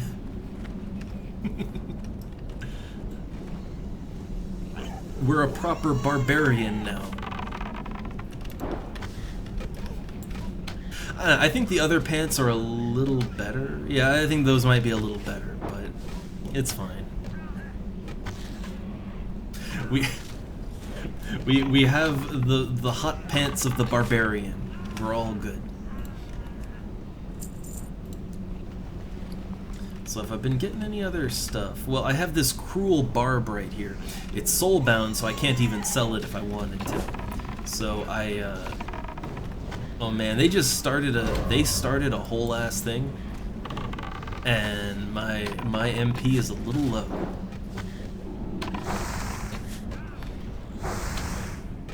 Oh, the pet's going down. I didn't even notice the pet was taking so much damage. I didn't even notice.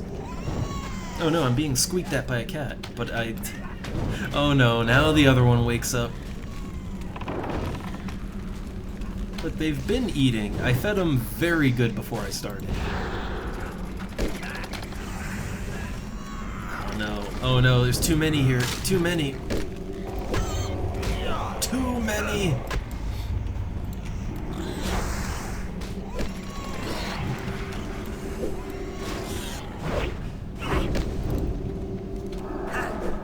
Oh no, I'm being meowed at, and also it's getting hectic at the same time.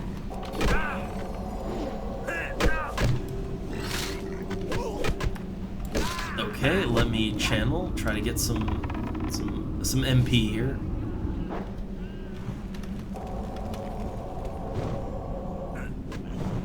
Oh, we're still in combat. I thought that was the last of it. Nope.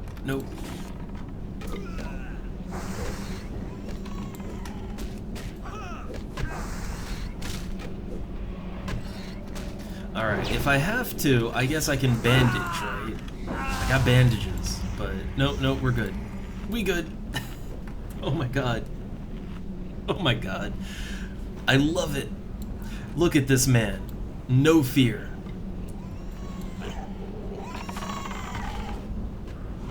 Also, yeah, cat's just settled in right next to me now, just staring at me.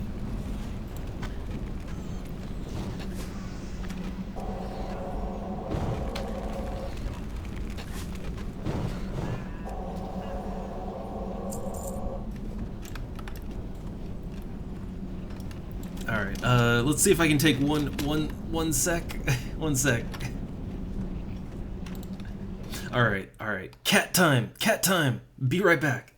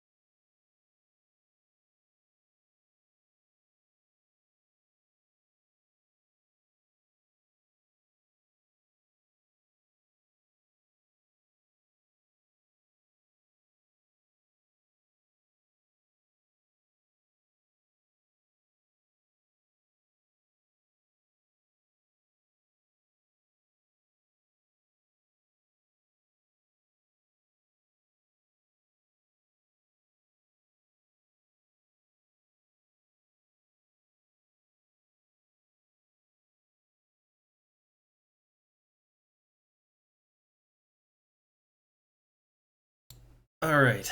I returned to dead people. I did say I needed a... Okay, that one ain't on me, right? That one ain't on me.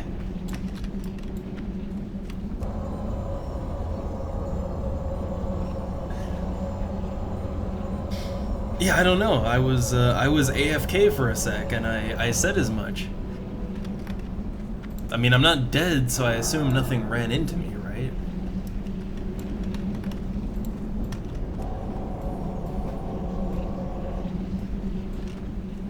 Okay, where's my party members at?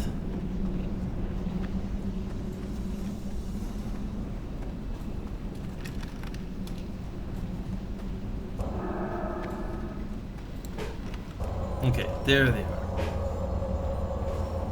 Yeah, okay, they died way back here, but I guess it was a patrol. That's not a patrol thing, right? That's not a patrol thing. I feel like what's likely is that the tank just ran ahead anyway. I feel like that's the likely conclusion to the story there.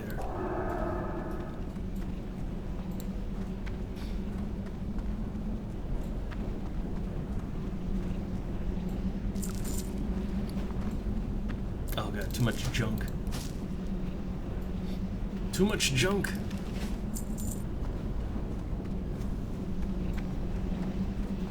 Alright, so is everyone actually here? Where is everyone exactly?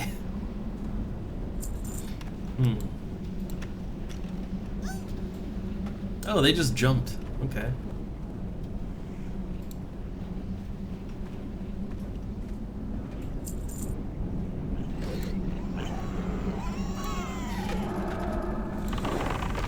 Alright, so I noticed that the buffs weren't on, so I'm just kind of reapplying those real quick. God, this tank. Okay. Well, everything is everywhere again, so I think the pig pet over there is... I think he's tanking again. Doing a good job of it. Honestly, I feel like maybe we should just sort of... Look, everybody support the pig, alright? Just support the pig.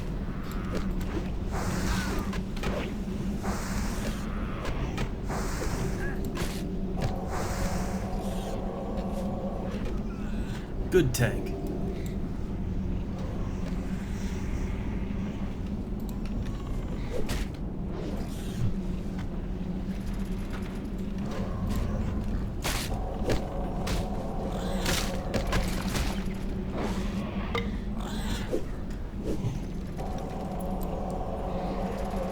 Have we hit the...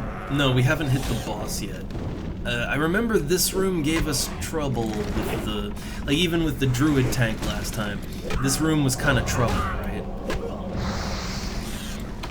And I think what gave us trouble was that there were tons of ads. And I think we're kind of running into that situation again.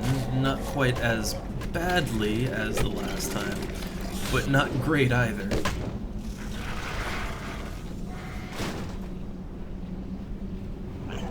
Hey, I used bandages. I used them. I guess I was kind of under the impression that bandages were mainly just for soloing, right? Like if you are a non-healing class soloing. Like my mage, right? My mage can't heal, so okay, I thought that was the point, right?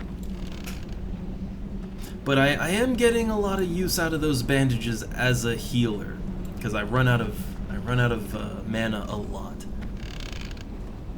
Okay, everybody's just looting everything. Getting in trouble looting everything.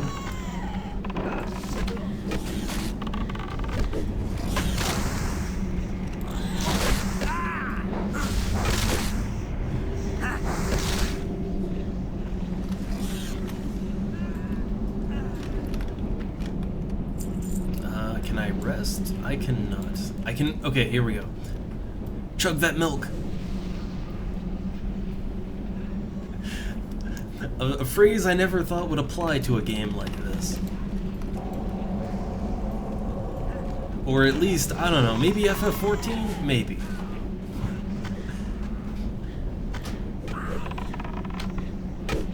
Okay, so the mage is taking a lot of aggro here. Like, I had to stop healing the paladin because the mage was taking so many hits. I had to do something. I'm under attack and I am getting interrupted.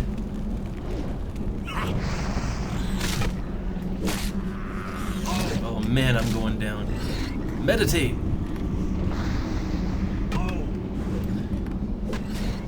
Okay, if I get attacked... Oop. Okay.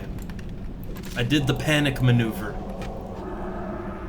And he dead. And I dead.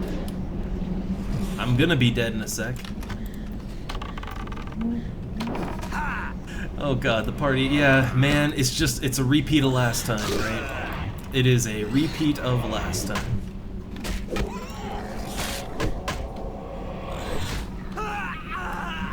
Oh, we got the boss. We actually got him. Ooh, that is a good int ring right there. A very good int ring.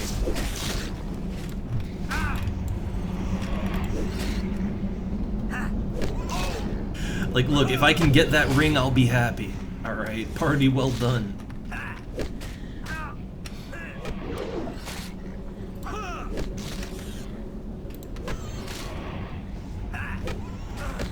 Alright, so right now that that pig is tanking right now.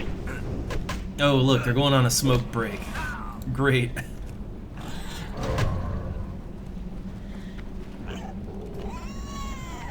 Okay, is something attacking me still? I'm being shot. Someone's shooting at me. It's the patrol.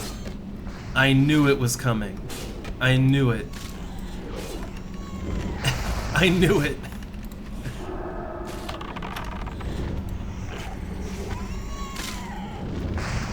I got the good ring. Nice. I think I'm gonna die for that ring, but yeah, one more fireball, I'm dead. Yep, there we go. I dead. Yeah, I mean, honestly, we weren't doing bad until that happened. Until that happened.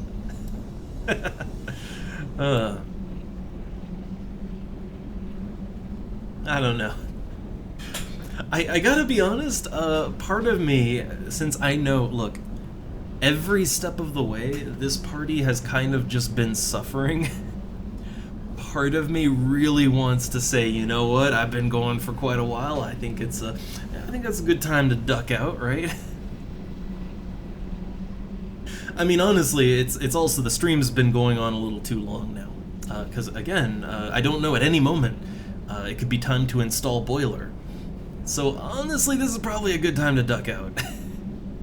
Right? After getting my nice blue ring, right? Fuck yeah, 6 intellect. After getting that, it's like, oh, that's a great time. Ah, I didn't know that. I actually didn't know that's how it worked. That, like, every time, yeah, I didn't know that, like, every boss that a patrol would spawn behind you. I did not know that. That's good to know. So I guess you just gotta be ready for it then. Alright.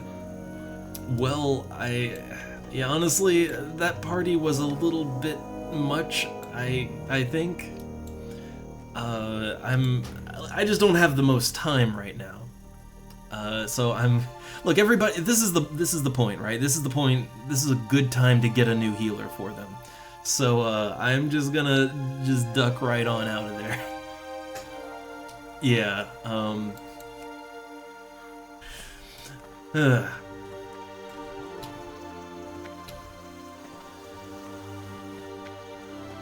I mean, at the very least, I did, like, despite dying so goddamn much, you know, because I lose EXP when I die, despite that, it was pretty good EXP. I got a full level of EXP. Like, I was midway through 17, and now I'm midway through 18, so it was good on that end.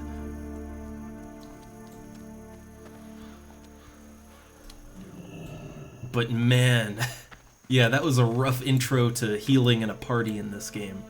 I still liked it though. I honestly liked healing, it was fun. Oh yeah, right, I'm level 18 now, so I can train up and get better spells and stuff. Will want to do that. Also, let me just hold up here, let me just equip this ring. So, oh, I'm suffering from some of the weakness right now, because I resurrected, but 6 int should really increase my mana. Yeah, see, right now it doesn't because of the weakness, but 6 intellect is huge. So yeah, I'll be a better healer next time around, I guess.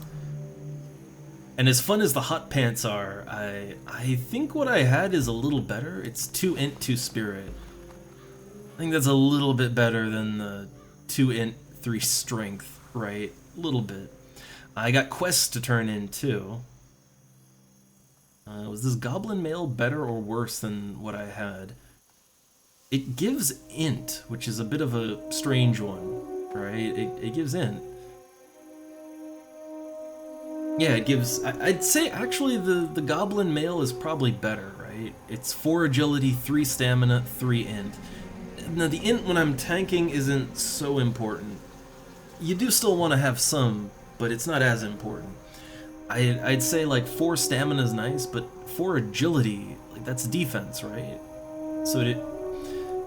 So it increases armor and the chance to dodge attacks. So I think that 4 agility might add up to more survivability. It might.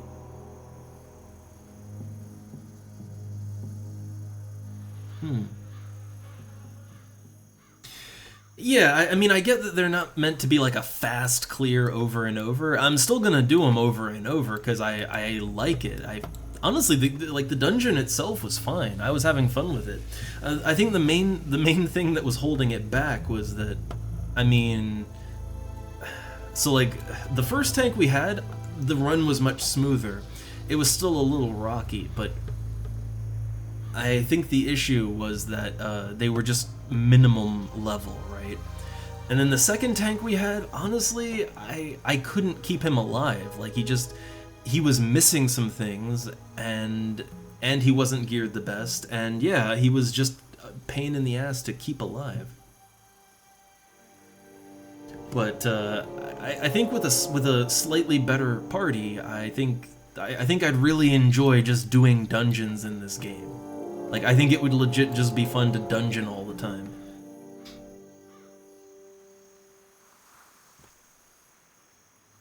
Oh man, hunter pet tanking. Hey, those hunter pets were doing pretty good. They were putting on a good job of tanking, alright? I'll have you know. Alright, I'm gonna swap that out. What does this look like? I don't think anything terribly unique, but it is... I think it is slightly better than the mail armor that I had before. A little better. Well, it was a wipe, and I decided it's a good time to kind of duck out, because I'm a little short for time myself. But what I will do is I'll melt down some of the gear that I found, and melt down my old gear too. Just melt the old stuff. Yay, enchantment! Now this cruel barb, yeah, I'm not gonna use it, probably. And it's a good one-handed weapon, honestly. It's a pretty good one-hander, but I guess the question is it better than, say, the stamina that I would get from my current weapon? It's way more damage, but like... I feel like when you're tanking, you want your weapons even to be more about keeping you alive, right? Like promoting your stats. And that doesn't give me anything but attack power. I feel like sticking with something with stamina or even strength, because that affects block, probably better as a tank.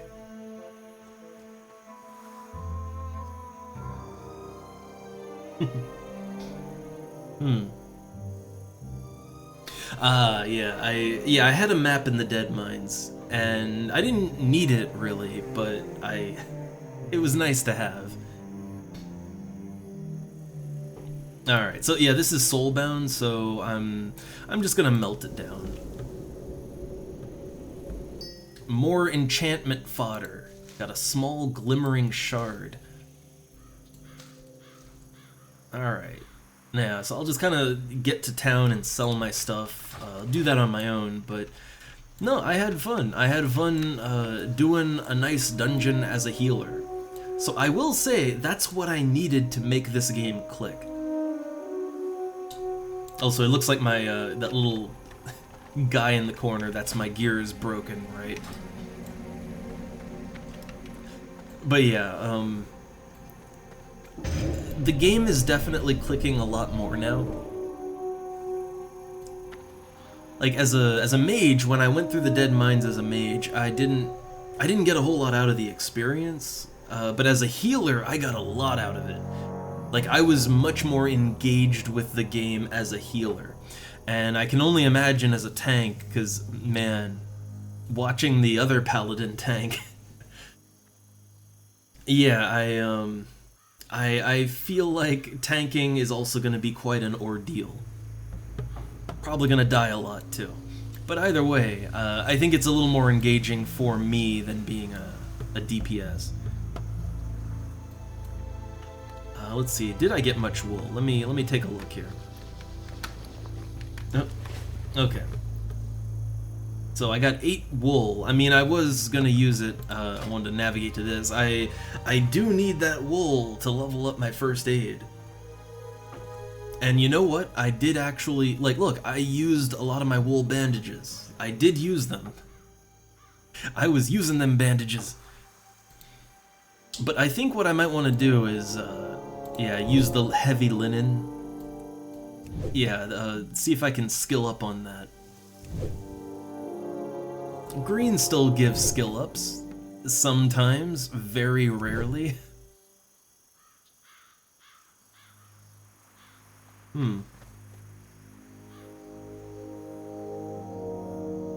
Yeah, I mean, wait, I mean, aren't talents a thing in retail? I would think that's a core part of the game. Like, even now, I would think, right? Huh. But yeah, I guess I couldn't really tell if he'd spent any points. All I know is that my, my devotion aura, which my devotion aura only has 1 point in it, right? So my devotion aura overwrit his devotion aura, which that tells me he had no points in it. Now, to be fair, you know, I want to be a tank, and I put my points into toughness, right? So he could have done the same, to be fair. But, I mean, I wasn't really noticing that he was getting any blocking going on either, and you kind of need, like, yeah, like at least readout for that. So yeah, that paladin might not have had any talents or anything, I guess. I feel like, and I've seen this happen before, right? Not just with this, but other games. I've seen people who go to an older game and they go into it with very modern expectations and sort of like they're on autopilot, basically. Because that's how a lot of modern games kind of train you to be on autopilot. And all they do is complain. Now, I complain a good amount, but I usually try to focus my complaining into some kind of critique, and then see if there's anything I can do about it, right? I take those extra steps so it's not just complaining for complaining's sake. But, yeah, a lot of people, they'll just be like, oh man, where's my glowing quest trail? Where's the trail that I follow to get to my quest? Where... You know, or, yeah, it's like, wait, what do you mean I have to level things up? What do you mean? What, resting? What's that? I don't understand. And they just, some people go into games like this and they just sort of, like, it's so different that rather than try to mold their expectations to the game and try to work with it and learn, they just complain and give up because it's not like X game they know. Right? It's not wasting your time if you're having fun. But no, it's like when you go into any game, really, like, there's even some modern games where you know, like, try playing Dwarf Fortress without understanding anything, right? No, I think for a lot of games, especially older, you have to be willing to get down on the game's level and learn from the game, right? I think the problem is that so many modern games are just designed the same, right? Like, if you've played one modern FPS game, you've played them all. You know, if you've played one Elder Scrolls game, you've played them all. I think so many games are so formulaic now that people are just sort of trained that, like, if a new Elder Scrolls game came out tomorrow, you wouldn't need to read a manual, you wouldn't have to, like, you could just pick it up and you would know that it plays exactly like the last one, right? Like, you have the muscle memory from Skyrim, apply that to the new one. Old games didn't really work like that. You know, they didn't work that way. You couldn't just pick up the controller or whatever and just assume that every button works the same in every game, right? You kind of had to relearn the controls each game. And I preferred that. It kept me on my toes. It kept me learning.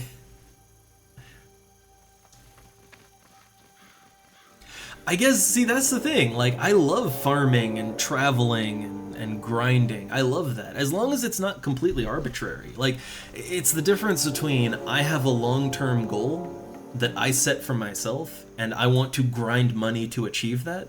That is a whole different thing than the game just saying, you need 200 tokens this week. Get 200 tokens or else, right? That's the modern game design. You gotta keep up, right? Like, you can't get more than 200, so you gotta get your 200 every week, so you gotta do it. You don't want to do it, tough shit, you gotta do it. But why? You gotta do it.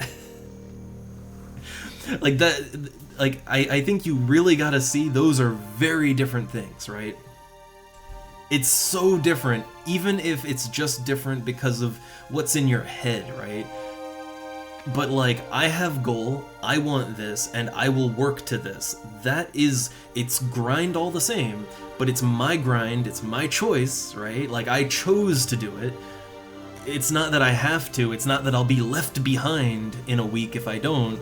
Like, I can do it as much as I want, right? I could no-life it if I wanted to, but this is my goal. I set it for myself, right? Not the game. And I want to work, I chose this thing, and I want to work towards it, and I understand that I'm going to have to farm a lot or whatever to get it, but it's my grind, right? And at least for me, that is a night and day difference, right? Like, I can't just do things the game tells me because it tells me to, or because I have to, because I have to get my weekly tokens, right? I can't do that. That's not fun for me. Even if it's less of a grind, I don't like it. But see, that's the thing, right? Like, I like that I have gil like, the thing is, right, in FF11, my gil expenses are entirely of my own making. Do I have to go into every party chugging pineapple juice and, you know, eating the nice mage food? No, I don't. Honestly, a lot of people I party with don't. But, it's a personal goal I've set for myself to make my mage better, to play better, right? And the same goes for fishing. Do I need Liu Shang's rod to hit fishing 100? Not at all. It's totally viable to do it without. And honestly, I still kind of want to hit 100 first. So you don't need Liu Shang's, but, you know, unless you want to go for the really legendary stuff. But I just want Liu Shang's, right? It's a personal goal. Do I have to fish all 10,000 moat carp myself? No, not at all. I could just buy it. But I'm not going to. I'm going to fish them all myself. Every single one of them, because that's what I want to do. It's my grind, right? And I think, you know, it's a subtle difference, but it's a big difference, right?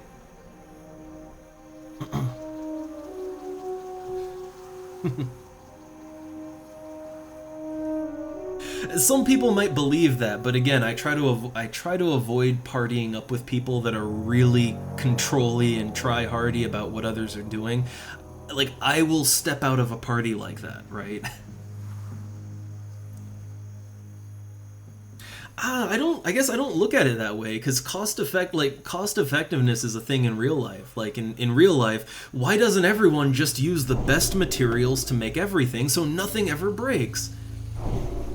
And it's because costs, right? It's because costs are a thing in real life. And, and in real life, it's like you make anything, you gotta balance the cost effectiveness of it all with having a practical, durable thing, right? Like, that's... And in an MMO, it's no different. Like, yeah, you could 110% it all the time, but cost effectiveness. In this case, the cost effectiveness is your time and patience with the game. And if that would go too high to the point where you're not having fun anymore, then no, it's not effective. Like if grinding out, like, you take the elemental staffs, right? I want to get them all eventually, but I decided, look, I'm good enough with just the ice staff and the dark staff on my black mage. It really is good enough. I'm gonna get the others eventually, but for me, it would break me. Like, I would not have fun with the game if I were to grind up all the money for that right now so I could do it right now. That wouldn't be fun for me. So cost effective, cost analysis, right? Like fun versus reward versus patience, and you calculate it all together and it comes out to a final figure. And I think that's what you gotta kind of run the math on that when you play a game like FF11 or anything, right? Any game that's a little more archaic like that. It's a video game, but it's like, the thing is, I don't have fun if it's just fun with you could just I could just smoke crack right now and it'd be real fun, but like, I don't want to do that, right? Like, that doesn't challenge me, that doesn't engage me. Like, if you just want fun, there's a lot of chemical substances that can just give you that, right? But you don't get the things that come along with fun. Let's do meth right now. Like, no, that wouldn't... So I look at games no differently. If a game is just giving me everything I want all the time, and it's just a nice smooth ride, and it's just fun all the time, that gets boring to me. It's too good. It's too much. Like, it feels meaningless. Like, it's like when you play games that have, certain games, they love to do the whole loot pinata thing, where everything you fight, it just explodes in a shower of loot and coins, and your points up in the billions, and mobile games love to do that. But at a certain point, it's meaningless, right? It's like, oh, another loot pinata. Oh, I've got 25 billion points. There aren't enough numbers in the universe to keep track of my gold. Like, at a certain point, that loses meaning, So, for me, I don't just want an injection of dopamine all the time. For me, like, in FF11, for instance, doing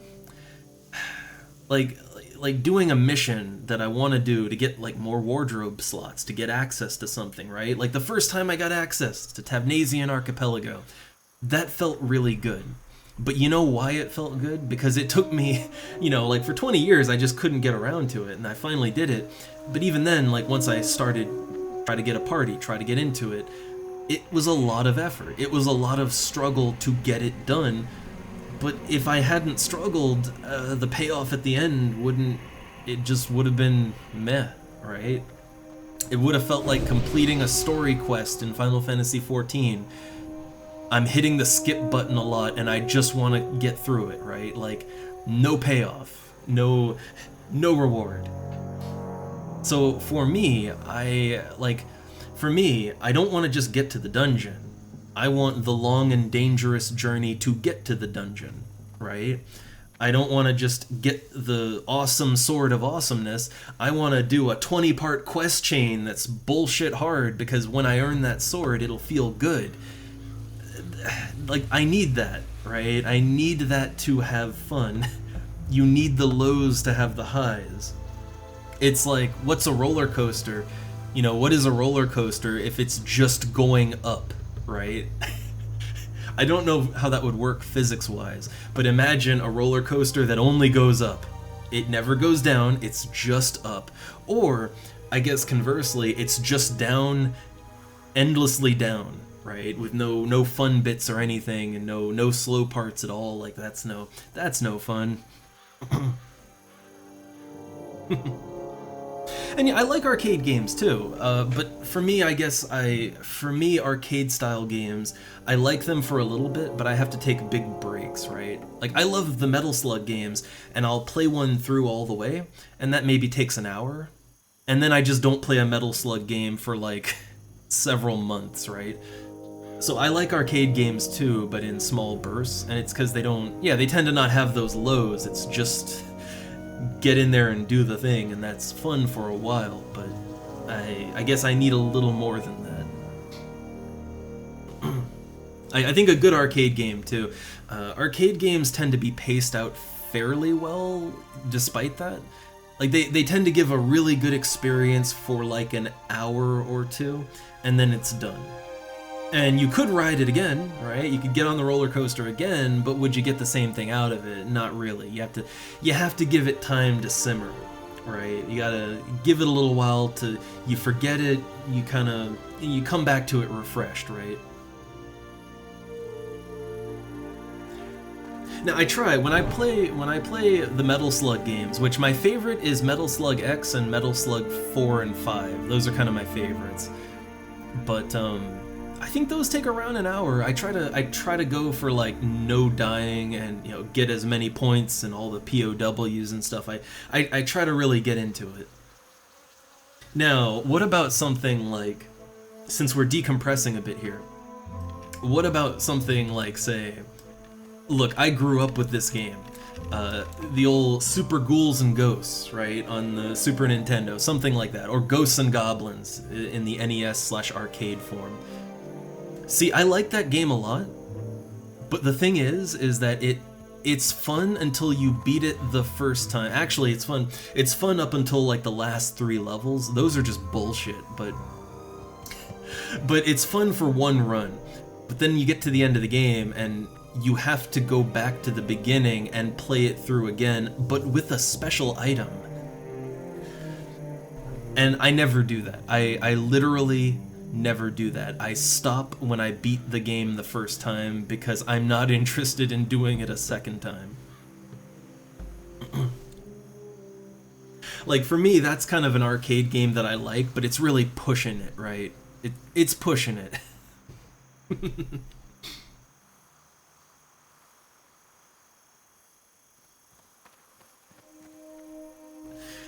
Yeah, I mean, they're kind of multi-loop, but at least for Super Ghouls and Goblins, like, it's, I think it's only one, like, I think it only goes around once. Like, you know, you do it once and then you have to loop it again, but I think then you get the real ending and it's done, I think. Could be wrong. I wouldn't even do it for a second loop, right? Wouldn't even do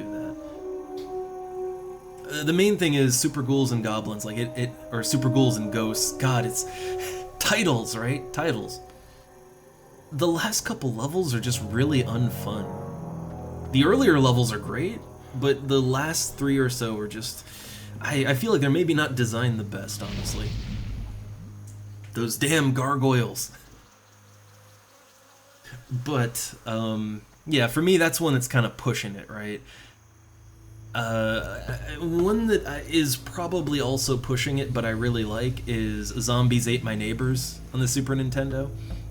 I do feel like that game gets a little nonsense towards the last couple levels, like it stops being fun anymore. But I still like doing a whole run. I like to play through the game every now and then. Ooh, nice. See, I like playing hard. I like playing hard games every now and then. I like playing arcade games every now and then. But I don't know. For me, I guess my threshold is when I feel like I beat the game and now they just want me to beat it again for no real reason. That just sort of hits an alarm in my head, I guess.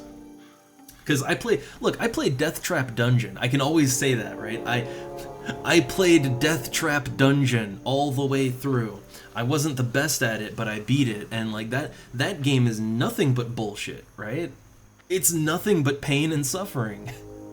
It's nonsense, but like I beat it and I actually had fun with it.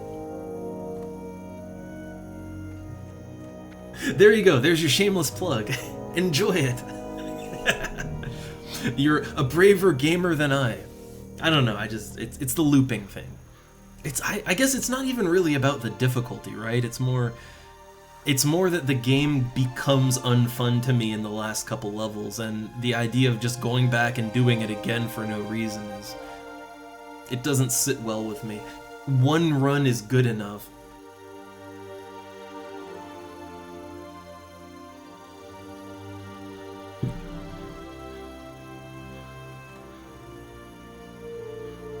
But anyway, man, I love having heated discussions on nerd stuff and game difficulty. I think I can really sum it up as I know what I like, and what I like is it's very niche, but I'm not alone in it. Other people have a similar idea, and I think it's important that there are games for people like me that we can really sink our teeth into, because a lot of games just don't do it for me. Right, and I like having options. It's kind of why despite all the things I say about FF14 and how I don't like what it did, like, I don't want it to change, right? If anything, I feel like people playing that game would like it more if it was even simpler, right? Take out the game elements even. It probably would only get more popular. Yeah, I can realize when a game isn't for me, and I can just step back and I can critique it and say why I didn't like it, but you know, it's like I get why people enjoy it, right? Like I get it.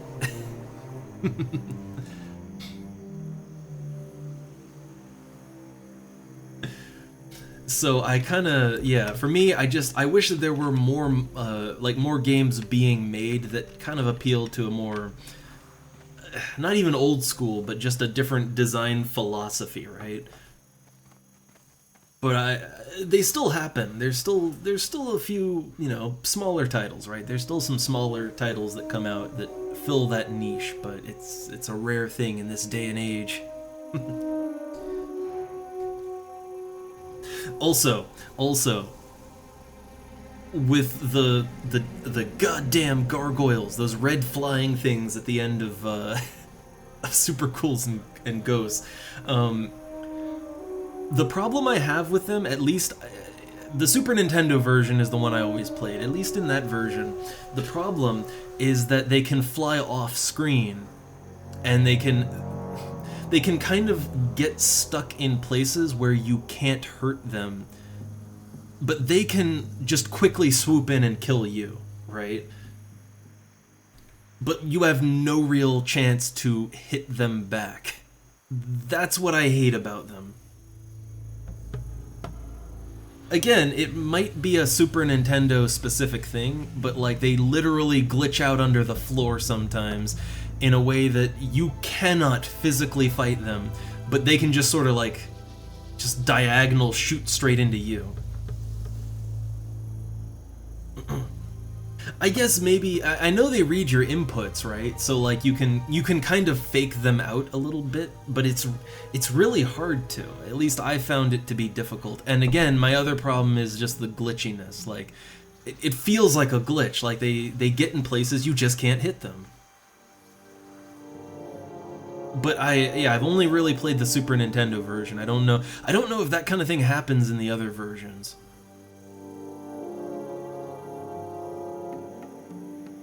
But I would say those gargoyles are the thing that makes it's not the only thing, but it's one of the things that makes the game a lot less fun towards the end.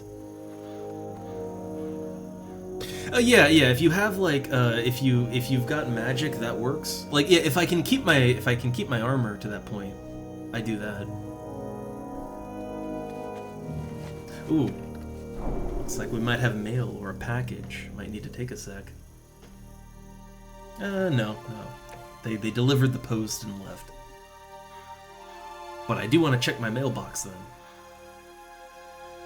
But yeah, if you have like the gold armor, then it works out just fine. It's just if you don't have the gold armor, Which if I remember right, there's other things in the last couple levels that can just rob you of your armor. So I think something that is a general problem with that game is that certain enemies or environmental hazards, they just sort of spawn on you, and there's a chance they could spawn in you, and there's just nothing you can do. Like, there's nothing you can do, you just get a hit.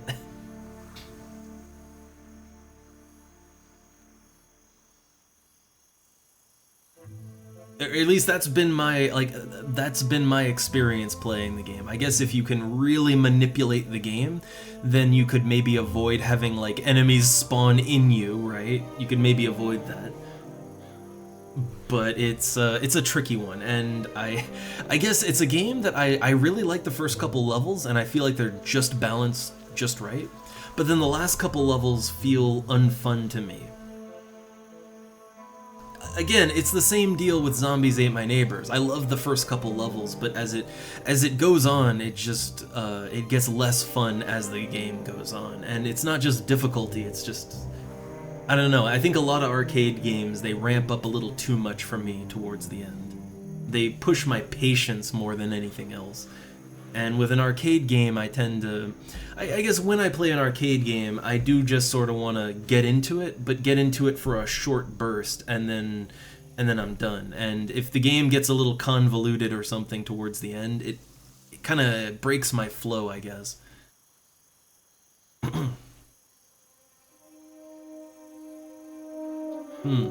I guess I haven't played around with that enough. I haven't played any arcade games in a while, though. I've had a really big, like, RPG and strategy game kick. Which, to be fair, I do enjoy slower-paced games a little more. I get more out of something like classic XCOM than I do out of an arcade game. You know, that's why I enjoy my never-ending game of the XCOM files every weekend. But, yeah, I've kind of fallen out with arcade games. I used to play them a lot more, but I don't know, I tend to like a slower game these days. But I will have to get back into playing some every now and then, right? Every now and then I might have to give them a shot again. Yeah, I think the best way to put it is that even if I really like a game, I need a certain amount of energy for it, and something like XCOM, right? I really like it, but it doesn't require that much energy to play because it's turn-based, right? So I can take my time. I don't have to, you know... it's easier for me to focus on. It's good for that. But an arcade game, you can love it, but it's very demanding. Like, you need to focus your attention for that hour, right? Or however long it is. Like, you really have to focus for that amount of time. And that is actually really hard for me. I tend to lose focus very quickly. Again, attention deficit will do that, but I tend to just drop off attention really quickly. So playing an arcade game and maintaining the focus you need to beat it is hard. But turn-based, I can just do that. I can do that all day, right? With breaks in between, but it's turn-based, so it doesn't matter.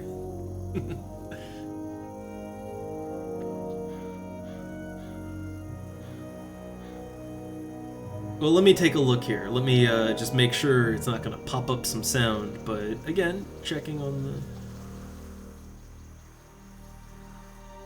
phone. Yes, UN Squadron. Yeah, I think UN Squadron, not the last level, but the level before it. There's one level before the end of the game that I really hate, the one where you have to fly into a cave. I hate that one. It's not fun. But every other level before and after, I love it. It's a great time. Fuck that cave level, though. Just fuck it. Fuck that boss at the end, too. But other than that, it's a super fun game. And I've never actually played the arcade version. I've only played the Super Nintendo version. But I love the Super Nintendo version. Yeah, my understanding is the SNES version is quite different, and heard people who have played both who prefer the SNES version. I only know the SNES version, and I love it. Great game. But again, that cave level, I can fuck right off. Yeah, that's what I like. I loved that. I loved that about UN Squadron. Like, half the fun is getting more money to, you know, to buy better planes and outfit them with exotic weapons, right? And there's several moments in the game where you kind of have to make a judgment call on if you want to buy certain planes, because they all play a little differently. You know, if you want to buy a certain specialty plane, or if you want to save your money up and go for, like, the ultimate plane at the end.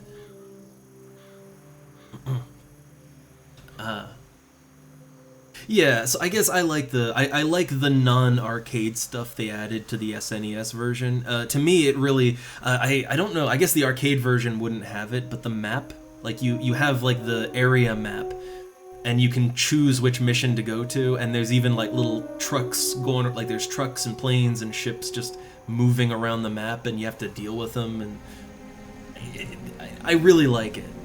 It's one of those games where I feel like a lot of elements come together to make a good experience, and if anything was missing, it might not be as fun. But yeah, I'll have to try the arcade version sometime. Let me just go out and pick up an arcade machine real quick.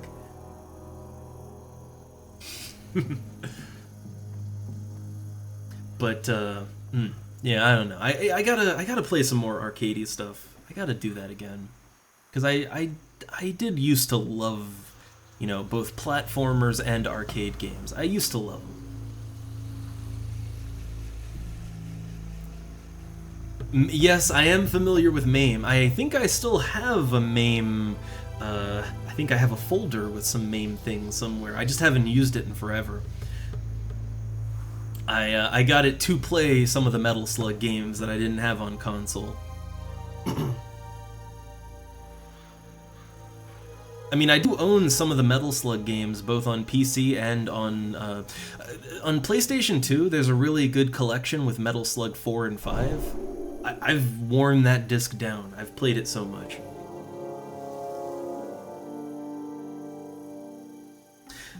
Funny enough, there you can buy some of the Metal Slug games on Steam, and I find they're just not very good ports, honestly. And weirdly enough, they still seem to just be running like a MAME emulator, because if you try to play Metal Slug games on Steam with your friends, you will desynchronize constantly. Like the whole like desync thing that you get with emulators, it'll happen. So yeah, that's unfortunate. Like what I would not give for a version of any Metal Slug game that you could play online co-op and it wouldn't desync, right? What I wouldn't give.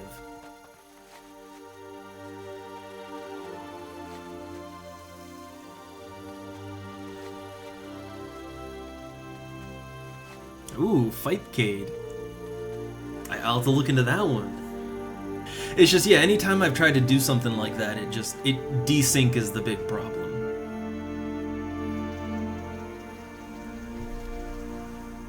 But anyway, I've gone way too long, and I still have some things to do around the house, and that boiler's gonna get installed, right?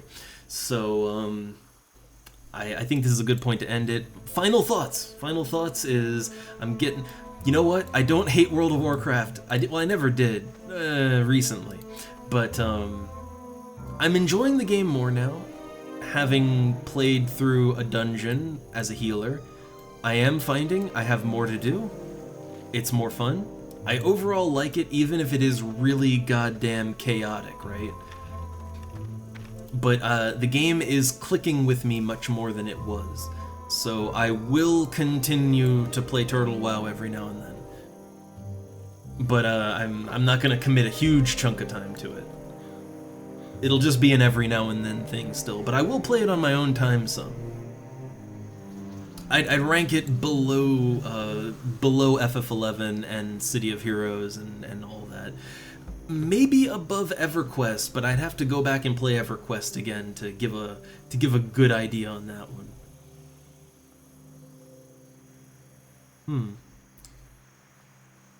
Huh. Ooh. Interesting. But I didn't know, okay, I didn't know, Pepe, that there were any, like, arcade emulator-y type of things. I didn't know that there were any that wouldn't suffer from the desync problem.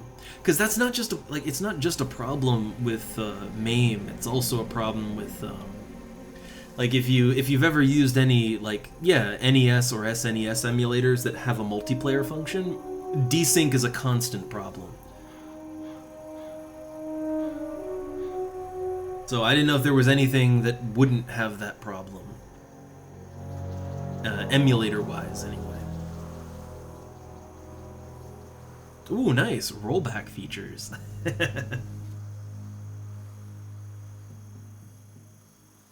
But I'll take a look into that. I will take a look. Alright, anyway, I'm all good for here. Good for now. So, I guess weekend stuff, right? Weekend variety hour. That's gonna be tomorrow and Sunday. And then back Monday. Monday we'll be back to Final Fantasy XI. But you know what's coming now. You know what's coming. What's coming down the mountain. So, alright. With that, I'm gonna get out of here, and I thank one and all, even all the quiet people out there that never say a word, thanks for showing up. See you next time, or whenever you show up. Have a good one. Alright, tabbed out. Later!